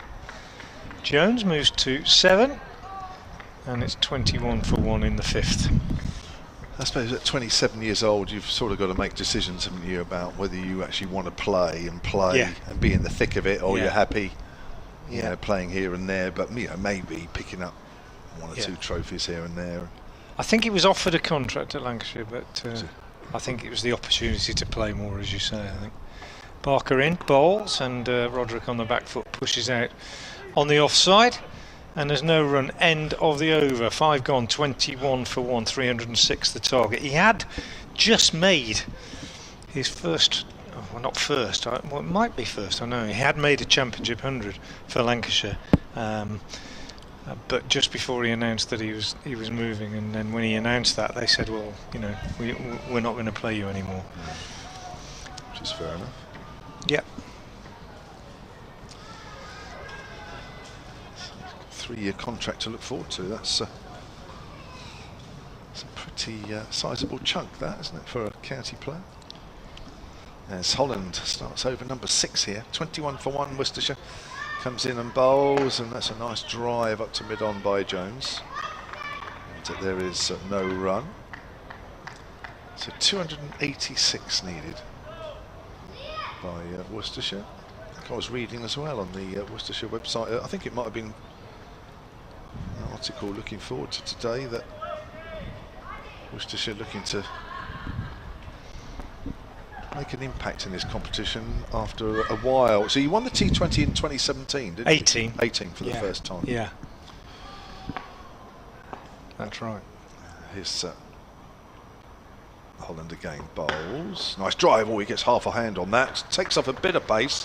Has he taken off enough to stop it going over the rope? He has. That will be 3 runs. That's good running. Mason Crane combining well with Toby Albert there to get the ball back, but they were quick behind between the stumps, the 2 batters, to pick up 3. 24 for 1, Worcestershire. Yeah, that was. I just checking the stats. That was his. It was his 3rd first-class 100 that he made at Blackpool about a month ago,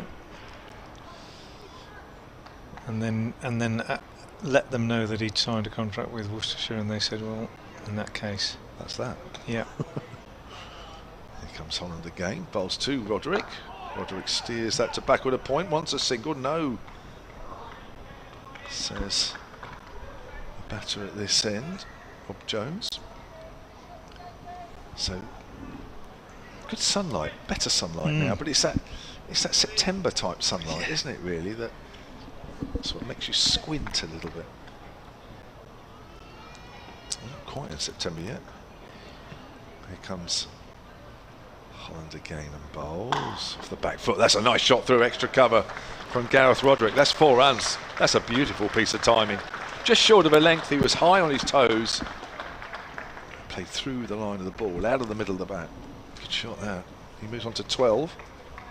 Worcestershire on to 28 for 1. We've still got the temporary stands around the ground at the moment from the 100 competition. The brave men missed out, but the brave women are in the final today at Lord's.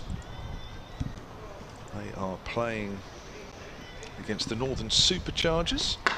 So that's pushed to mid-wicket. And as it relates to down here, the Southern Brave women are 90 balls into their innings, and they are 124 for 1. Danny Wyatt, who's having a great competition, watched her play up at Old Trafford the other day. She made 59. Maya Boucher missed out, so did Mandana. And Georgia Adams made 27. Freya Kemp, that's 26 not out there, as that's driven towards extra cover. And there is no run, so that's the situation there in the first of the 2 finals at Lord's. Went to that a couple of years ago. It was brilliant. Brilliant day out when both the Brave women and Brave men were in action. Really good day.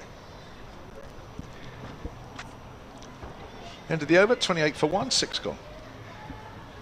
Yeah, decent over from a Worcestershire point of view. Lovely shot through the covers from Gareth Roderick. Keith Barker to continue from the pavilion end, round the wicket to Rob Jones, who's forward, pushing that out defensively on the offside. And there's no run. 28 for 1 then. Worcestershire needing 306 to win. And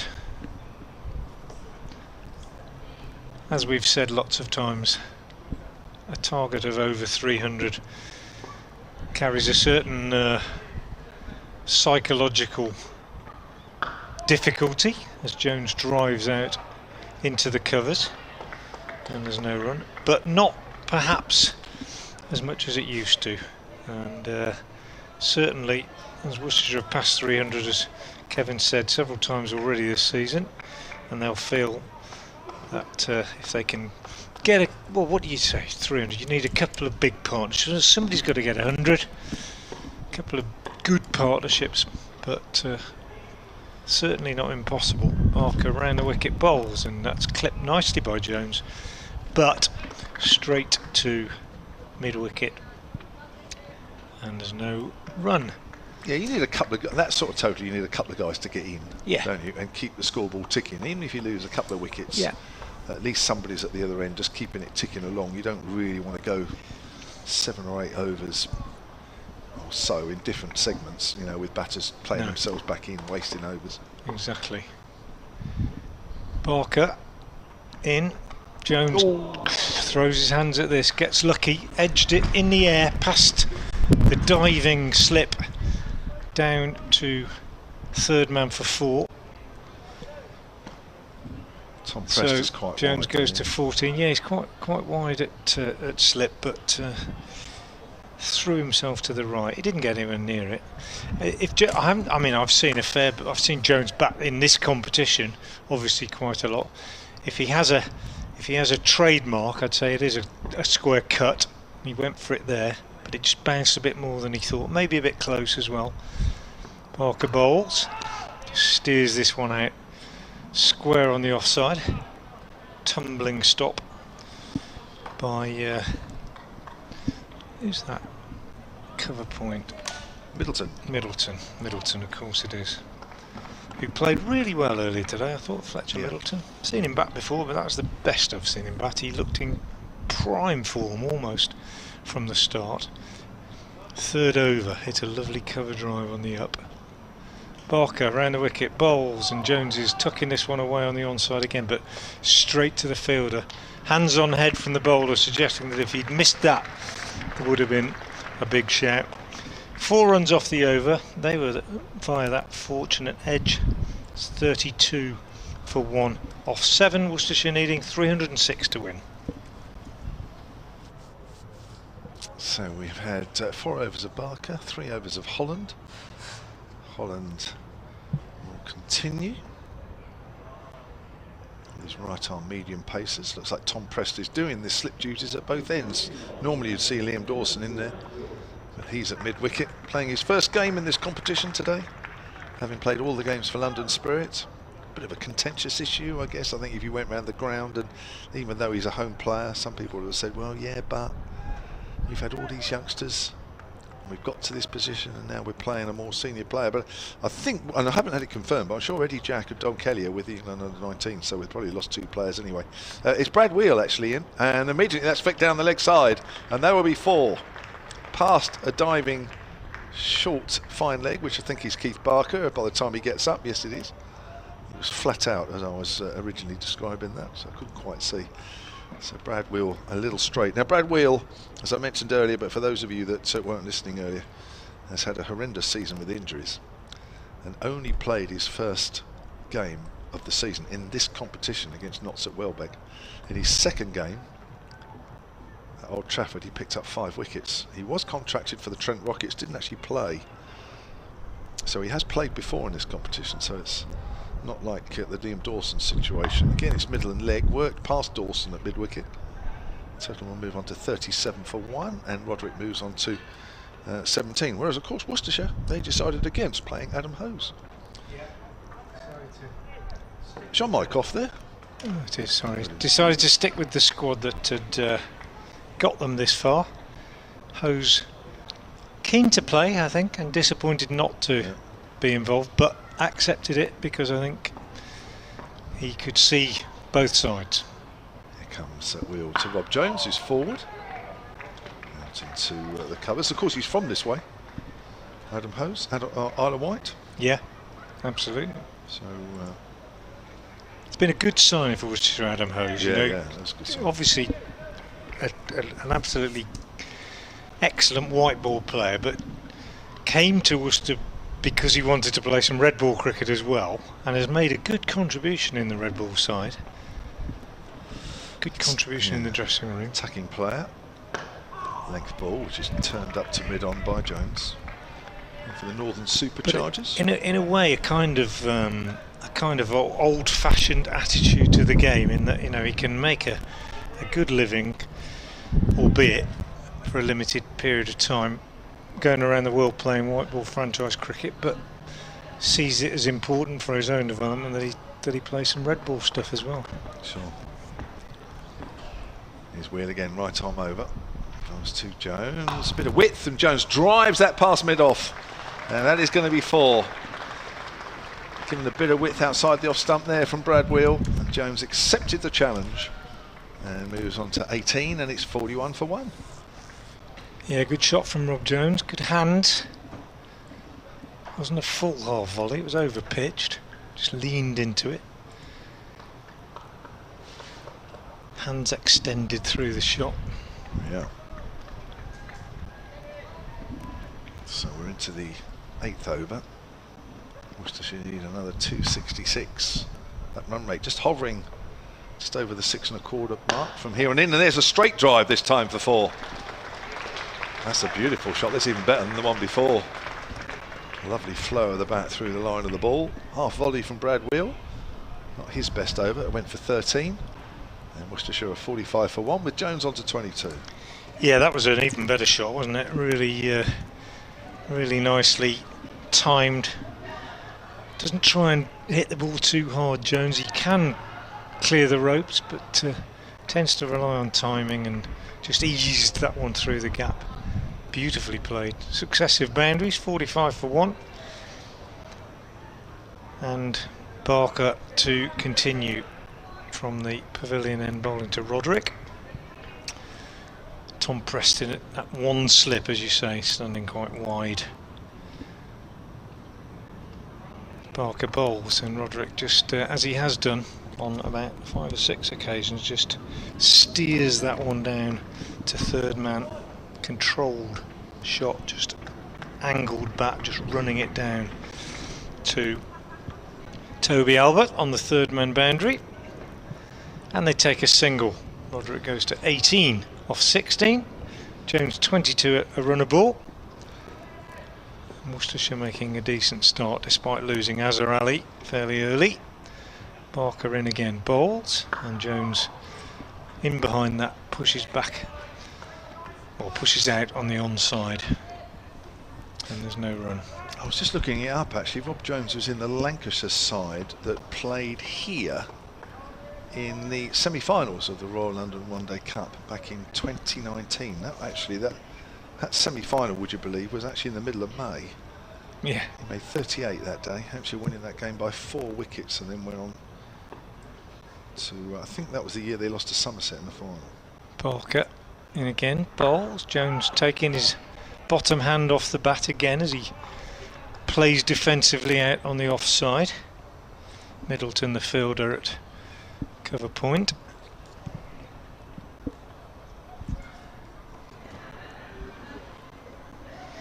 And I'll let you take over as I go off to do an update game. So Barker's round the wicket.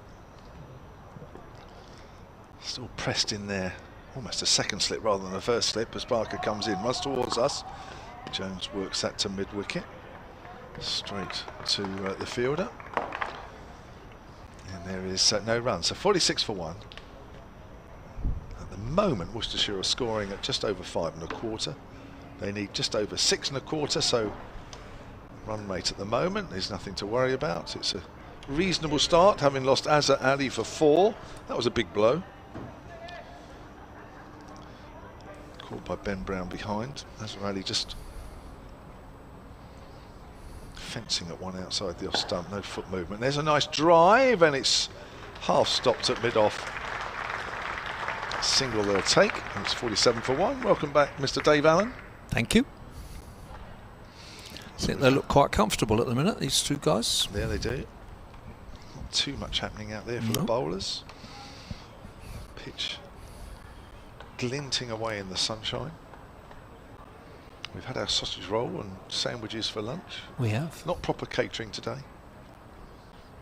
We're Bank very holiday. lucky. Yeah, bank holiday, and of course the late arrangement of this match. It should have been on the Friday, as that's pushed up to mid-on by Roderick. End of the over. Barker's completed 5 overs, 1 for 19. Brad Wheels, first over went for 13. He may get another one, but I think Nick Gubbins will be having a word with him. In fact, I think he is. Doesn't really want another over like that. No. Bit of a wide one outside off stump, wide one down the leg side, which was the first delivery, and then that half volley. So a bit of a mixture from Brad Wheel, who I said earlier picked up 5 wickets in his last game in this competition. Bowled quite superbly against Lancashire. Needs to tighten up a bit more here.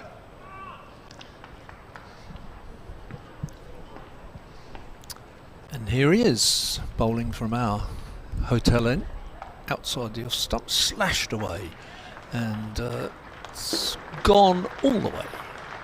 Bounces back off the covers, which are also glinting in the sunlight now. So Wheel's gone for another 4, which is 17 from 7 balls, and Worcestershire have got their 50, which half a dozen people in the crowd have noticed. It's now come up on the scoreboard, and 17 other people have noticed it. It's a bit of width again from Wheel. Yes, indeed. Wheel in again, and leg side this time. Then pushed past the man at long leg, and it goes for the other end. And it's, I guess you would have to say, a fairly disastrous start for Wheel. It doesn't mean to say that he's going to continue in that vein, but given that the last time he played for Hampshire he took 5 for 47, and this afternoon in 8 balls he's taken 0 for 21. Yeah, he's overcompensated there. Bowled 2 straight, easy shot there with the fine leg up. He's not quite got in. He hasn't got into any rhythm here. No, nothing. Here he comes again. Bowls. It's a better ball. It's driven up to mid-off and there's no run.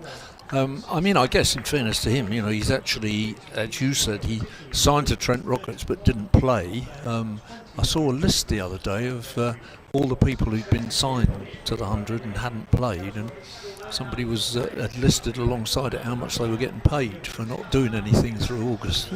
There was 40,000, 50,000 and so on. I thought, I wonder if I could get a gig like that. I could tell people I really like the 100. Wheel bowls, and I think he just took a little bit off that. It wasn't going too quick anyway, so it's fielded at mid-off, and because there's no run. And it reminds me of a really lovely story about Arthur Holt, who was the coach here in the 50s and 60s, but was a Hampshire player, in the 30s and 40s, lost, like a lot of people, lost out to the war, 6 years out of the middle of his career, but was also a great player at Southampton Football Club, Saints, and he hit that ball's hit out to cover, and there's no run. So Arthur Holt's great buddy was Ted Drake, who also played at Southampton Football Club, but went to Arsenal and had I think he played for England, scored lots of goals in all sorts of games, and eventually managed Chelsea in 1954 when they won the league for the first time in their history. So he was quite a major guy. So Arthur Holt and Ted Drake were both great pals on the Hampshire staff, trying to make their way in the mid-30s as wheel bowls, and that's outside the off stump. It's slashed into there's a man at sort of short gully, and he fields that quite nicely. No runs, so he tied it up a bit in the end. 55 for one wheel, 2 overs, 0 for 21. So Arthur and Ted Drake are both trying to make their way, and they go. They're with Southampton and Hampshire, and they go to the Southampton guys, the directors, to have their individual meetings to talk about the salary for the summer. And Ted Drake comes out first and tells Arthur what he's been offered, probably something like 12 pounds a week. Arthur goes in and is offered £2 less, and he says, well, hang on, you've just offered Ted Drake £12. He said, well, Ted Drake's a better player than you. And he said, not in the summer, he's not. I love them. Here comes Barker, bowls Roderick off the back foot, steers that into the gap in the covers, but there is a sweeper out there. And that is Ian Holland, and the total moves on to 56 for one. By the way, after 10 overs, Hampshire, well, they were 51 for one, and Worcestershire, even though they're 56 for one now, were 55 for one. So there is not a lot in the scores at the moment. So yeah, I'm just getting over that story from Dave. We were talking before the break about targets of 300 and how people kind of take them for granted now and just get on, do the business. Here's Barker around the wicket to Jones. Jones works that into the gap as well in the covers and moves on to 32, 57 for one. And in the nowadays it's 50 overs. Well, in the very first year of what was called the Gillette Cup, 1963, they had 65 overs. And in that year, I've just checked it out, there were in total 30 innings played in that particular year, 30 innings, and only 2 exceeded 300. 2 out of 30. It's Barker. Roderick turns that away behind square on the leg side, runs the first one quickly, but wheels up from fine leg. Single it is, 59 for one. Roderick moves on to 20. Whereas you and I, the last 3 innings we've watched in this competition have all exceeded 300. So that's one more than the whole of the 1963 season. In the final, 65 overs aside, Sussex scored 168 and Worcestershire lost it, scoring 154. Wow. And it was considered really exciting. On today's standards. It's driven back to Barker by Rob Jones. Of course, I have a feeling, although I've never quite checked it, but I have a feeling they will have played on uncovered pitches. Because they did in those days, and I'm not sure they would have changed those regulations for 65 overs. You see, some of those games must have been literally, well, like playing on outfields. Yeah, worse than that. Here comes Barker again. Bowls, Jones drives. He's going to take a quick single up to mid on. You have to hurry. Oh, it hits the stumps. Not out, says the umpire. Well, that was a risky single there as well. That was Ian Holland coming in quickly. Underarms the throw. A bit difficult if you're watching the live picture feed, but it's not a great angle, but that's a good throw. But that's good running. I have to say, that looked tight all the way. And Jones had to be quick. Yeah, did well. 59 for one. 248 needed by Worcestershire. From here, 307 overall they'll need to overhaul Hampshire's total as Barker comes in and bowls. It's pulled away. Now he's split the field, but he hasn't really hit it with any venom. And they'll come back for 2. Roderick moves on to 22. Tom Prest wins that race between himself and Brad Wheel to get to the ball. And that's the end of the over. Well, these batters look fairly comfortable out there, Dave. They do. Came together with a score on 12, so they've put on 49. difficult, isn't it? I said to you on the way down to lunch that I wondered whether Donald's innings had made the pitch look better than it is, but now watching these two guys, I'm less sure. The only other observation I would make at this point is that Middleton looked very good first up for Hampshire, and Middleton and these two guys had that experience of batting against the hard ball. I know they only bowl 25 overs with it because they have a different ball at each end. So whether Hampshire lost their way towards the end partly because the ball was getting softer, I don't know. Worcestershire bowled with more overcast skies, but I'm not sure that we didn't see a lot of swing, did we? So no. I don't know that would explain really. Perhaps they're just batting quite nicely.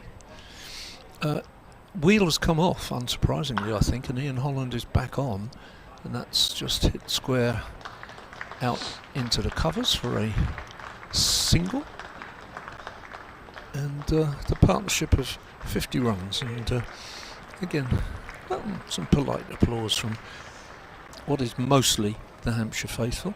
Round the ball 50 as well. Yeah. Ian Holland has been very tight in this competition so far with his bowling. He comes in again, and that's how he has been bowling, really. Just played defensively, and he picks the ball up. And I'll tell you what, Dave, Hampshire's seam bowling options in this game are very limited, aren't they? With no Eddie Jack and Dom Kelly, two 17-year-olds who have bowled pretty well in this competition. It's the spin options that are significant. They've got 4 conceivably. I mean, Prest and Gubbins haven't bowled a great deal of spin, but they've got Crane and Dawson plus Prest and Gubbins. Holland bowls quite straight again, and again there's no run there. It's just played to the man at mid-wicket who runs in. So Holland has taken 17 wickets, easily top of the Hampshire wicket takers. 17 wickets at 13.7, but his economy, he's the only one under 4 before today, 3.95. Today at the minute he's on 4.3, but that might come down. He comes in again and bowls, and that's not going to bring his economy rate down, because Roderick, who bats with a bit of an open stance, smashes it back past Holland to the far boundary for 4.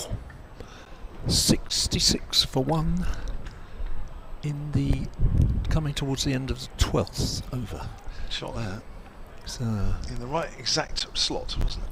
Yes, and they're 2 runs ahead of Duckworth Lewis, which I don't think is going to be needed, even though there are some clouds. This played with that bottom hand, twisting the bat round to push it on the leg side, look for a run, but it's fielded, so there isn't one. Duckworth Lewis is perhaps more use in an indicative way than in terms of the prospect of weather today. Better than that other thing that was showing in one of the games that we saw. Holland bowls, that's straight, gully fields. There's no run. What was that other thing that reckoned 85% Yorkshire going to beat us or something? The wind predictor. Oh, it was something like that. I think it had a particular name. I can't remember what it was called now, but it was generally hopeless. So I think Duckworth Lewis is at least indicative of where you would like to be at this stage of proceedings. So you didn't like the wind predictor then, Dave? Yeah, I can't remember what it was called. I remember. I think I sent you a daft message about it, pointing out. What is this? Yes, saying something like, yes. It was one of those games where there was the wasp. That was it. What wasp? Yes. Yeah. Still, you've only just learnt the 100, Dave. Here comes Barker, driven by Jones up to mid-off. Throw comes in from mid-off, misses the stumps, misses the backup fielder as well, but Prest is backing up, or the backup number 2. Yeah, Prest. Yeah. So the 100 was enough for you this season. What's for you next season? Yeah, I can't do too many new things at once. Yeah. Was Wasp around in the 60s? No, I don't remember it. No, you don't remember. No. Somebody said that to you then. You'd have ducked. Yes, I don't think it was. 67 for 1 at the start of the 13th. Here's Barker again. Roderick flicks that away on the leg side, down towards fine leg. One bounce to Brad Wheel. Not in control of that. Actually, I was talking earlier about being at the Victorious Festival yesterday, and one of the bands that was on, I didn't see them, one of the bands that was on was called Divine Comedy, and they made an album called Duckworth Lewis, or the Duckworth Lewis Method or something. I can't remember. Right. They're quite quirky, quite a quirky bunch. They make kind of odd titles now. But I'd had enough of Duckworth Lewis by then. Rob Jones on the back foot steers that to mid-wicket. Yes, you were saying about the pace options, and if Wheel is not doing the business, that's kind of interesting. Will he turn to spin quite quickly? I mean, they're still in that power play, so. Yeah, as well as Baker bowled, I didn't really see anything turn. When I say the power play, not on the first one, but no. The second one, which has a long way. Well, spinner's going to have to bowl in this second one, so that's okay. It's Barker again, runs towards us. Round the wicket again to Rob Jones. On the back foot, steers that past a diving Fletcher Middleton. Down towards backward of point. And the throw comes in from Albert. Taken cleanly by Ben Brown, but Jones picks up 2 more. And Worcestershire on to 70 for 1. They'll be happy where they are here in the 13th. Yeah. Keeping that run rate required below 6.5. It's a fraction below 6.5 from here on in. It's been hovering around 6.3, 6.4 for a while now. Certainly is not increasing, which is of course something that Hampshire want it to do. They're scoring at 5.5 at the moment as Barker comes in. Jones pushes that out to point. Middleton diving this time, does pick it up. No run, gets a round of applause from the crowd as well. So I'm just looking around. When I was looking at the temporary stands that are still here, they must be left here for. Of course, they were here for the 100, but I think there's a game, isn't there? International, isn't there, coming up here soon? New Zealand? Yeah, I think so. Is it a women's international game? No, that'd be Sri Lanka if it was. It's the men that are playing New Zealand. I'm not sure actually there is one of those. Okay. I'll have to have a look in a minute. Jones steers that again, this time almost straight to Fletcher Middleton, who picks it up. End of the over. Barker's gone for 29, picked up 1 wicket off his 7, and Worcester is 70 for 1 off 13, needing another 237. There is an international here somewhere along the line. I'm not sure if I wrote it down. Yes, oh you're right actually. Yeah, there is a game, the men against the New Zealanders. Yeah, on the 10th of September. You're right, Dave, Sunday. Yeah, 2 weeks today, That's right, sorry. We've got a championship game next Sunday starting against Somerset. I just saw Nick Gubbins have a chat to Keith Barker, who sometimes bowls all the way through, but is not going to bowl all the way through because he's signalled to Brad Wheel. I think Brad Wheel will bowl the next one at the far end. We're now watching Ian Holland at our end, the hotel end. And that's just clipped up to mid-on, and they take a fairly easy single. Roderick goes up to 28, and Jones is on 37, not out. So yeah, I think Brad Wheel will have another go at the other end, whether the pitch will suit him better there, whether he'll hit his stride, we shall have to see. Here comes Holland. Jones, bat aloft, wallop, and it's square on the offside. Goes out towards the boundary, it's fielded, they take a single. Jones moves on. He's going at 90 and runs per 100 ball. Roderick is over the 100, so they're certainly getting on with it. And Holland conceding at 4.8, which is more than he has been in this competition this season, but he keeps that tight. No run there, just played up on the onside. There's a man out, a fairly square long leg, and a man at square leg on the boundary. 2 on the offside. Boundary, cover and third man. 3 in a row on the offside. Holland gives him some width there, which he's able to hit, and they come back for 2 and they get there safely enough. Throw comes in. Holland can't quite stop it, but the man backing up Can. So 2 runs to Roderick, who is into the 30s now. For some reason Jones has faced 13 balls more than Roderick, even though he came in afterwards, but they're both in the 30s now, and 74 for 1. And here's Holland again. And well, that was interesting. Roderick first of all walked outside off stump and then tried to help it round. It wasn't really a sweep shot, it was trying to help it round on the leg side. And there was a shout from Holland for LBW. I suspect it was outside the line. Way outside. Yeah. So Albert comes up inside the circle for the last ball, and Jones it is, and he plays it to mid-off, and they come through for another run. So end of the over, 76 for 1, 14 bowled, Roderick 30, Jones 39. At the same stage, after 14 overs, Hampshire were 74 for 2.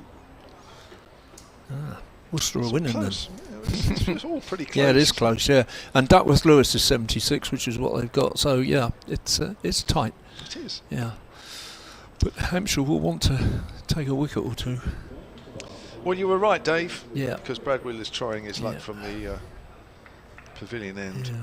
Expensive from this northern end. 2 overs, none for 21. And Hampshire really do need a decent spell out of him, because the seam bowling options are very thin with just Barker, Holland and Brad Wheel in the attack. As he comes in and bowls, that's pulled away by Jones down to fine leg. So not a great start, that delivery. No. I mean, there's also the worry about who's going to bowl the close. Well, assuming there are closing overs, it might be that Worcester simply race away. But with only 3 seam options, I mean, Keith Barker's already bowled 7 of his 10. Yeah. Holland's bowled 5 of his 10. So Liam Dawson is also limbering up. So we might see Liam Dawson at this end next over. His Wheel bowls, and that's hammered away on the leg side, and that's 4 runs from Gareth Roderick. Well, Brad Wheel's got a real problem, and so's Nick Gubbins, the captain, because at the moment Brad Wheel's being picked off, and on the team sheet he'd be one of your main bowlers. So he's got to get this right. He's only bowled 14 deliveries and he's gone for 26 already. 81 for 1. Roderick moves on to 34. That's from just 31 balls. As Wheel comes in again from the pavilion end, and Roderick steers that down to third. That was quite a straight delivery. Gave himself a bit of room, Roderick. Moves on to 35. You've mentioned the 2 young guys in the England under-19 side. There's also, of course, missing Scott Curry. Now on Tuesday, Scott Curry was unfit, as I understand it. So, yeah. And I simply don't know today whether he was considered, whether he was fit, whether he's been omitted. I got the feeling he wasn't confident about being fit for this one. Okay. The brief chat I had with him, he's got a foot injury, isn't he? As Wheel comes in again, that's better. Jones just pushes it back to him. And there is no run. Yeah, I think he's some sort of heel or something about his foot. And when I said to him, how was it? And I just got the feeling that his answer, he wasn't confident about being fit today. I think he thinks it might be a bit longer term than a bit more longer term than that. I think it's when he jars his front foot down, or his, and it might be bruised or something like that. Anyway, which those things do tend to be quite a while. Trying to give himself some room, just finds Fletcher Middleton at back with a point this time. Of course, it might be that there's not much cricket for him to play for the rest of the season. He hasn't been featuring in the championship side, and it depends how much progress this team makes. You know, if they win today, then they've got another game on Tuesday. If they win that, they've got a final a couple of weeks later. But if they don't win today, that's the end of the white ball season for Hampshire, and that would be the end of a season for quite a lot of the squad. That's right. Here's that Wheel. Jones cuts it past the diving Fletcher Middleton. This could go all the way unless Albert gets there, which he does. Down at third, just pushes the ball back in play. It was never out of play, but you know what I mean. Further into play. 84 for 1 and 15 overs are gone. 2:23 needed. 8 from that wheel over, which slightly better than the previous 2, but not quite what the skipper ordered, I think. Now, Gubbins is stood at the bowler's end, this end. Brown is on his way, making his way up, and is going to wear a helmet, and that's part of the indication that Liam Dawson is going to bowl from this end. We were saying earlier that he hasn't played in a 50-over game, at least a county game in this country, hasn't played in a 50-over game since 2019.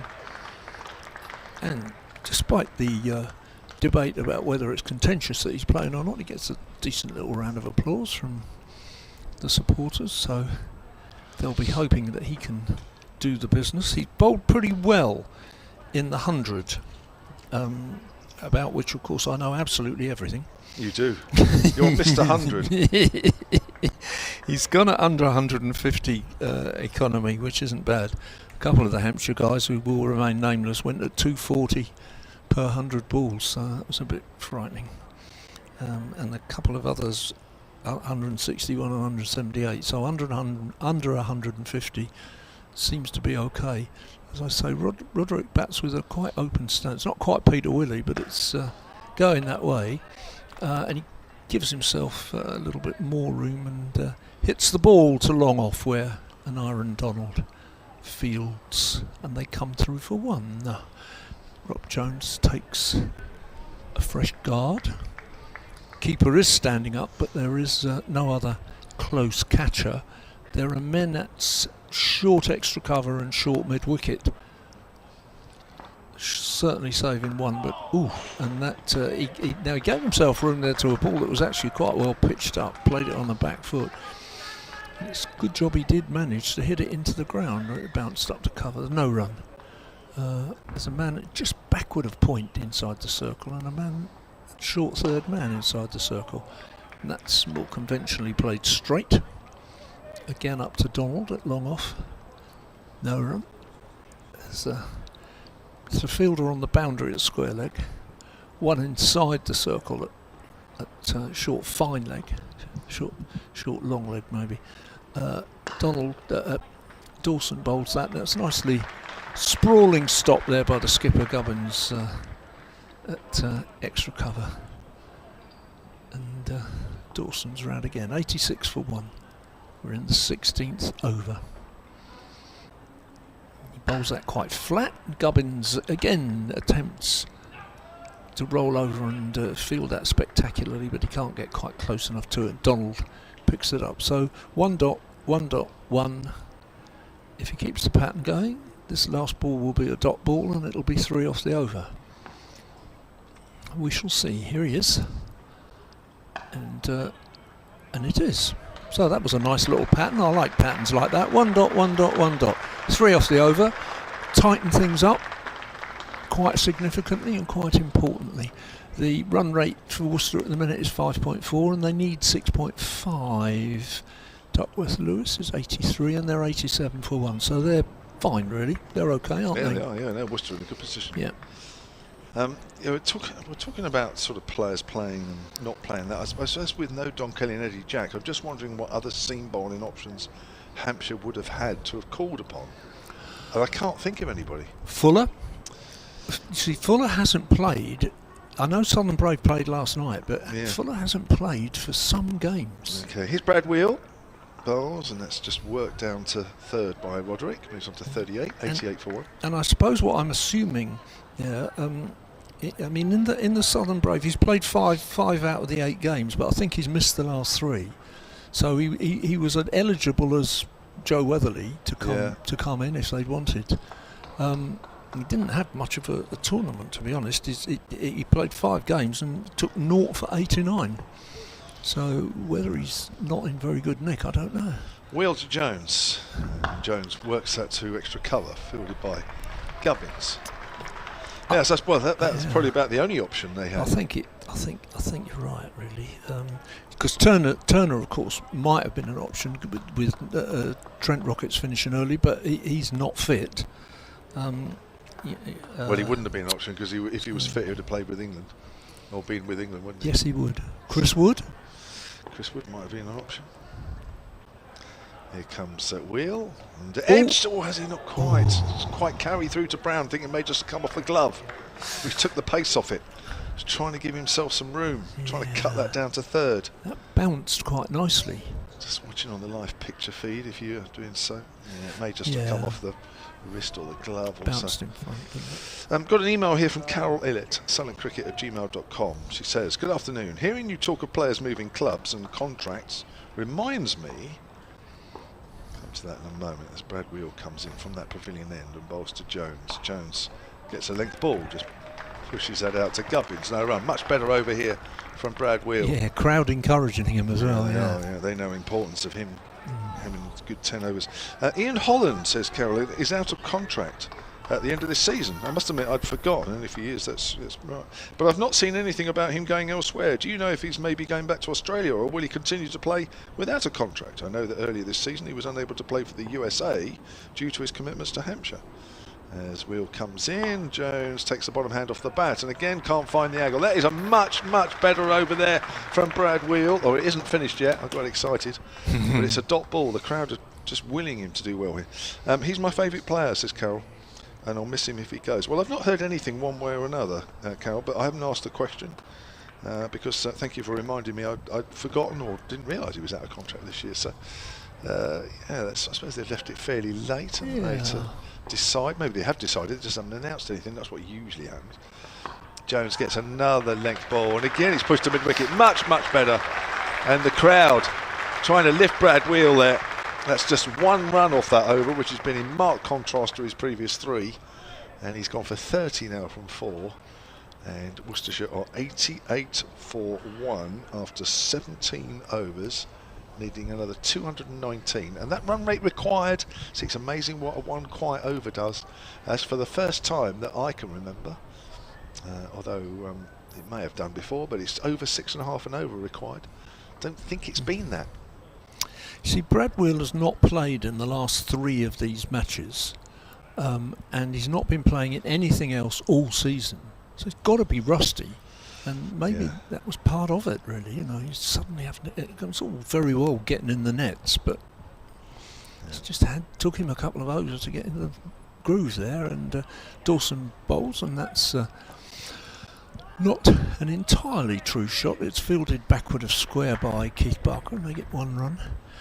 I'm not convinced that Holland's contract is up, and I think somewhere I've got a list. So I hope, was it Carol, did you say? Carol Illett, well, Carol, I hope you're going to keep listening all afternoon, and when I'm next off air, I'll go and have a little route round, see what I can find. Dawson bowls again, and Jones uses his feet there, plays it to long off, where there is a man without anything on the back of his shirt, and I'm not sure which 12th person that is. It might be Dom Kelly. That's hit out on the onside, and it comes up to Toby Albert at long on, and again it's a single, so they go up to 91 for 1 in the 18th. Single off every ball so far, but we've got a 12th man on for sure. And I think it might be Dom Kelly, as I say. And whoever that man is that Dom Kelly? I don't know. If Jo's listening, she'll tweet us in a minute. I know she's here because I saw her at lunchtime. Yeah, and she'll tweet us and say, don't be silly, Dave, it's not Dom Kelly. You know who it is, and it'll be somebody I've never heard of. He normally plays for the academy. I don't think he plays in the 100, whoever he is. And that's a very good shot. Through cow corner, 4 runs. For Roderick, up to 96 for 1. Yes, 96 for 1. So Brad Wheel's tightened things up, and Liam Dawson's become more expensive. I'm just seeing a thing here that says he signed a contract extension until the end of the 2023 season, Ian Holland. Which is now.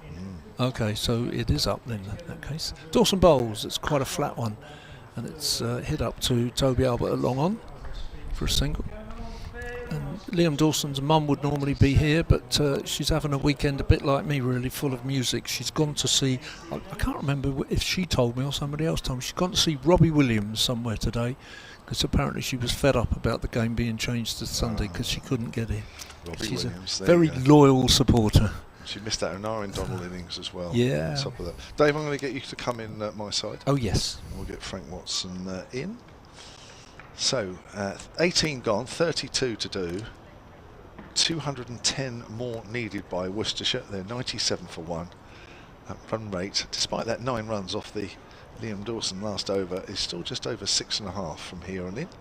They're scoring at just under 5.5 as Wheel comes in. Roderick drive down the ground, 4. Lovely straight shot there from Roderick. And that's the 100 up for Worcestershire at the start of the 19th. Good round of applause from this home crowd for the 100 up for the visitors. And Roderick moves on to 49 off just 41 deliveries. Worcestershire need another 206. As Wheel comes in and bowls, Roderick pulls that away on the leg side. This is more runs, and that is 4 more. So we had 1 good over from Brad Wheel. I'm afraid it looks like we're back to what we saw in the previous 3 from Brad Wheel. And that's 50 up for Gareth Roderick off 42 balls. And that includes 8 4s.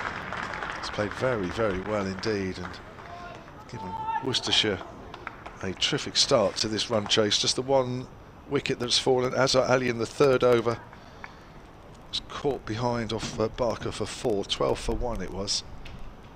These two approaching 100 stand here as Wheel bowls, and that's more runs on the leg side. That'll be a single. 106 for 1 here, Worcestershire, and Roderick moves on to 54. Now it came together when the score was on 12. So a partnership which is giving Worcestershire Frank Watson a good pace, good base on which to launch from. Yep, played pretty well, these two. Roderick gets lucky there as well, Jones, doesn't he? Looking to bat that one away on the offside bottom edge, down past the stumps, and picks up another single. But yeah, going along quite nicely at the moment. Still a long way to go, but these two putting together a decent partnership. 95 they've added so far. As Wheel comes in again from the pavilion end and bowls, and Roderick plays a controlled little dab down to 3rd man for another single. Takes him on to 55. Rob Jones 46. Fairly even-handed partnership. Jones had a little bit more of the strike. He's faced 58 balls. Roderick's faced 44. Wheel racing in, bowls pretty quickly, and Jones cuts uppishly, but again in controlled fashion, down to 3rd man, and picks up another single, and he keeps the strike. 47 to him, 55 to Roderick. End of the over. 109 for 1 Worcestershire off 19 overs, and ahead by comparison, because Hampshire at the same point were 94 for 3, but then we did have the O'Neill Donald assault thereafter. Yeah, I think though, Frank, Worcestershire will be feeling pretty comfortable at the minute, pretty content with the way things are going. And Liam Dawson, 2 overs, 0 for 12. First one went for 3, but the second one for 9. He's coming in again to start his 3rd over now, and Jones uses his feet. 2 men converge on it, and Toby Albert it is who Tom Prest leaves it to Toby Albert, just throws it in. Liam Dawson can't quite stop it, but they come back for a 2nd run. So Rob Jones on 49, poised to follow his partner to a half century. Dawson bowls, and Rob Jones gets it. Dawson sprawling, attempting to cut it off towards mid-on. Doesn't get there, and Toby Albert does it. Rob Jones acknowledges the applause. And the 100 partnership as well. So, maybe both of these innings are going to revolve around key partnerships, because this is certainly a very effective one. It's Dawson to bowl, who hits that to mid-wicket, no run. They're wearing light blue helmets, not green, Frank. No, these are the T20 helmets. Oh, okay. The Rapids. Oh, okay. Helmets, yeah. Is that what it is? Yeah. That's driven quite nicely out to long off, just for. Yeah, they've remained as the Rapids for this competition. Oh, as have they? are for the Blast. Oh. Once some counties have adopted their T20 personas, and others haven't. Oh, I see. Dawson, that's hit more firmly, but in almost exactly the same place, and it's another single. I see. So they are today the Worcestershire Rapids. They are the Rapids today. Yeah. Somebody asked me recently why Hampshire were Hampshire and not whatever with the Hawks or whatever. I don't know. I said because we've been Hampshire since. And that's a false shot by Roderick that looked for a moment as if it had bowled him, but Dawson looks disappointed, but it hasn't. And I said, yeah, well, we've been Hampshire since 1772 in first-class cricket, so it doesn't trouble me terribly that that we retain that place, that name today. But there we are.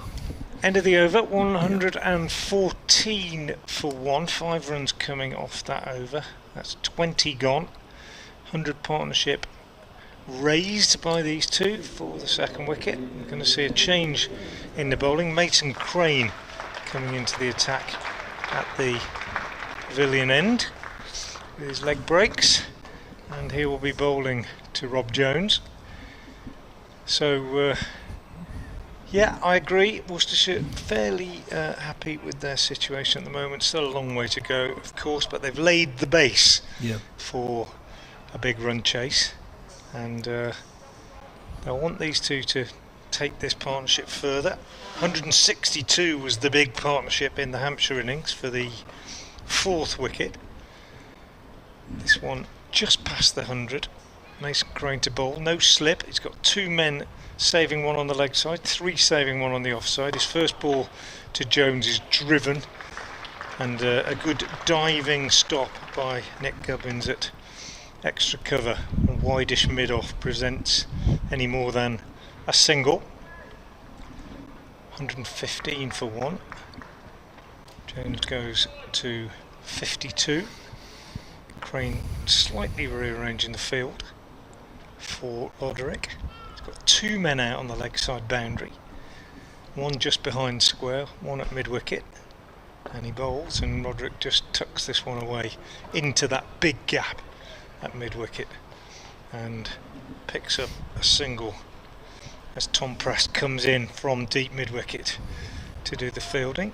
He then goes out to deep back at square leg, and Aaron Donald goes to a more conventional mid wicket for the right-handed Jones, who likes to work it into that area, but this one is wide outside the off stump and he drives it through extra cover, and he'll come back for 2. Good running. They've run well, these two, taken a lot of what would appear to be risky singles to mid-off, but they're so quick between the wickets that they have got home pretty comfortably every time, and 2 more runs taken there.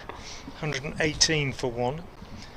Crane in again, bowls, and Jones goes big on the leg side over mid wicket, gets the bottom hand in, and that is a boundary for Rob Jones. Takes him to 58, and he overtakes Gareth Roderick, and it's 122 for 1. Worcestershire now in the 21st over. Bit of a quandary for Nick Gubbins now, because he's not got a bowler this afternoon to turn to just to tighten things up yet. Crane again, bowls, and Jones goes again on the leg side. This time he'll only get 1 because he's picked out fielder out there, Tom Prest, and they go through for a single, which necessitates that change in the field again. Donald going out to deep mid wicket.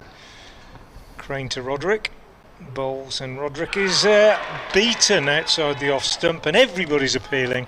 They're appealing for a stumping, they're appealing for a catch. Neither umpire raises the finger. just a good dot ball that turned past Roderick's outside edge. End of the over, 123 for 1. 9 runs came from it, 21 overs gone. Brown turns at the square leg umpire, appealed for a stumping, which clearly wasn't getting, and immediately wheeled round and appealed to the other umpire for a catch, which was not quite convincing really. But it was a good ball, but it means that Crane has gone from 9 from his first over, and the run rate is almost, the Worcestershire run rate is almost up to 6, and the required rate is 6.3. I keep saying Duckworth Lewis can be indicative of sorts. Well, Duckworth Lewis is 105 and they're 123 for 1, so again, Worcestershire pretty comfortable. Anyway, it's spin to continue, which at least moves the game along fairly quickly, and Dawson it is coming into bowl. He bowls, and there's just room there to play that down to long off by Jones, who goes on to 60. 124 for 1 on 183 to win and secure a Derby Cup semi-final for Worcestershire. That's short of a length and quite flat, and it's just pushed with no particular effort out on the onside for a single. So 2 singles from the first 2 balls. Dawson bowls again, and this time's hit square on the offside by Roderick. 3 singles off the first 3 balls. Bright sunshine now, and it being late August, the sun will begin to drop in the sky, and it will then blaze through our open windows. As Dawson bowls again, gives that one a bit more air, but the shot, not quite the same shot, but the same position on the field, out to deep cover for a single. It will be the sun will be masked from time to time by the clouds, which are not at all threatening. And well, there's another single now, but Jones didn't get that right at all really. Luke used his feet, had a bit of a slash out on the offside, got an under edge, and it ran down to the man at fine leg inside the circle, Keith Barker, who fields it. And 5 balls, 5 singles.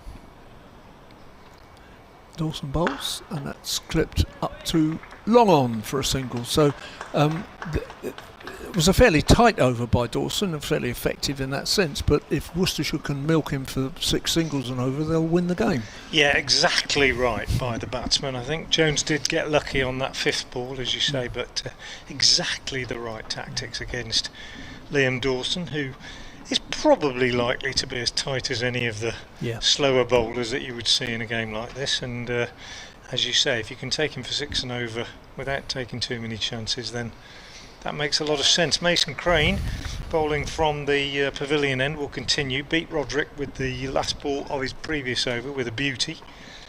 And comes in now and bowls, and Roderick is working this one away on the onside for a single.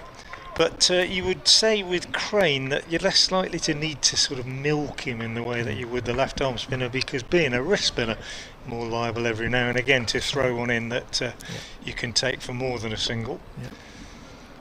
Crane in again now, bowls to Jones, and there is one that's wide outside the off stump, and Jones just drives it up to long off. Keith Barker is the fielder, and they take a single. The thing with Crane is that Hampshire will think that he's more likely to get the wicket, but he will go for a few more, and you might play some more shots at him.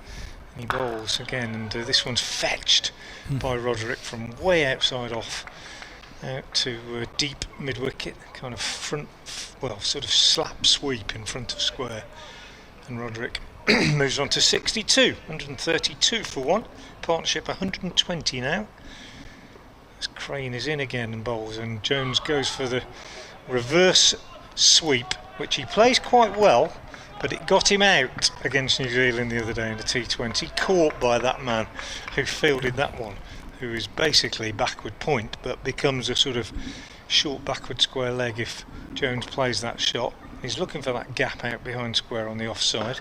Goes more conventionally this time, straight up the ground to Barker at long off, and Crane 2 is restricting the batsman to just singles at the moment, which is decent, but they do need a wicket. Crane bowls. This one's quicker, flatter, turned by Roderick on the leg side for 1. End of Crane's over. 5 runs came from it, 135 for 1 off 23, needing 306 to win.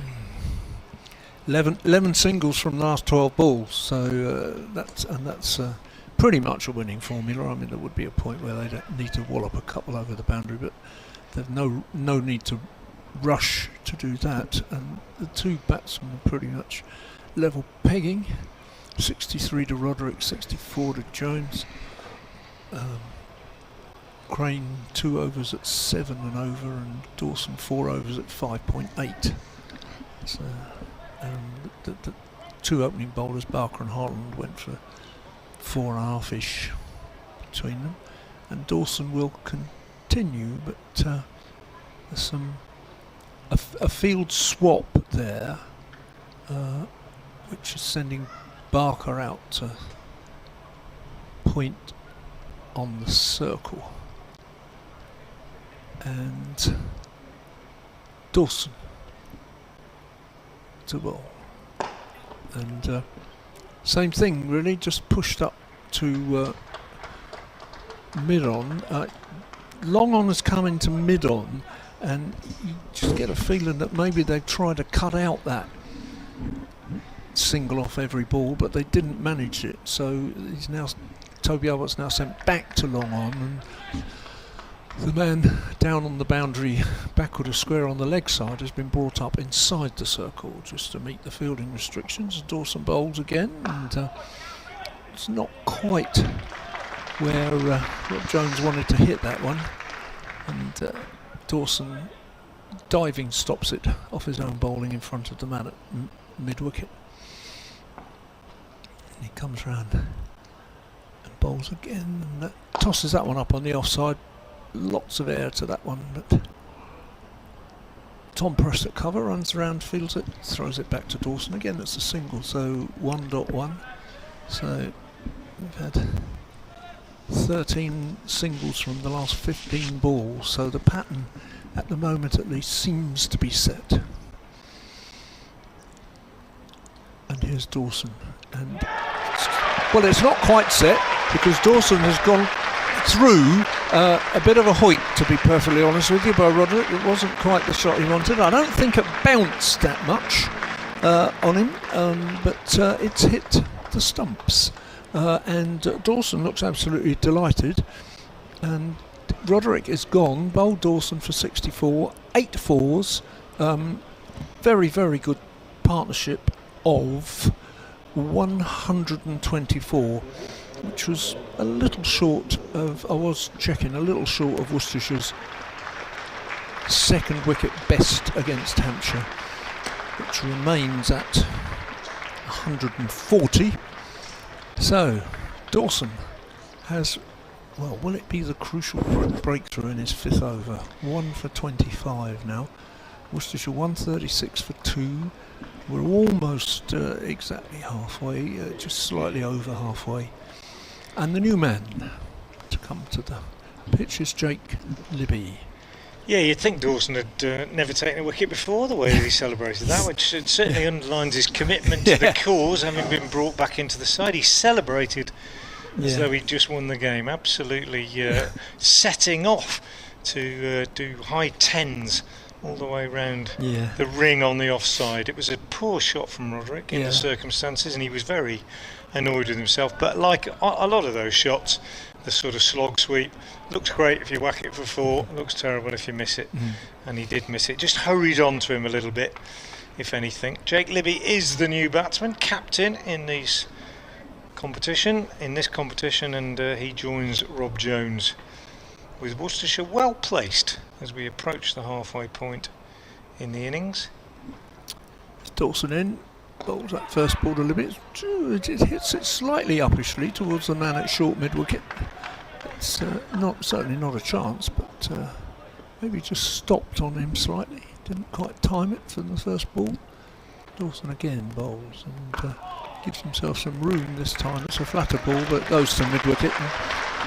The Hampshire crowd obviously pleased that one of their long-time favourite, well in fact their longest time favourite, the longest serving member of the Hampshire side these days, Liam Dawson, has what might be a key wicket, 136 for 2 at the end of the 24th over. And Mason Crane to continue from the pavilion end of the ground. If you're just joining us and you don't know what's happened earlier today, Hampshire 305 for 9 in their 50 overs, and Aaron Donald 115 of those off just 73 balls. Half century for Ben Brown, and also an attractive 41 from Fletcher Middleton. 2 wickets each for Pennington, 2 for Van Beek, 2 for Baker.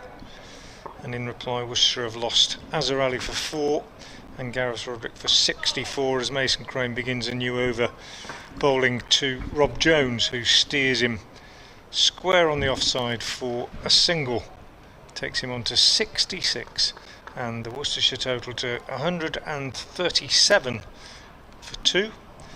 306 the target, and the sun out at the Aegeus Bowl as Mason Crane comes in from the pavilion end. Bowls to Libby, who's not yet off the mark, and he just pushes this one out square on the offside, and he's still not off the mark as the fielding is done by Liam Dawson.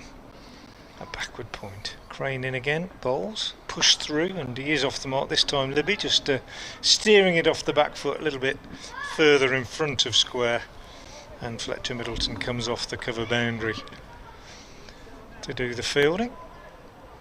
Jones on strike, 2 men out on the leg side boundary, and he drives through extra cover, which for some reason gives Mason Crane reason for excitement. Throws his hands up in the air. Maybe he thought that he was going to get underneath that one and lift it to the fielder at extra cover, but it was all along the ground. Single taken. Crane again is in, bowls. This one, well, quicker, gave it a real rip, that one, dropped it a bit short, turned a bit, and Libby on the back foot could do nothing with it, just pushed it away on the offside. No run. Man goes out a bit deeper for Libby on the leg side as Crane finishes the over by giving him a single, which I think was probably all part of the deal. Means Libby keeps the strike, the new man. He's now on 2, and at the end of the over 4 runs came from it. 25 gone, we're at the halfway point, and Worcestershire are 140 for 2. Yeah, overs being bowled quite quickly, as you might expect, with Crane and Dawson in harness. Rob Jones is calling for something. It's like one of those tic-tac men on the might be race course. Something as simple as a drink, I think. It could be, yeah. Well, Dawson's going to bowl with both long on and long off inside the circle at mid-on and mid-off to Libby, and despite which the ball is a bit short and outside off stump, so he can play it square on the offside and take a single, and that puts Rob Jones on strike, and those two guys come back to the boundary. Shadows quite clear on the turf now, with the sun not blazing down but certainly bright enough as Dawson bowls, and that's hit to cover. And now I'm just waiting to see, because I'm not sure what Rob Jones was doing there, whether he was waiting for the umpire to confirm. Anyway, he has confirmed. Rob Jones has holed out to the man at short extra cover, which was Nick Gubbins, I'm fairly sure. It was a diving catch. Dawson has struck again. I don't think Jones was standing there thinking, what an idiot, and why did I play that shot? I think he was just waiting for the umpire to confirm that the ball had held up and that the catch had been held properly. Yeah, I think he was definitely just waiting to see confirmation that it had carried, which is fine. Gubbins fine. Diving forward to take the catch. I think it was Gubbins, and scoreboard's decided not to tell us. Important breakthrough from There it is, Colt Gubbins Dawson, yeah, 67. who's picked up his second wicket in quick succession, and that has really derailed the run chase. Just exactly what happened when we saw earlier today that big partnership ended. We've got 2 new men at the crease. Kashif Ali that's the coming crucial out thing for me. to join Jake Libby, and it's going to be a test again now for Worcestershire. They've got to try and keep the momentum going at the same time as re-establishing a partnership. So good stuff from Liam Dawson, 141 for 3. Yeah, I think that's the crucial thing for me. That I've got to go. I'll keep talking until Kevin joins you, and then you can come in over on this side and I'll go off for my update. So Dawson will bowl to Kashif, who has been in very, very good form in this competition. I am touching wood of some description as I say that, and Kevin's back to talk you through it as I go off to do an update. So Dawson, who's picked up 2 big wickets there, half shout for an LBW as he's forward there, Kashif Valley.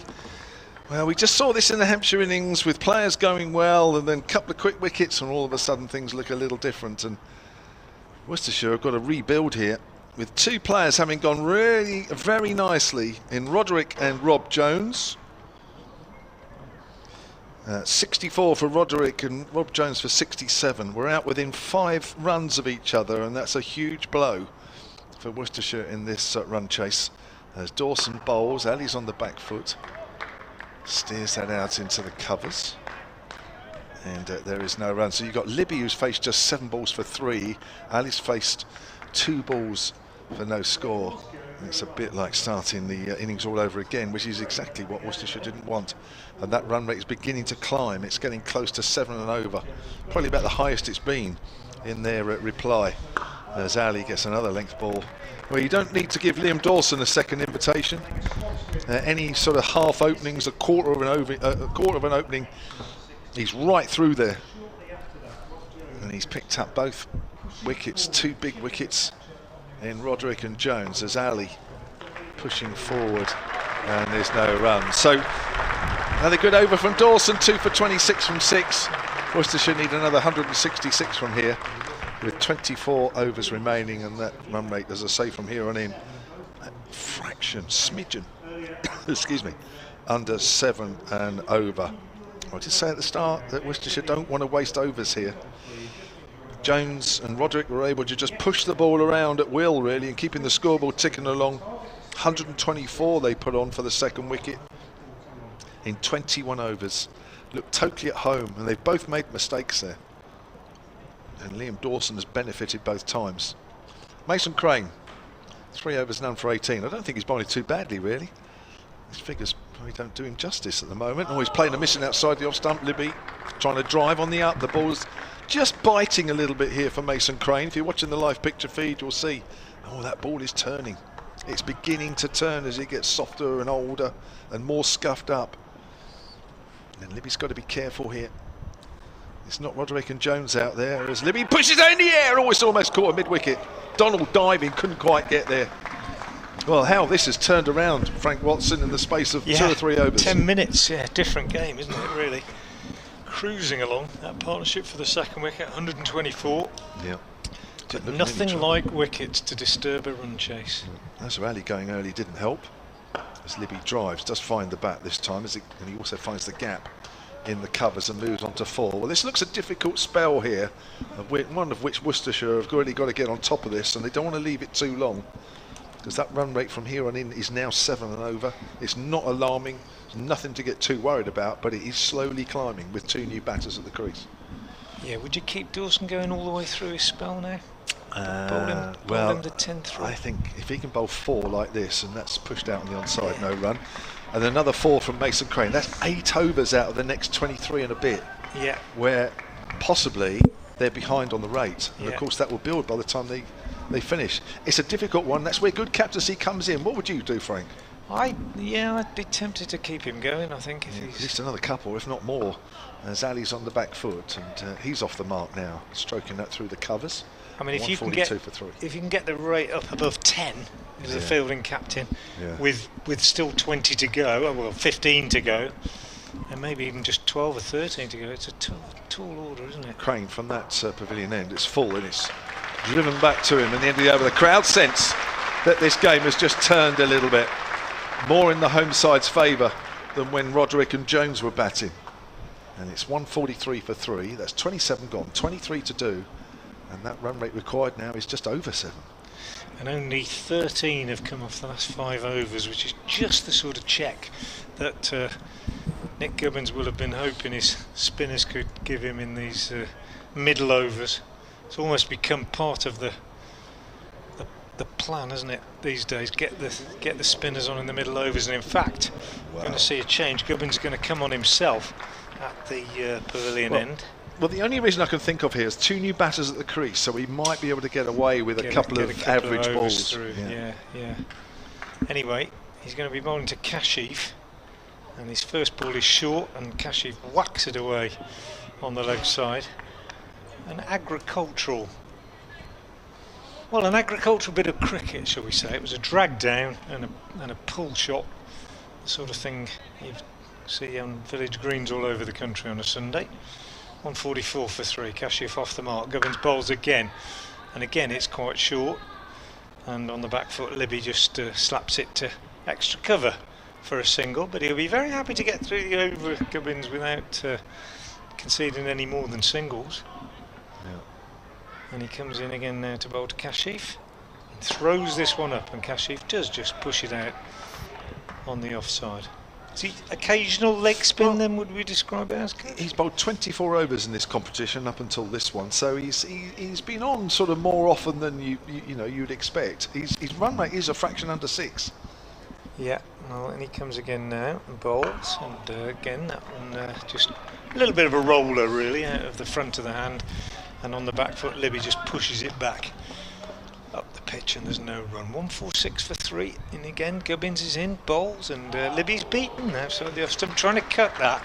Had he done so, I can see what he was trying to do, because it was a bit short and wide. Had he done so, he might well have found the boundary, but he missed it, and it was taken by Brown. So here's Gubbins again, bowls, and again it's short and wide. This time Libby does cut it, but straight to the fielder out on the boundary. So a very respectable over, conceding just 4 runs from Nick Gubbins. He knows exactly what he's doing, and it's 147 for 3. Worcestershire have become becalmed, shall we say, since Roderick and Jones's partnership has been split up, and they need something. And they need to just pick up the scoring rate a little bit now. They've got Kashif out there, he's the man to do it, but he is more comfortable, I would say, hitting seam than spin. Mason Crane will continue from the pavilion end then. 4 overs, none for 20. He's going slightly less than the required rate. So as long as you've got bowlers on from a Hampshire point of view that are going for less than the required rate, that's okay. So, got a deep mid-wicket. There's Crane as Libby drives, it's in the air but it's in the gap on the offside. Moves on to 7, does the Worcestershire captain. 148 for 3. Libby's averaging 65 in this year's competition, so I'm not sure he quite looks as confident as that out there at the moment. Maybe that's the situation. That's there's just a little push up to mid-on there as well, and Ali was very aware that he shouldn't be playing across the line too much. Just sort of tried to hold the shape a little bit as it went up to mid-on. It was tempting for him to close the face of the bat, he didn't. As Crane comes in again, you just get the feeling that Crane and Dawson were just feeling this is being squeezed. That's a nice shot through mid-on, it's gone through wheel, and that is 4 runs, a welcome boundary for Worcestershire. Nice timing there from Ali. Yeah, I told you how well he played the other day at Derby when he made 88 off 36 balls with 8 4s and 7 6s. It was an extraordinary innings. So he's another man that Hampshire don't really want to be hanging around. 150 up for Worcestershire as that's down the leg side. Now that's off the pad maybe, or is it off the pad? It's certainly travelling a bit. It's going for 4, and that is off the pad. So 2 boundaries and 2 balls which Worcestershire won't mind that too much. 152 for 3. And I don't want to put the mockers on him, as it's so easy to do. But I interviewed him after that innings, I just asked him one question. His response was very interesting. Gets an edge as it goes down to third. They'll take a quick single as Albert dives into that one. I said to him, "You don't appear to suffer from any nerves. You know, you just go out there. You just go out there and play your shots." He's a late arrival in the county game, as you know. Yeah. And I was quite surprised by his response. Crane bowls. Libby works that into the gap on the leg side for a single. Moves on to 8. 158 for 3. He said, "No, I don't." No, he said, it's pointless being nervous. He said, I just can't see the point of it. It's kind of, you know, if you're nervous, you won't play your shots. Just go out there and play. And whether he meant it, whether he really feels that way, I don't know. But just quite refreshing to hear that, because so many players do get kind of, we've all known them, Kevin, get completely hamstrung by nerves, freezing in the moment. Kashif doesn't do that. He does occasionally, as you saw in the blast here, he does occasionally play recklessly, but refreshing. I thought refreshing approach. 158 for 3. Gubbins starts his second over, and he's bowling pretty tidily at the moment as Libby just pushes this one out on the offside, and there's no run. 11 came from that previous over. 30th over now. 306 the target. Gubbins bowls, Libby drives, doesn't really time it, off the back foot, picks up a single. It's a good little period for Hampshire now. They're really squeezing, I think, and if they pick up another couple of wickets now, I think Worcestershire's run chase could subside. That said, if Kashif can get going, he could get Worcestershire back into it. Tries a little run down to third man here, and the ball fizzes past the outside edge to be collected by Brown behind the stumps. No run. Gubbins again doing a good job so far. Bowls, and Kashif drives off the front foot. Just a single though. Square on the offside. 160 for 3. Definitely, in my experience, Kashif prefers the ball coming on. Well, most batsmen do, don't they? Which is why, as we were saying earlier, in the white ball game at the moment, the good spinners have been probably the most effective bowlers, haven't they? This one is cut away by Libby for a single, but Gubbins will be more than happy to be milked for ones at the moment. In his second over, he's only conceded 7 so far.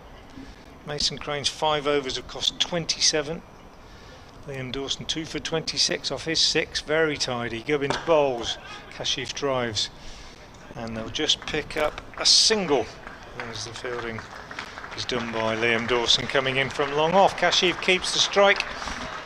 Warm applause from the Hampshire faithful, who recognise that Nick Gubbins is doing a tidy little job. He's bowled 2 overs for 8. It's 162 for 3 off 30.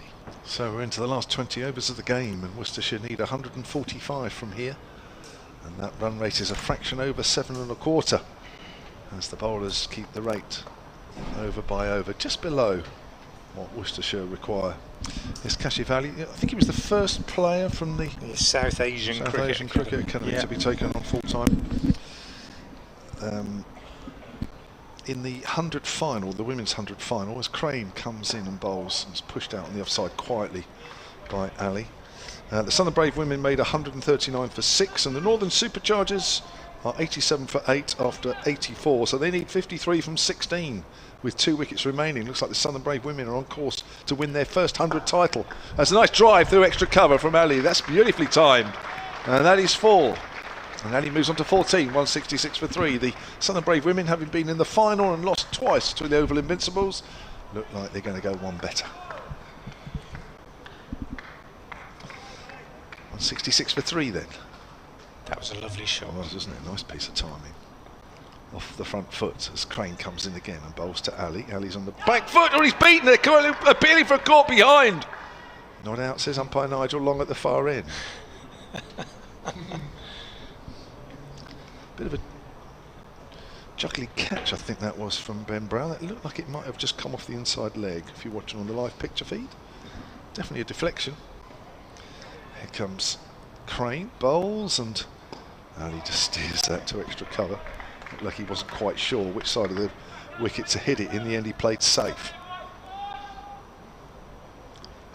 2 balls left of the 31st. Partnership beginning to build between these two. Early days as Ali pulls that away on the leg side. It will go out to Prest at backward of square. Ali moves on to 15. That's come off just 20 balls. Libby has 10 off 20 balls. Trying to build another partnership after the Roderick Jones partnership was ended, which was a good one from Worcestershire. That's turned off the straight on the leg side by Libby for a single, and that ends Mason Crane's 6th over. He has none for 33. Worcestershire are 168 for 3, needing another 139 from here from 19 overs, and that run rate just hovering above 7.25 from here on in. The Roderick Jones partnership sounds like a solicitor's, doesn't it? Accountant. Yes. Yeah. It was anything but boring. It was. I was a keeper, you know, Kevin. I don't think when I've taken, appealed obviously hundreds, thousands of times. Don't ever remember taking a catch and charging down the pitch at the umpire like Brown did on that occasion. How times have changed. I just wonder what it's like as an umpire. As Gubbins bowls and Libby edges this. Well bowled by Nick Gubbins, edged down to third man, no run. To have the key on that occasion. How times have changed. I just wonder what it's like as an umpire. As Gubbins bowls and Libby edges this. Well bowled by Nick Gubbins, edged down to third man, no run. To have the keeper charging at you, waving, because I always wonder if it's kind of suggests you're trying a bit too hard. You're not sure, so you're appealing just a little bit too hard for that one. Gubbins bowls and Libby gets a single. Well bowled though, he's bowling to his field, just sliding on, and Libby cutting off the back foot, and they take only a single. I just think if you really know it's out, you don't probably attack the umpire, do you, in that physical sort of way? Not literally, but you know what I mean. Anyway, here's Gubbins again, bowls, and Kashif nicely timed off. That's a lovely shot off the back foot, and it's not going to go for 4, but it's 2. Very, very nicely played, wide of extra cover, and he picks up a couple. Kashif goes to 17 off 21. 171 for 3. Gubbins in again, bowls, and he's forward defensively to this one. Well bowled, played back up the pitch, doing a really good job here, Gubbins. As not a frontline spinner, to be going for just 4 or 5 and over is very good. 2-3 pace run up, that's all. Bowled, a little bit short of a length, flicked away with the bottom hand by Kashif to mid wicket for a single. And Gubbins continuing to do a good job. Sorry, Frank, no, it's my fault. No, you're right, we didn't see much of him in the quarter-final of the T20, but he looks a good player here. Yeah, he can play.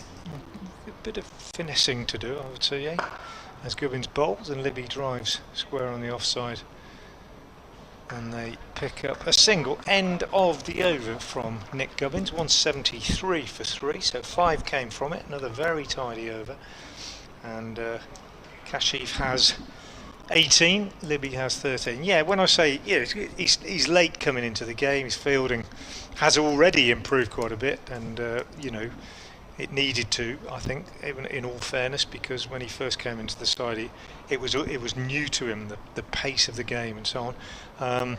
And he's played some cameos. He's played a couple of very, very important innings, and you can just feel that there's a career developing as he learns. He's at the non-striker's end. It's Libby just working it on the onside. He wants a single, but quickly across his Crane, and so's mid-on Brad Wheel.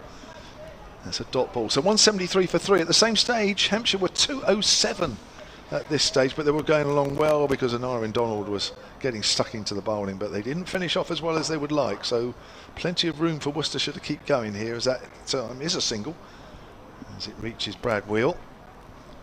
174 for 3 then. Worcestershire need another 133, and we are in the 33rd over, and it's 7.5 and over required from here on in. And he pushes that quietly out on the offside, doesn't trust himself to hit through the ball there. No run.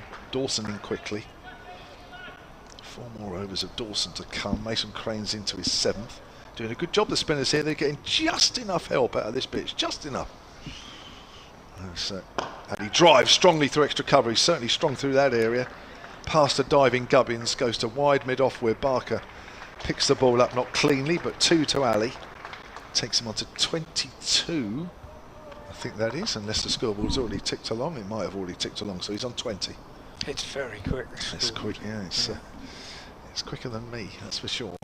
Mind you, most things are. 176 for 3 as Ali pushes that out square on the offside. Again, Dawson's in play. Yeah, but no boundaries coming, are there? Crane's going for just over 5 1/4. Gubbins just over 4 1/4. So these two can certainly keep going. So Ali's on the back foot. Played a little late on that one. Goes out square on the leg side. And he'll keep the strike. Another good over there from Mason Crane. And he's bowled 7 overs, none for 37. Worcestershire are 177 for 3. With Ali on 21, Libby on 14. 130 needed, 17 overs left. Yeah, they need a couple of big overs, I think, Worcestershire, if they're going to get back into it, into a position where they can threaten. But there's still only 3 down. That's what we've got to bear in mind. But these spinners just strangling it a little bit in these overs. Gubbins in, bowls, Kashif goes big over the onside. It won't go all the way, but it will go for 4. He knew that the man mid-on was in, and he had the confidence to hit through that, hit over the top, and he gets a boundary. Goes to 25 off 28, 181 for 3. That's a really good shot, that. Yeah, quite controlled. Gubbins in again now, bowls, and Kashif drives on the offside this time for a single. The other advantage I suppose he's got early in his career is that people haven't bowled at him much, and the analysts haven't got too much on him, so the bowlers are not exactly knowing what's coming. Gubbins again is in and bowls, and Libby, who's struggling a little bit to find the gaps and to find any timing, can only push this out on the offside, no run. He's faced 27 deliveries now, Libby, for his 14. Gubbins bowls, and he picks out the same fielder, albeit with a back foot shot this time. Gubbins doing a great job here, and Worcestershire being tied down in these crucial sort of middle overs. Gubbins again bowls, and Libby giving a bit more room, slaps it away on the offside, but they'll only get a single. So 1 ball left in the over, 183 for 3, and Kashif, well, will he try and keep the strike, or will he try and find the ropes? As Gubbins is into him and bowls, and well, he does neither. He just pushes out on the offside. Not through choice. I think he was hoping he might be able to get a single from it, but he couldn't. So Gubbins coming back really well after that early boundary in the over. Just 6 runs coming from it, which is fine by Hampshire's for Hampshire's requirements at this stage. And it's 183 for 3 off 34. And applause from around the ground, I think, for the news that the Southern Brave women have just won the 100. Your ears are better than ours, because me and Dave looked at each other and said, "What was that?" I was just guessing, really. No, I think you're right. We sort of came to that conclusion, but we weren't sure. Liam Dawson coming back in, so they really are turning the screw now, I think. Yeah, I think Mason, if he bowls another 3 or 4 overs tightly now, picks up another wicket, then I think it'll be a tall order. Not impossible, but it will become very difficult. Yeah, it was, getting harder. So well done to the Southern Brave women at the 3rd attempt, 3rd final. They've finally done it. 34 runs they won by, thank you, Dave. Which I guess in 100 terms is not quite a thrashing, but getting on that way. 183 for 3 then, and that run rate required is slowly inching towards 8s now. It's been climbing steadily since Roderick and Rob Jones were out. In fact, Rob Jones was out in the 26th, Roderick in the 24th. Here we are in the 34th. They're rattling through the overs here, Hampshire. We're not quite 5 to 5, and we've only got 16 overs left in the game. Dawson's just taking his time to start this new over, though. He's switched ends, and he's bowling to Libby. Libby gets one that's gone fine. There should be 2 here, or is there? Yeah, Libby will turn for a second. What's it going to be signalled by umpire Nigel Long? Nothing. Inside edge onto the pad. And Libby moves on to 15. 17, I tell a lie. This time the scoreboard decides to take a little longer to tick over. 185 for 3. Libby 30 balls for that 17.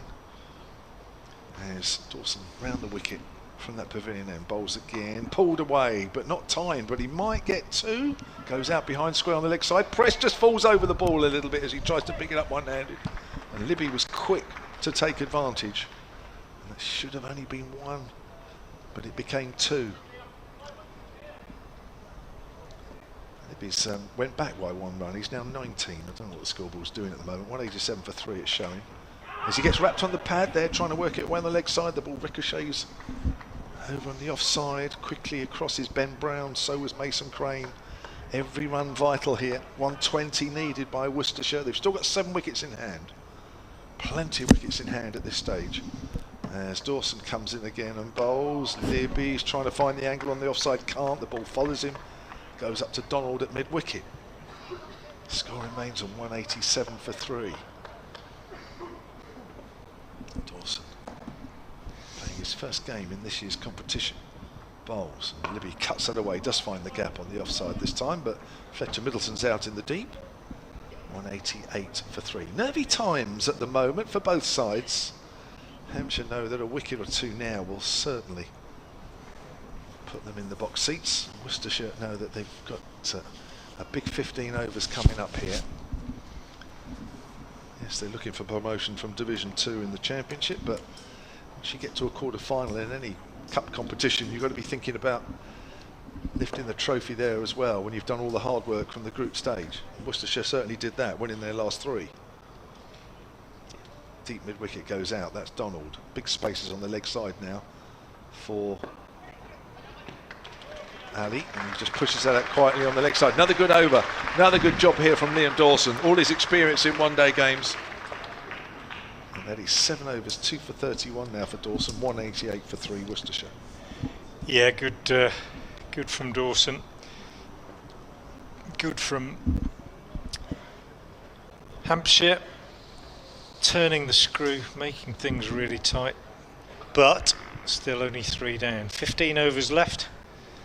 Worcestershire needing 119 more to win. I mean, 119 off 15 in a T20, you'd think, yeah, game on here. Bang, bang, bang, thank you. But slightly different circumstances, and quite a lot of pressure on these two, as Gubbins bowls an absolute beauty. Turned past the outside edge. How's that missed? Brown took the bails off. Actually turned a fair bit, that one. It's just about middle and leg. He's not bowled badly for an occasional spinner, Nick Gubbins. That was a cracker. Of course, Worcestershire, they might just be thinking, I mean, famous last words as Gubbins bowls again and Libby gets a single out to cover. They might just be thinking, you know, if we get to the last 5 and we still need 60 or something, we've got Joe Leach, Logan Van Beek, who can really smash it. You know, if we can take it deep, that's what they say, isn't it? As Gubbins bowls and Kashif drives for a single on the offside. Take it deep, and even if we need 12 and over off the last 5 or 6, we've got a chance. Yeah, definitely. So still very much alive, but at the moment, good work from the Hampshire spin bowlers. 190 for 3. 49 these two. Gubbins in bowls. Libby drives. Put on 50 now because he gets a single out to deep cover. But they've done it without anything particularly extravagant, and it has taken 62 balls. Only 28 minutes, which shows how quickly the spinners have been getting through the overs. Kashif waits as Gubbins comes in and bowls to him, and I knew he'd go big sooner or later, and he's got away with it because he didn't time it, but he's hit it dead straight down the ground. And Donald, coming around from long off, fields it. In fact, it's a good job he didn't really middle it, because if he had, I think it might have been a catch for Donald. It went a long way up. 2 runs to Kashif, goes to 29. Gubbins in to him again, bowls, and that's turned as well, and he's just pushed it out on the offside. Another good over from Nick Gubbins, only 5 coming from it. So 193 for 3 at the end of 36, and the last few overs, 5, 5, 6, 4, 5, 6, 4. Nothing massive. Good stuff from the Hampshire spinners. 193 for 3 after 36. Worcestershire needed 114 to win of 14 overs. And I'll leave you with Kevin James. Go off and do an update. Dave Allen will be coming in alongside me. Gubbins is bowling absolutely superbly, I have to say, as the backup spinner. 5 overs, none for 24. Mason Crane's bowled 7 overs, none for 37, but to be fair to him, his early overs were against Roderick and Jones, who were scoring very freely and playing very, very well, and that was a real setback when they were both out within 5 runs of each other, 136 and 141, 64 and 67 respectively. That was a setback, but these two are slowly but surely getting Worcestershire back on track, and even though they're a bit behind on the scoring, they have 7 wickets in hand. Here's Dawson from the pavilion end again. Libby pushes that to mid-wicket. Donald's just been brought in from the mid-wicket boundary, stops that single. So 114 are needed, and that run rate required from here on in is just edged over 8 and over now. As Dawson comes in, he's in his 8th over here. Libby drives into the ground, takes the pace off it. Another dot ball. Crowd invested in this one, Dave. Let's turn you up. I think, yeah, thank you. I think they really are. We've seen some really good games in this competition again this year. Really good. Good run chases, yeah. Big scores. There's Dawson again, and Libby works that away, slightly aerial, up towards Brad Wheel. Does well there as the ball was bobbling awkwardly just in front of him. Required rate's gone up above 8 now. Yeah, that's right, yeah. Nearly 8.5. 194 for 3. You don't want it to get in above 10s. That's when you want to start to worry a little bit, because this ball is very soft now. Difficult just to smash it out the ground. Dawson just takes his time against Ali. Kashif Ali it is. Goes hard along the ground up to Wheel. Too hard, they can't take a single. On the edge of the 30-yard circle. Azhar Ali was out early on in the 3rd over for 4. It's a big wicket for Hampshire there early on. Kashif Ali's on 29. Dawson, master of these situations. Bowls, throws it wide and misses, does Ben Brown. I don't think it's going to be called a wide. Just seemed to hit the wrong part of the gloves. It's going to be a bye. I think Dawson thought Ali might be coming down the wicket there. He didn't. Ben Brown couldn't get across quickly enough, but he didn't have to go obviously too far because it wasn't called a wide. Last ball of the 37th coming up. 195 for 3 Worcestershire here. As Libby's facing Dawson. Libby works there on the onside as Donald has been pushed back to deep mid-wicket, and it's almost as if they're trying to keep Ali away from the strike. I think they feel that out of the two, that Ali is the one that they worry about more than Libby. I think they feel that they can keep Libby pretty much under wraps. Yep. So Libby would have to start doing something. I think Kashif Ali, they feel that he's got the armoury. Yeah. He's got the ammunition. Well, he's scoring at above 80 per 100 balls, and Libby at below 60 per 100 balls, isn't he? The interesting thing as well is that there are 13 overs left, and even without turning to Tom Prest, he could, the captain who's about to bowl, could get 10 overs of spin out in those 13. He bowls now, and that's off the edge. It was in another attempt to hit that ball straight through, but Libby is not timing the ball quite as well as. And well, they complete 3 runs, so he'd be quite content with that. But it was a false shot out on the offside, just backward of square, and it's Kashif Ali to bowl. Gubbins into his 6th over. He can bowl 10. He might not, but in he comes, and that's again a false shot which just slightly frustrates Gubbins. There, it comes off the edge, goes down through second slip really, and the man on the circle picks it up. Worcestershire up to 200 now in the 38th over. 200 runs in 126 minutes. Gubbins bowls, and plenty of room there, but Tom Prest is out there on the cover boundary, and again they come back for 2, so bit of a more productive over this off Gubbins. There's 6 off 3. The rate at which he's conceding runs has gone up to 5.5. It was down in the low 4s, but he's still doing a pretty good job here. And down comes Libby, hits it out on the offside. They take a single. The shadows are very faint now. It's not an unpleasant evening. It's this kind of silvery grey with patches of little patches of blue sky. Not unpleasant. There is no threat from the rain that was threatened earlier, but not bright sunshine. And Gubbins bowls, and that's a strong arm pull through between mid-on and mid-wicket. Strong arm pull to the boundary for 4 runs. So suddenly 11 from 5 balls. I wonder whether Gubbins might decide that somebody else has got to come and do the job now, because it just seems as if they've decided to take him on. He bowls that one more ball, and perhaps they're content with the number of runs that they've scored in the over. It's just pushed out on the offside, no run. But Gubbins suddenly slightly more, a bit more expensive to say the least, not slightly. 6 overs, 0 for 35. Bowled very nicely, but that last over will have disappointed. And there's a conference now with a number of players around. Ben Brown is talking to Gubbins. I think it's Liam Dawson, certainly Ian Holland. Yes, it is. And Liam Dawson is not going to bowl. Mason Crane is coming back, so there are still overs. Crane has got 3 to bowl still. There are now 12 to be bowled. So if Gubbins has decided he's finished, then Dawson has 2 more, Crane has 3 more. Otherwise, they've got to, well, they haven't got to fine, but they've got to use Barker, Holland and Wheel, the pace bowlers. Exactly 100 to win as Libby cuts Mason Crane out on the offside past cover.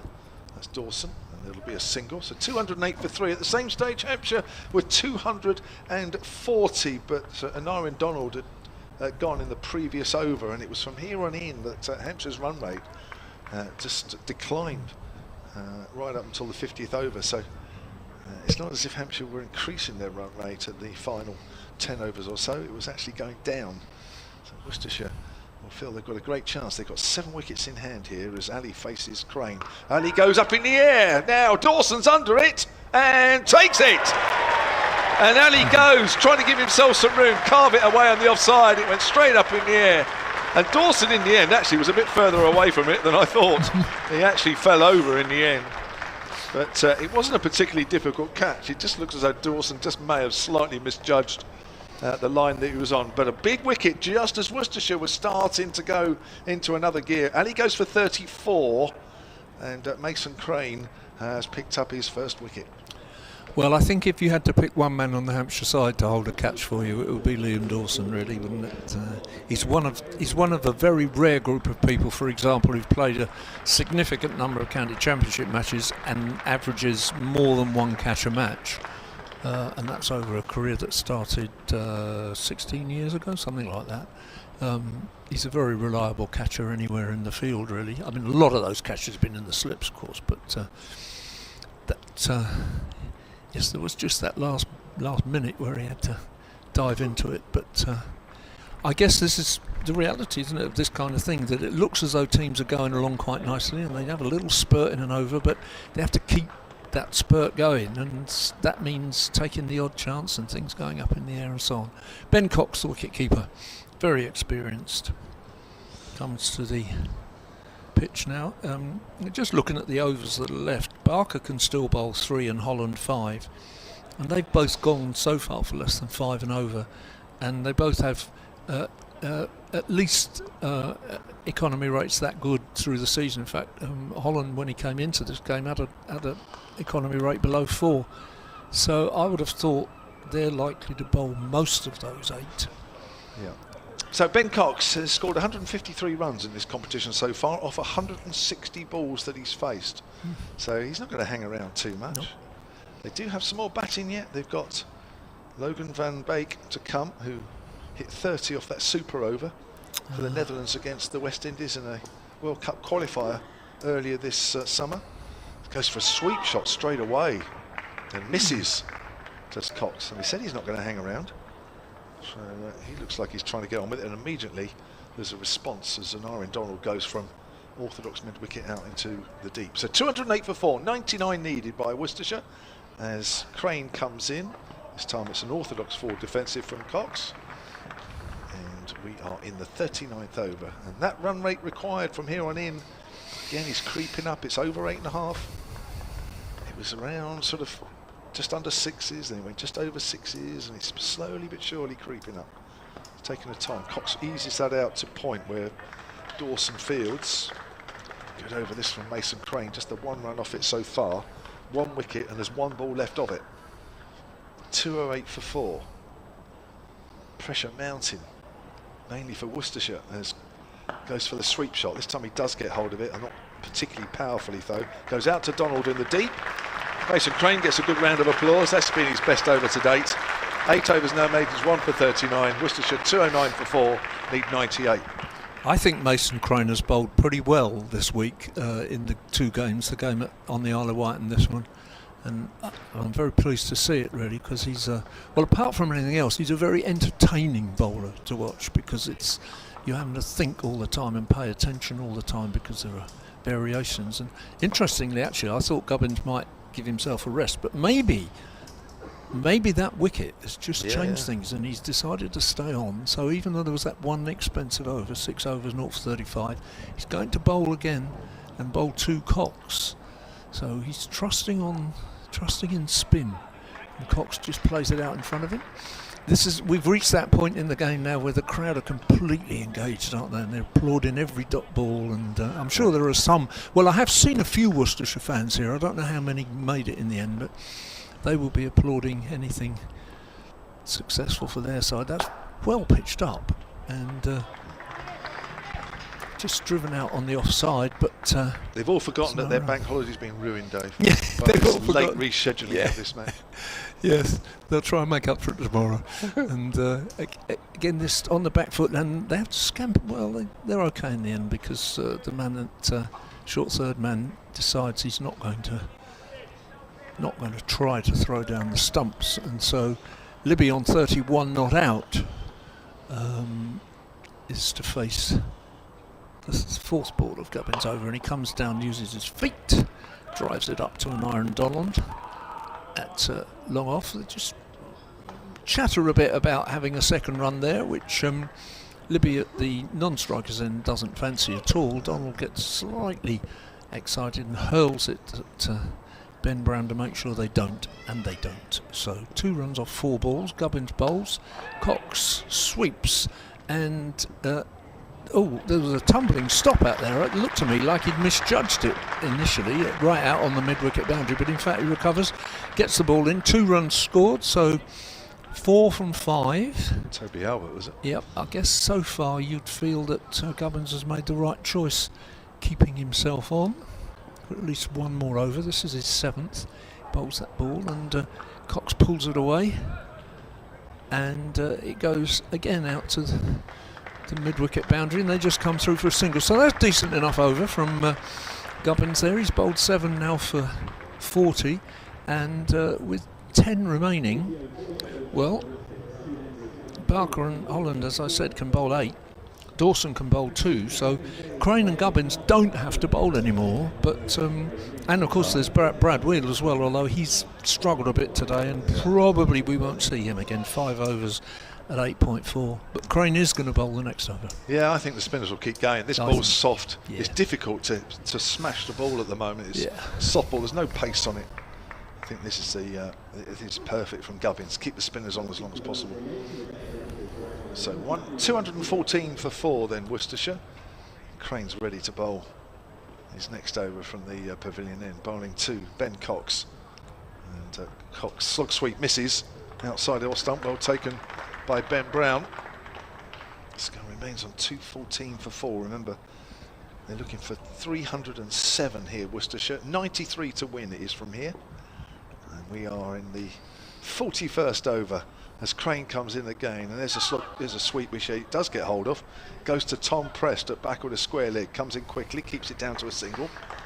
92 needed, and that run rate is now 9.5 and over from here on in. It's the highest it's been. But of course, with overs running out, you'd fancy your chances 9.5 in the last over, but you do feel the way things are going, that might creep up a bit more yet. Down the wicket comes Ben Cox, drives it hard. Sorry, Libby up to deep mid-off. Barker picks it up cleanly. No chance of 2 there. The ball's right over the top of the stumps to Mason Crane. Gets a round of applause for that throw. 216 for 4, 91 needed. Crane into his 9th over here, 1 for 41, bowls, and sweep shot. Oh, it's gone past Ben Brown. I think it came off the pad and flicked down the leg side. Looks like it's going to be a leg bye, signalled by Nigel Long. It is, but again, it's only a single. Nothing to be too alarmed about from a Hampshire point of view. 90 needed now. 217 for 4. It's Libby on strike, who's 33 off 47. Needs to start up in it a little bit. Cuts that away on the offside. May look for 2 here. There's a bit of work for Fletcher Middleton to do out in the deep. Gets the throw in quickly, but 2 it always looked to be from the moment it left the bat, and so it is. And Libby moves on to 35. I think he realises that he's just got to start to up the run rate a little bit, but it's difficult with no pace on the ball. Difficult to really hit it hard. He drives over the top of mid-off. That looks a good shot. That's going all the way. He's taken a bit of a chance there, gone aerial. It was a perfectly good shot in the end. And that is a welcome boundary to end that over. 41 gone, 9 to do, 84 needed. At 223 for 4. That run rate has just come. See, that's helped, Dave. That run rate just come below 9.5. That was 9 off that over, including and 4 leg by. So I'm sorry, leg by. So so it did help, and I was distracted slightly because I was just watching Gubbins there. I think he's just said to Mason Crane, "Okay, thanks a lot, have a break." And Mason in fact has now come down to lie on. So I think we might have seen the last of Mason Crane, and I think we might have seen the last of Nick Gubbins, because Liam Dawson's bowling at this end. I would bowl Gubbins one over at that far end if it was me, but we'll have to wait and see. Yeah. Keep the spin on. 5 overs to come from this end, and Dawson will bowl 2, I would guess, and that's the first ball of that. He half stops it and then has to just scamper back 10 yards behind the stumps, pick it up, but they don't go for a run. Cox had driven it back at him. Cox 6 not out, and this time he tries to lap it around the corner, but Keith Barker's there, so they can only take the single. Dawson 8 overs and 2 balls, 2 for 34, and there was some controversy, slight controversy, about should he be brought back. He hadn't played previously. I think most people would be pretty happy that he's playing now as he bowls, and that's played out square on the offside towards the cover boundary, and again it's just 1. Yeah, I don't think it's like he's keeping a youngster out. We're back in the Tom Kelly way with England. There's 2 spaces there, isn't there? It's not like with anybody else obvious youngster coming. I think that's right. I think that's fair enough. I think in previous games it might have been more difficult to justify. Here's Dawson again, and again that's just hit the out towards Tom Prest on the cover boundary. Of course, the interesting question is they get to the semi-final and they've decided it's okay to bring these guys back if they get to the semi-final, and Worcestershire have decided they're not doing that. But if Hampshire get to the semi-final, what do you do with James Vince? Liam Dawson bowls, and that's hit much straighter, and Nyron Donald has to run at some pace, and he does very well. Picks it up. As he picks it up, he throws it to Tom Prest. Tom Prest gets the ball in, and the crowd applaud appreciatively. So after 5 balls, 5 runs, 2 from that. Libby faces again on 42 not out, and here comes Dawson. He bowls, and that's slashed out on the offside. Cox was on his way, and that would have been a quite easy run out had he kept going, but fortunately Libby sent him back, and Worcestershire closed that over on 228 for 4 to win 79 runs now. And just as I was about to tell you some other bits and pieces, the scoreboard changes. So 228 for 4 after 42, yeah? So 8, is that right? God, there's so many. I can't see that one. Yeah, we have a screen here that I can't see. With the sun is low and in my eyes, and Right, Kevin James and Dave Allen with you at the moment. I know Sports Extra listeners have been with us for a little while. Apologies for not giving you a little bit more of a resume, but I'll do it quickly during the game because this is boiling up nicely. 20-run partnership at the moment between captain Jake Libby and Ben Cox, and they need 79 or 48 deliveries here, Worcestershire. As Mason Crane starts a new over, and that's cut away by Ben Cox out onto the offside, and he moves on to 9. Well, earlier Hampshire made 306 for 9 from their 50 overs. They were given a great boost in the middle by Anarian Donald, who made 115 off 73. What have you seen, Dave? What's happened? Sorry. Is that Ian Holland? Oh, Ian Holland's been up, yeah.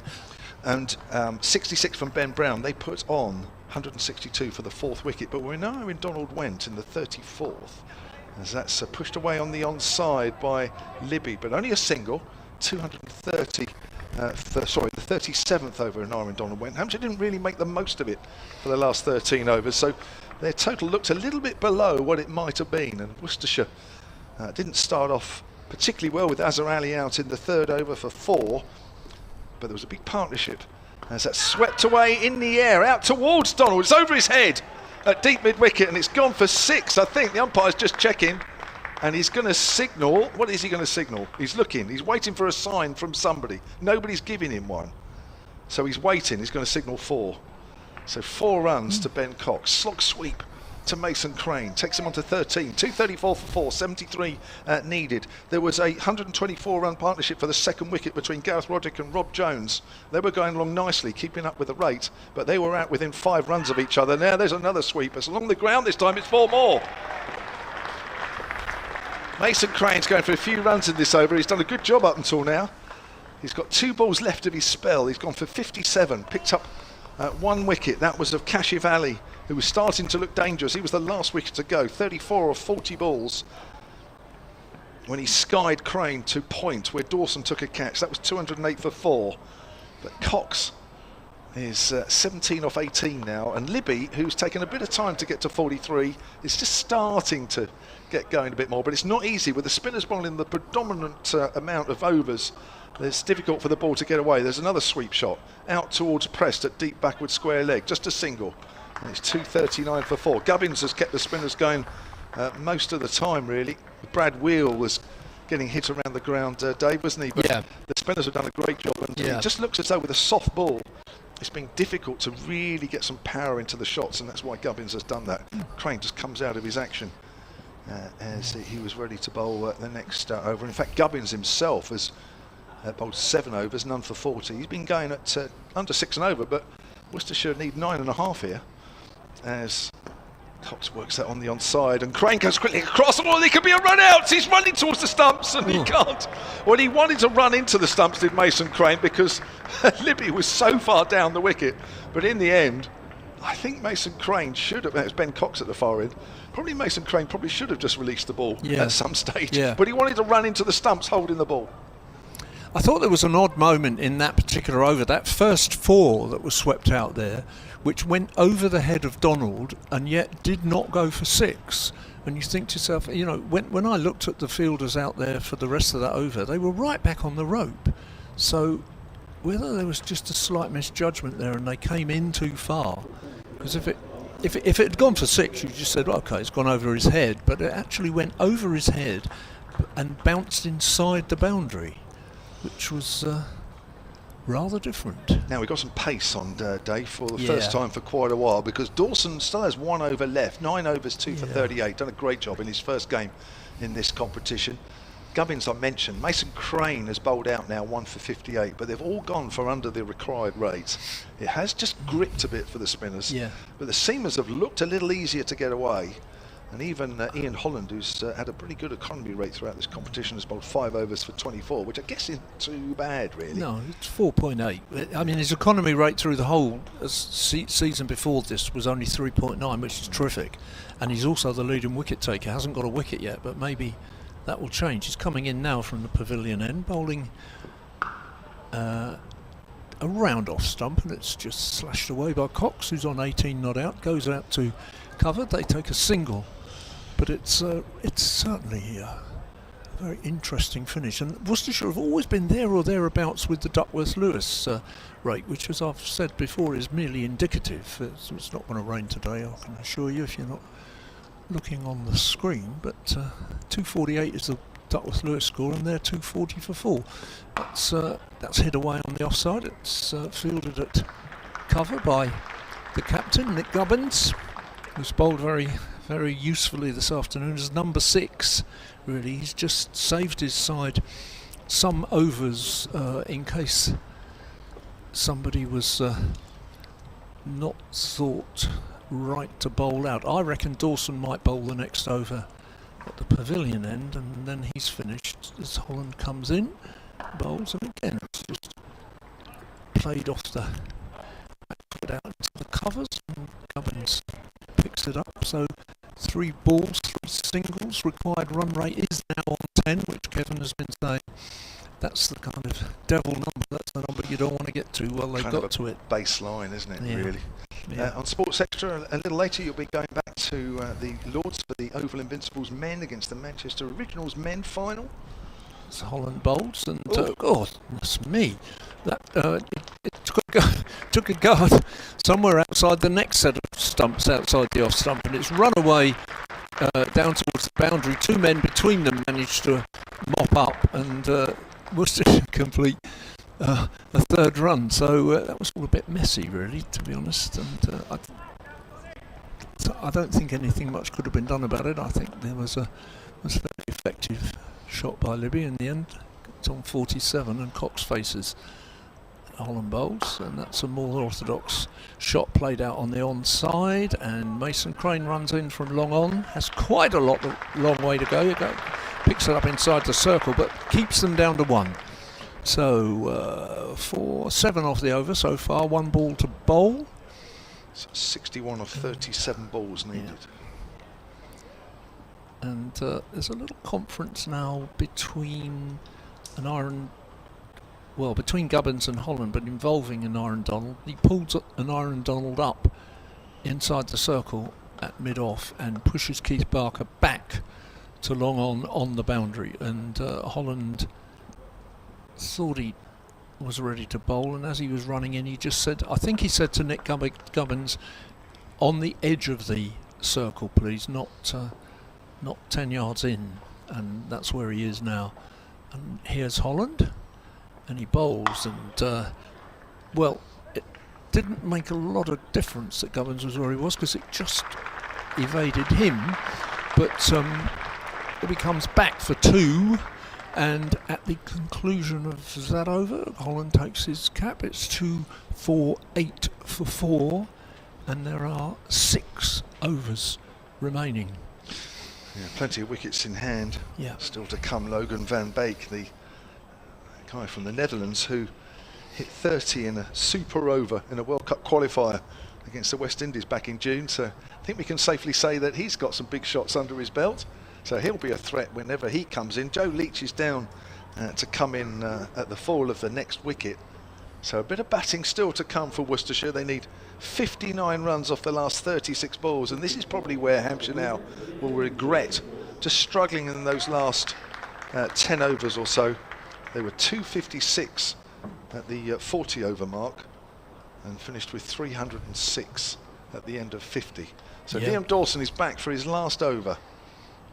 2 for 38, done a wonderful job, picked up the wickets of Gareth Roderick and Rob Jones, the 2 big wickets who made 64 and 67 respectively, put on 124 for the second wicket of 21 overs. They were going great, they didn't need to do anything more than they did, and then Roderick just played across one. So it's down the leg side, that'll be called a wide, not taken cleanly by Ben Brown. Throw will go in at the bowler's end. What's the umpire going to signal? Surely he's going to signal a wide. Is he signalling a wide? I think he might be. He's square onto me, so I can't see his hand. Yes, he is. He's out. They're out. So a bonus ball here for Worcestershire, who need 57 now.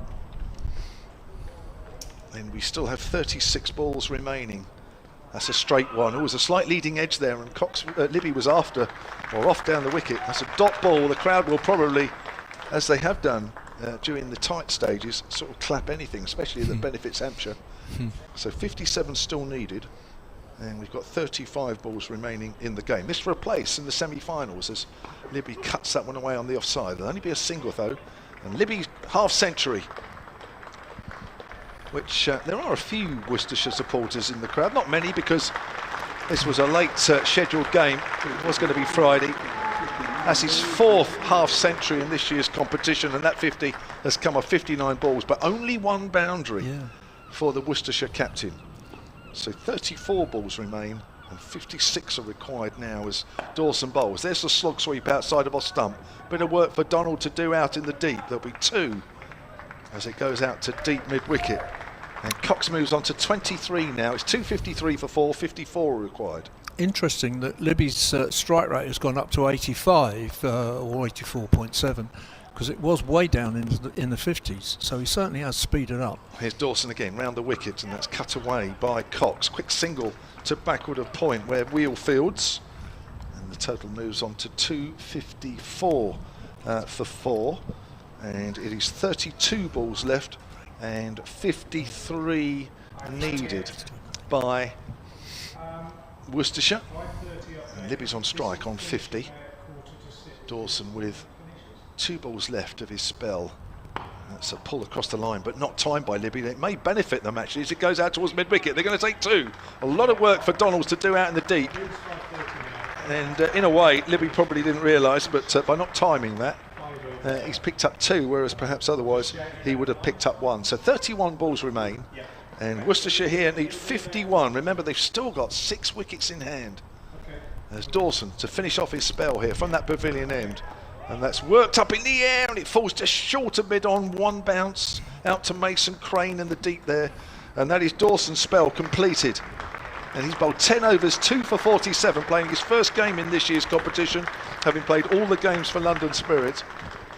And 2 people had raised eyebrows when he was playing in this game, but when you consider that the 2 17-year-old bowlers, Dom Kelly and Eddie Jacker with England under-19s, probably didn't leave Hampshire with many options, so it's not like he's taking one of the youngsters' places. So 50 are needed by Worcester.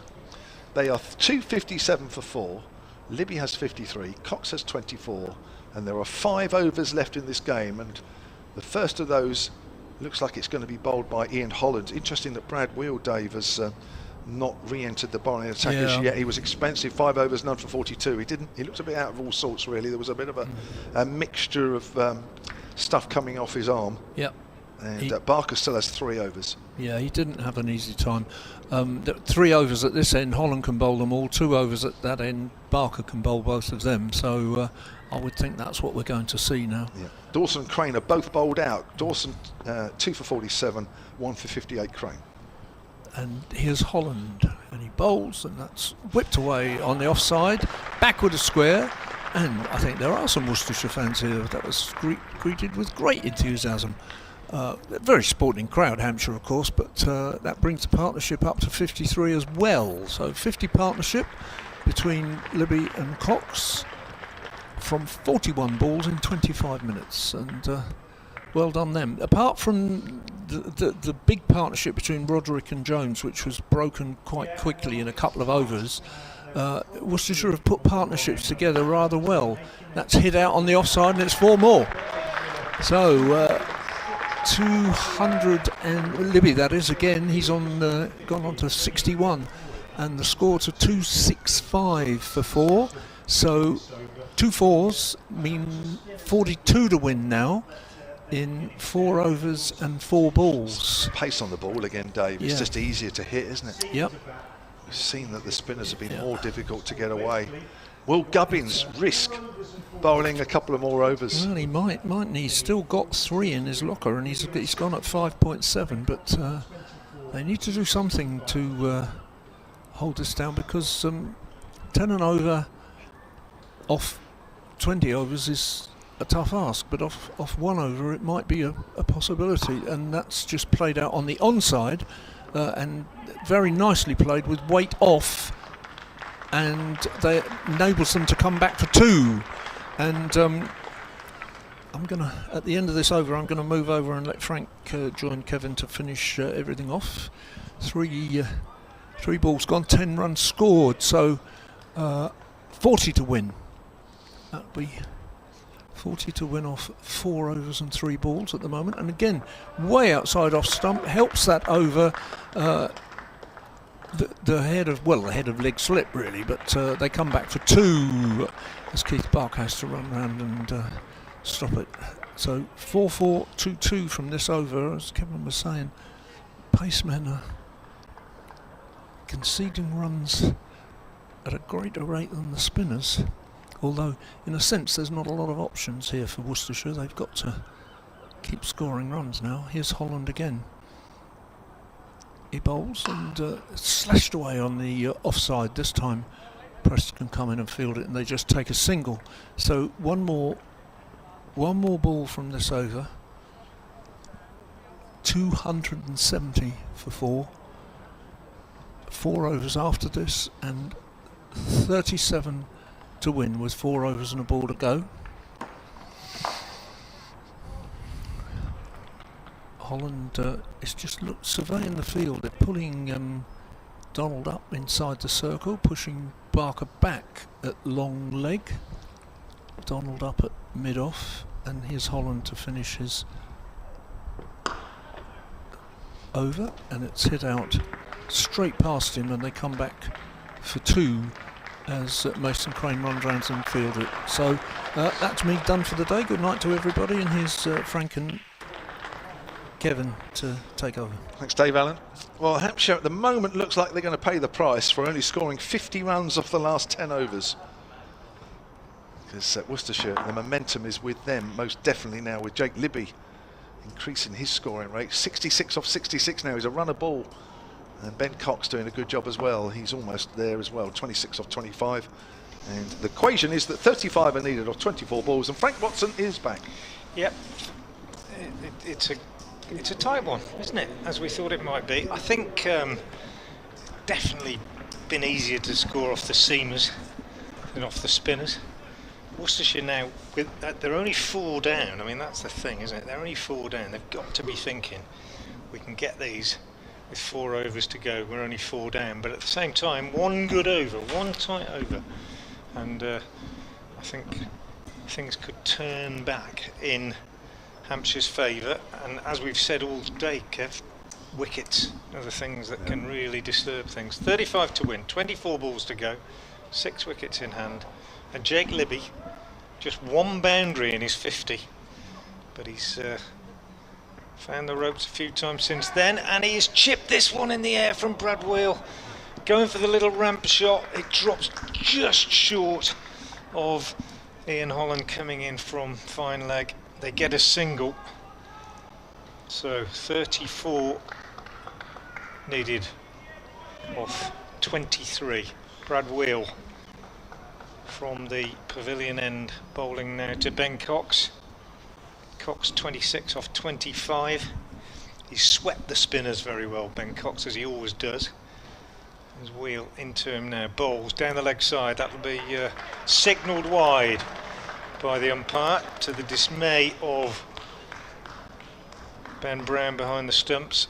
It died on Cox. It was a slower ball. He went for the big swing on the leg side, but it went past his thigh, bounced 2 or 3 times through to the wicketkeeper, and wide signalled by umpire Nigel Long. Brad Will in again, bowls to Cox, moves across his stumps, hammers that over long off, not over long off, into the hands of long off.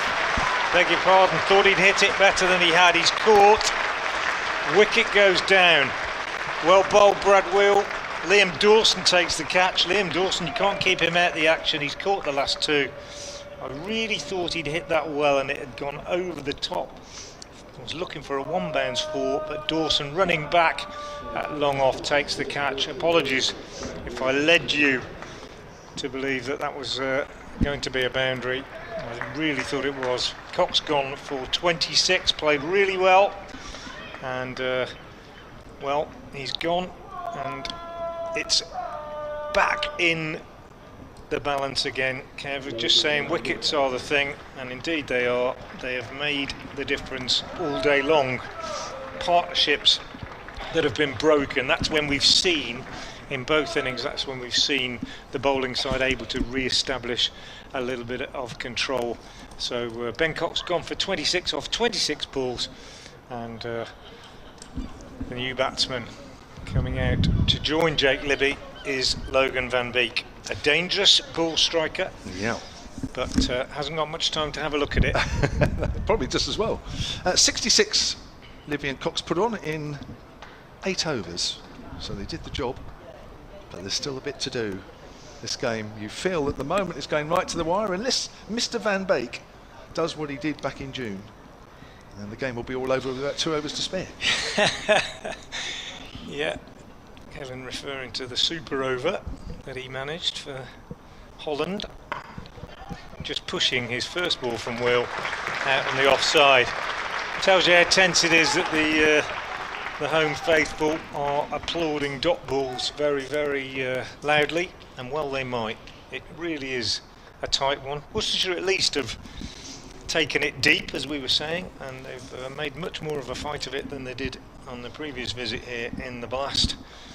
But still could go either way. 2-7-4 for 5. Wheel in, bowls to Van Beek, just pushing out on the onside. Will they take 2? They will go back for 2. Well run. It was one of those where he pushed it up to mid-on and immediately knew that there were 2 because he hadn't hit it very well, and even though the throw comes in and hits the stumps, there was a comfortable-ish 2. Libby had to get his skates on, but he was comfortably home. So 2-7-6 for 5, 31 needed. Van Beek off the mark. Brad Wheel, good over so far. A wicket, and he hasn't gone to the boundary. He's in again now and bowls and hits Van Beek on the pad, and he's out. LBW. Van Beek playing across the line, just trying to turn it on the leg side. No blame attached, but even from when we are, you heard Kevin say close, it looked that was the best shout of the day, without a doubt, and it's the first LBW of the day I think that we've seen, and it's a really big over from Brad Wheel. Logan Van Beek goes for 2, and it's 276 for 6, and well, if Kevin said that momentum was with Worcestershire at the start of this over, it's now very much with the home side. Well bowled, Brad Wheel. Yeah, it's a good delivery, that, just nipped back a fraction as well. Van Beek was just trying to push that away on the onside and looking to get another 2, the comfortable 2, played across it slightly. But another danger man gone as far as Hampshire are concerned, because everybody out there will have known what he did in that World Cup qualifier, and when you've got a man like that walking to the crease, the game is never dead. But it's still on. Still 31 runs needed. We've got 19 balls left in this game, so Worcestershire are still well in it, but we're now getting to that point where everybody out there will be nervous. Fielders, bowlers, batters, a lot riding on this, a place in the semi-finals at stake. Joe Leach, the new batsman. It's a big field, this, and that works in different ways, doesn't it? I heard Dave saying about that one that went over the fielder's head and didn't go for 6, as Wheel bowls to Leach, who gets off the mark, turning this off his legs. End of the over, 277 for 7, and that's because the fielders have to be in a little bit off the boundary, because otherwise they can't save 2. 2s are available on a big field like this, but boundary's pretty difficult. It's very big square of the wicket. Difficult. We've hardly seen a 6 going square of the wicket all day. We haven't seen many 6s anyway.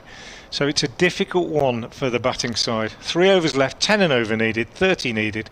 Somebody's got to find the boundary 2 or 3 times. Plenty of 2s available. I'd say Hampshire slightly favourites, but a couple of good shots from somebody, and that could change. Leach is 1. Libby is 67. 277 for 6, 30 needed off 3, and Keith Barker coming back. That's another interesting move. You've got bowlers on that aren't used to bowling at the death. Wouldn't be bowling normally, so it's something a bit new for them. Doesn't matter how experienced you are, it's whether you practice death bowling on a regular basis, and my guess is that Keith Barker probably doesn't. But anyway, he's back. 7 overs, 1 for 29. bowled quite tightly, but Brad Wheel is dragging things back a little bit. He was quite expensive in his first 5 or 6 overs, or first 5 overs, but 2 wickets in that last over. It's got Hampshire back in this game. 18 needed, 30 needed, 18 balls left. And Barker is switching ends to our commentary end, the northern end. And he'll be bowling to Joe Leach. Jake Libby with 3 boundaries to his name in that 67. You feel he might have to increase that by 1 or 2 if Worcestershire are to get over the line. But it's at the non-striker's end, watching Barker come in round the wicket, wrapped on the pad. Leach, they'll come through for a leg bye. Hampshire won't mind singles. With 17 balls left in this game, Worcestershire still need 29. Yeah, tall order, I think. You reckon? Yeah, I do. I think it's, you know, smaller ground maybe, slightly different. Leach can go big. Libby isn't a big striker of the ball. He can do it, but a lot of responsibility on him. Run a ball 67. It'll be a gem of an innings from Libby if they get home. Yeah, well, he's doing all right. He's doing all right. If he's got to find a way of hitting a boundary now, with fine leg and third up, I've just got a feeling Libby might look to go for a the little ramp. Yeah, might do. Which I'm not sure this is a great field for him, but we'll have to wait and see. Here's Barker. Libby gives himself some room, cuts that away, back with a point, past the diving fielder, but Prest is fairly square out of the deep, so that'll be 2 to Libby. And 16 balls are left and 27 are needed. And Libby moves on to 69 and it's 280 for 6. Yeah, good shot. Just if he could have just got a little bit more power on it, maybe given himself a bit more room, got his hands through it a bit more, might have gone for 4. Sort of shot we saw Rob Jones play a few times earlier. But happy with 2.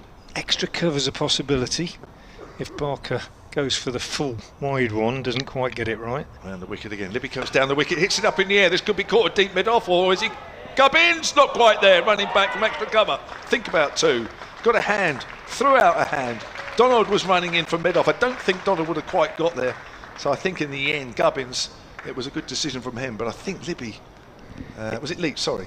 No, it was Libby. He got away with that. He was looking for extra cover, wasn't he? And Barker followed him, I think, didn't give him any room, and it all got a bit tight, didn't it? His arms, he couldn't get them away, and just a chip. Had to go for the shot. 281 for 6. 26 needed from 15. And Donald is coming up from deep mid-off now. I think this is an interesting move, and third goes back.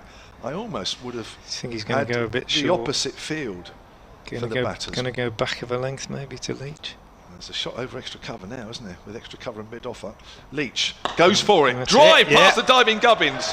I'm not sure it's the right option. That's not the best bit of Barker. bowling. No, I don't think so. Fullish outside off stump with mid-on and with mid-off and extra cover. I thought up. he was going to go back of a length there. Maybe he was hoping for the double bluff, but Leach just stood still, didn't he? Hands through it. Important. 22 or 14. With that field, where you've got fielders out square on both sides of the wicket, it has to be a little shorter.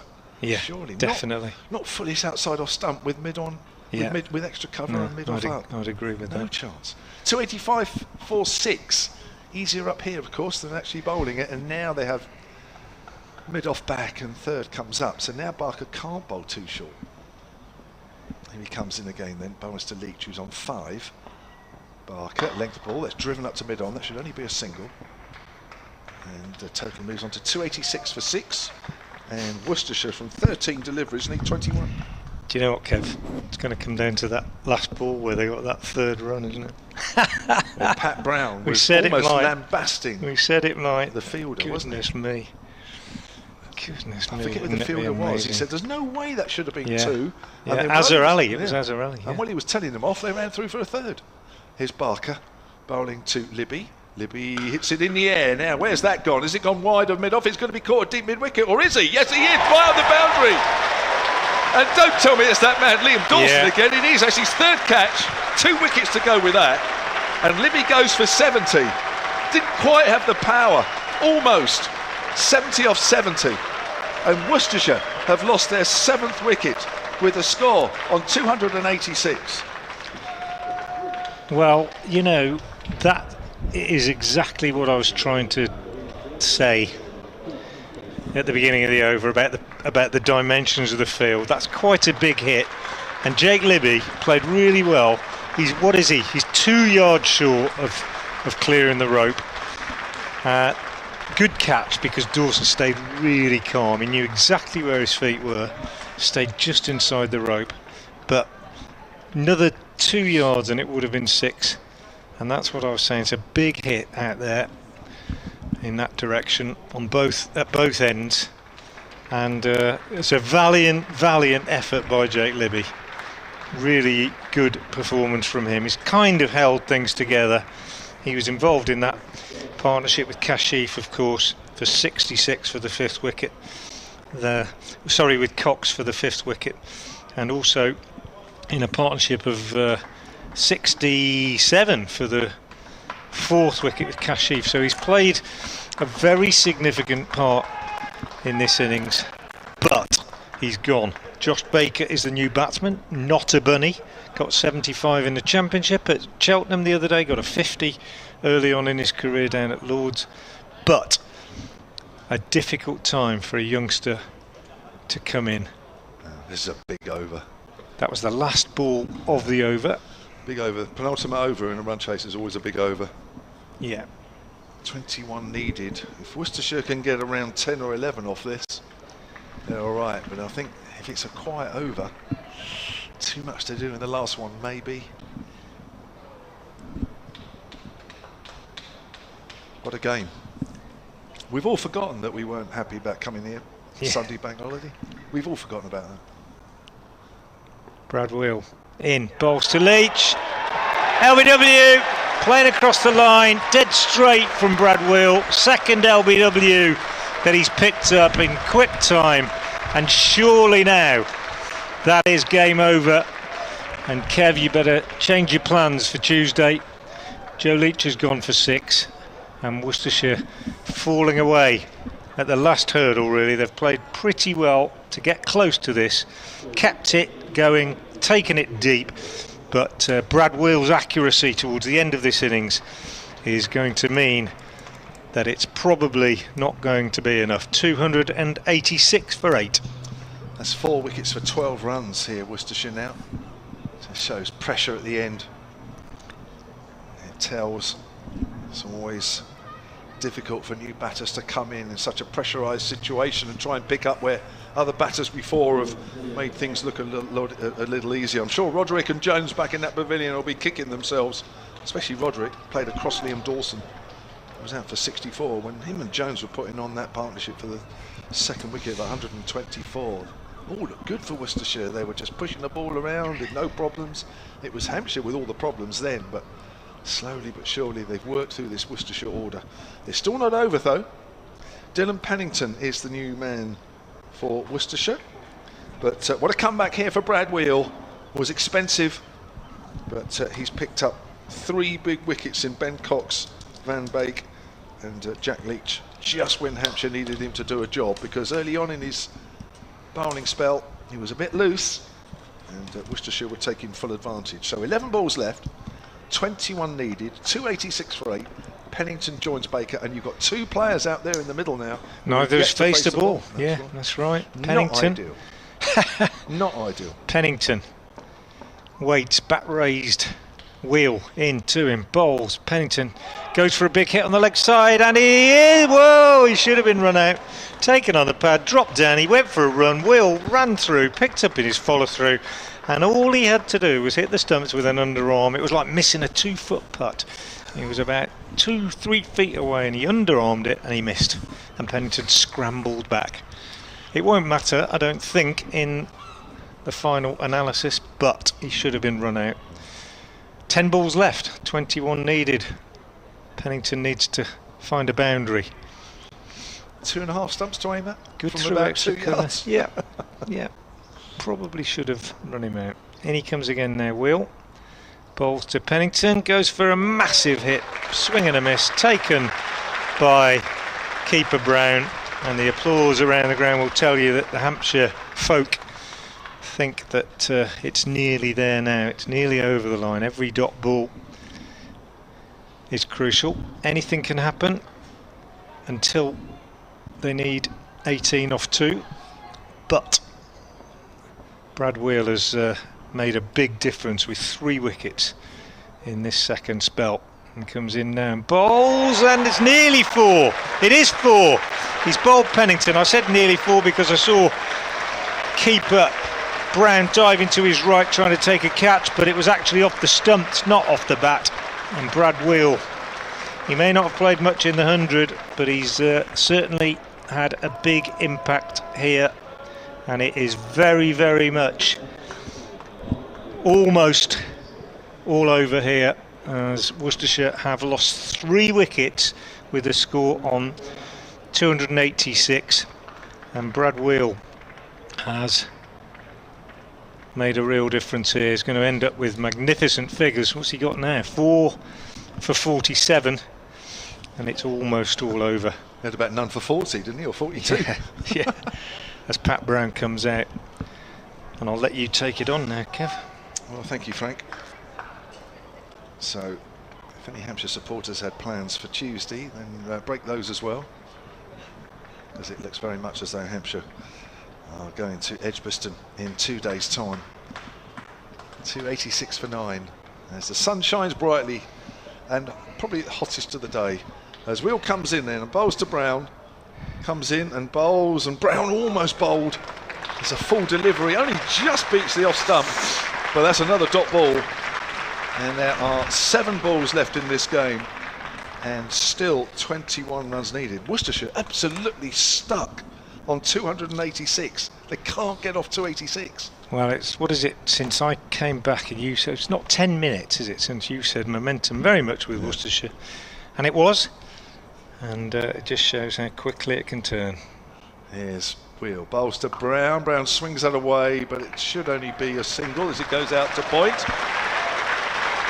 Well, listen to that from the crowd. Good comeback from Brad Wheel. Looks a little bit out of sorts with the new ball, but when the pressure was really on, has responded. And the crowd have responded to him as well. 4 for 48 from 7. That's his day done. And Keith Barker will bowl the final over of this game, with Worcestershire needing 20. Now, if they got 19, what happens in the if it's a tie, Frank? 9 down, 9 down, double tie. Yeah, what happens then? Count back 10 overs? That was it? I think Hampshire win, so that you have to work on Tuesday. You want Hampshire to win? No, I didn't say that. No, we don't want that. Here's Barker. Shall I do this one? Yeah. Barker bowls, and he's gone for the ramp shot and misses that one. It's gone through to the keeper, Ben Brown. So there are 5 balls left in this game, 20 runs needed, and with every ball that are bowled, Hampshire's place in the semi-finals is confirmed even more. Big 5 balls now if Pat Brown is to win this game. How's he going to score the runs needed? Field scattered as you'd expect, as Barker's round the wicket, bowls to Brown once more, and slower, fuller delivery. Worked on the onside by Brown, but it'll only be a single. He's coming back. No, he's not. Looked like he wanted to come back for 2. Now 4 balls are left, and 19 runs are needed. So effectively, well, you're looking at almost a boundary of ball now, aren't you? Yeah. Effectively. 4 fours is 16, so even that doesn't do it. No, so there has to be a couple of 6s in that at least. So I need to come quick as well, as Baker faces his first delivery. Swings that away, but this won't be any more than 1, maybe 2. They may look for 2 here actually, as Dawson comes in off the mid-wicket boundary. And 3 balls are left, and 17 runs are needed. So most certainly now it is 3 6s in an innings where Worcestershire Haven't hit one yet. And even in the Hampshire innings, Aaron Donald hit 4, and there was 1 from Prest. So this game hasn't been littered by maximums. Here's Barker, swings that away, and that'll only be a single, maybe 2, and that will be the game. They come back for 2. Oh, he's run out, is he? Throw from Mason Crane. Not out, says the umpire. I'm not sure he was 100% looking, if I'm honest. No. That's been maybe slightly harsh. I'm going to shoot off and get my last update. So 2 balls are left, 15 are needed, so bar a wide or a no ball, or a couple of wides and a couple of no balls from Keith Barker, this game is going to be won by Hampshire, and for the 2nd successive year they'll appear in the semi-finals. Now the umpire is having a word. Oh no, something's just fallen off, maybe one of the batters halfway down the pitch, as Baker just hands something back to the umpire. So 2 balls left in the game. Effectively, if they're legitimate balls, the game's over. As Barker comes in round the wicket and bowls, and that's only a couple down the ground by Baker. Their run 1 goes down to deep mid-off. Donald throws, and that is 2 runs, and 1 ball remains. 13 needed. And Barker, surely he's far too experienced to not make sure the ball's behind the line, or his foot's behind the line, and it doesn't go too wide of the stumps. 294 for 9 then, Worcestershire. As Barker comes in to end the game, bowls, it's straight, it's full, it's driven down the ground past Barker, but it'll be 2 at most. And that will be the end of the game. And listen to the crowd as Hampshire win this game by 10 runs, with Worcestershire on 296 for 9. Baker finishes on 8 not out, Brown finishes on 2 not out. And the Hampshire players out in the middle there hug and congratulate each other. And for the 2nd season running, they're into the semi-finals of this one-day cup competition. And Worcestershire, well, they'll be getting sick of the sight of coming to the Ageas Bowl. They were well beaten in the T20 quarter-finals earlier this season. In 2 previous one-day cup games here, last year and the year before, they were beaten. And it was a lot closer this time around.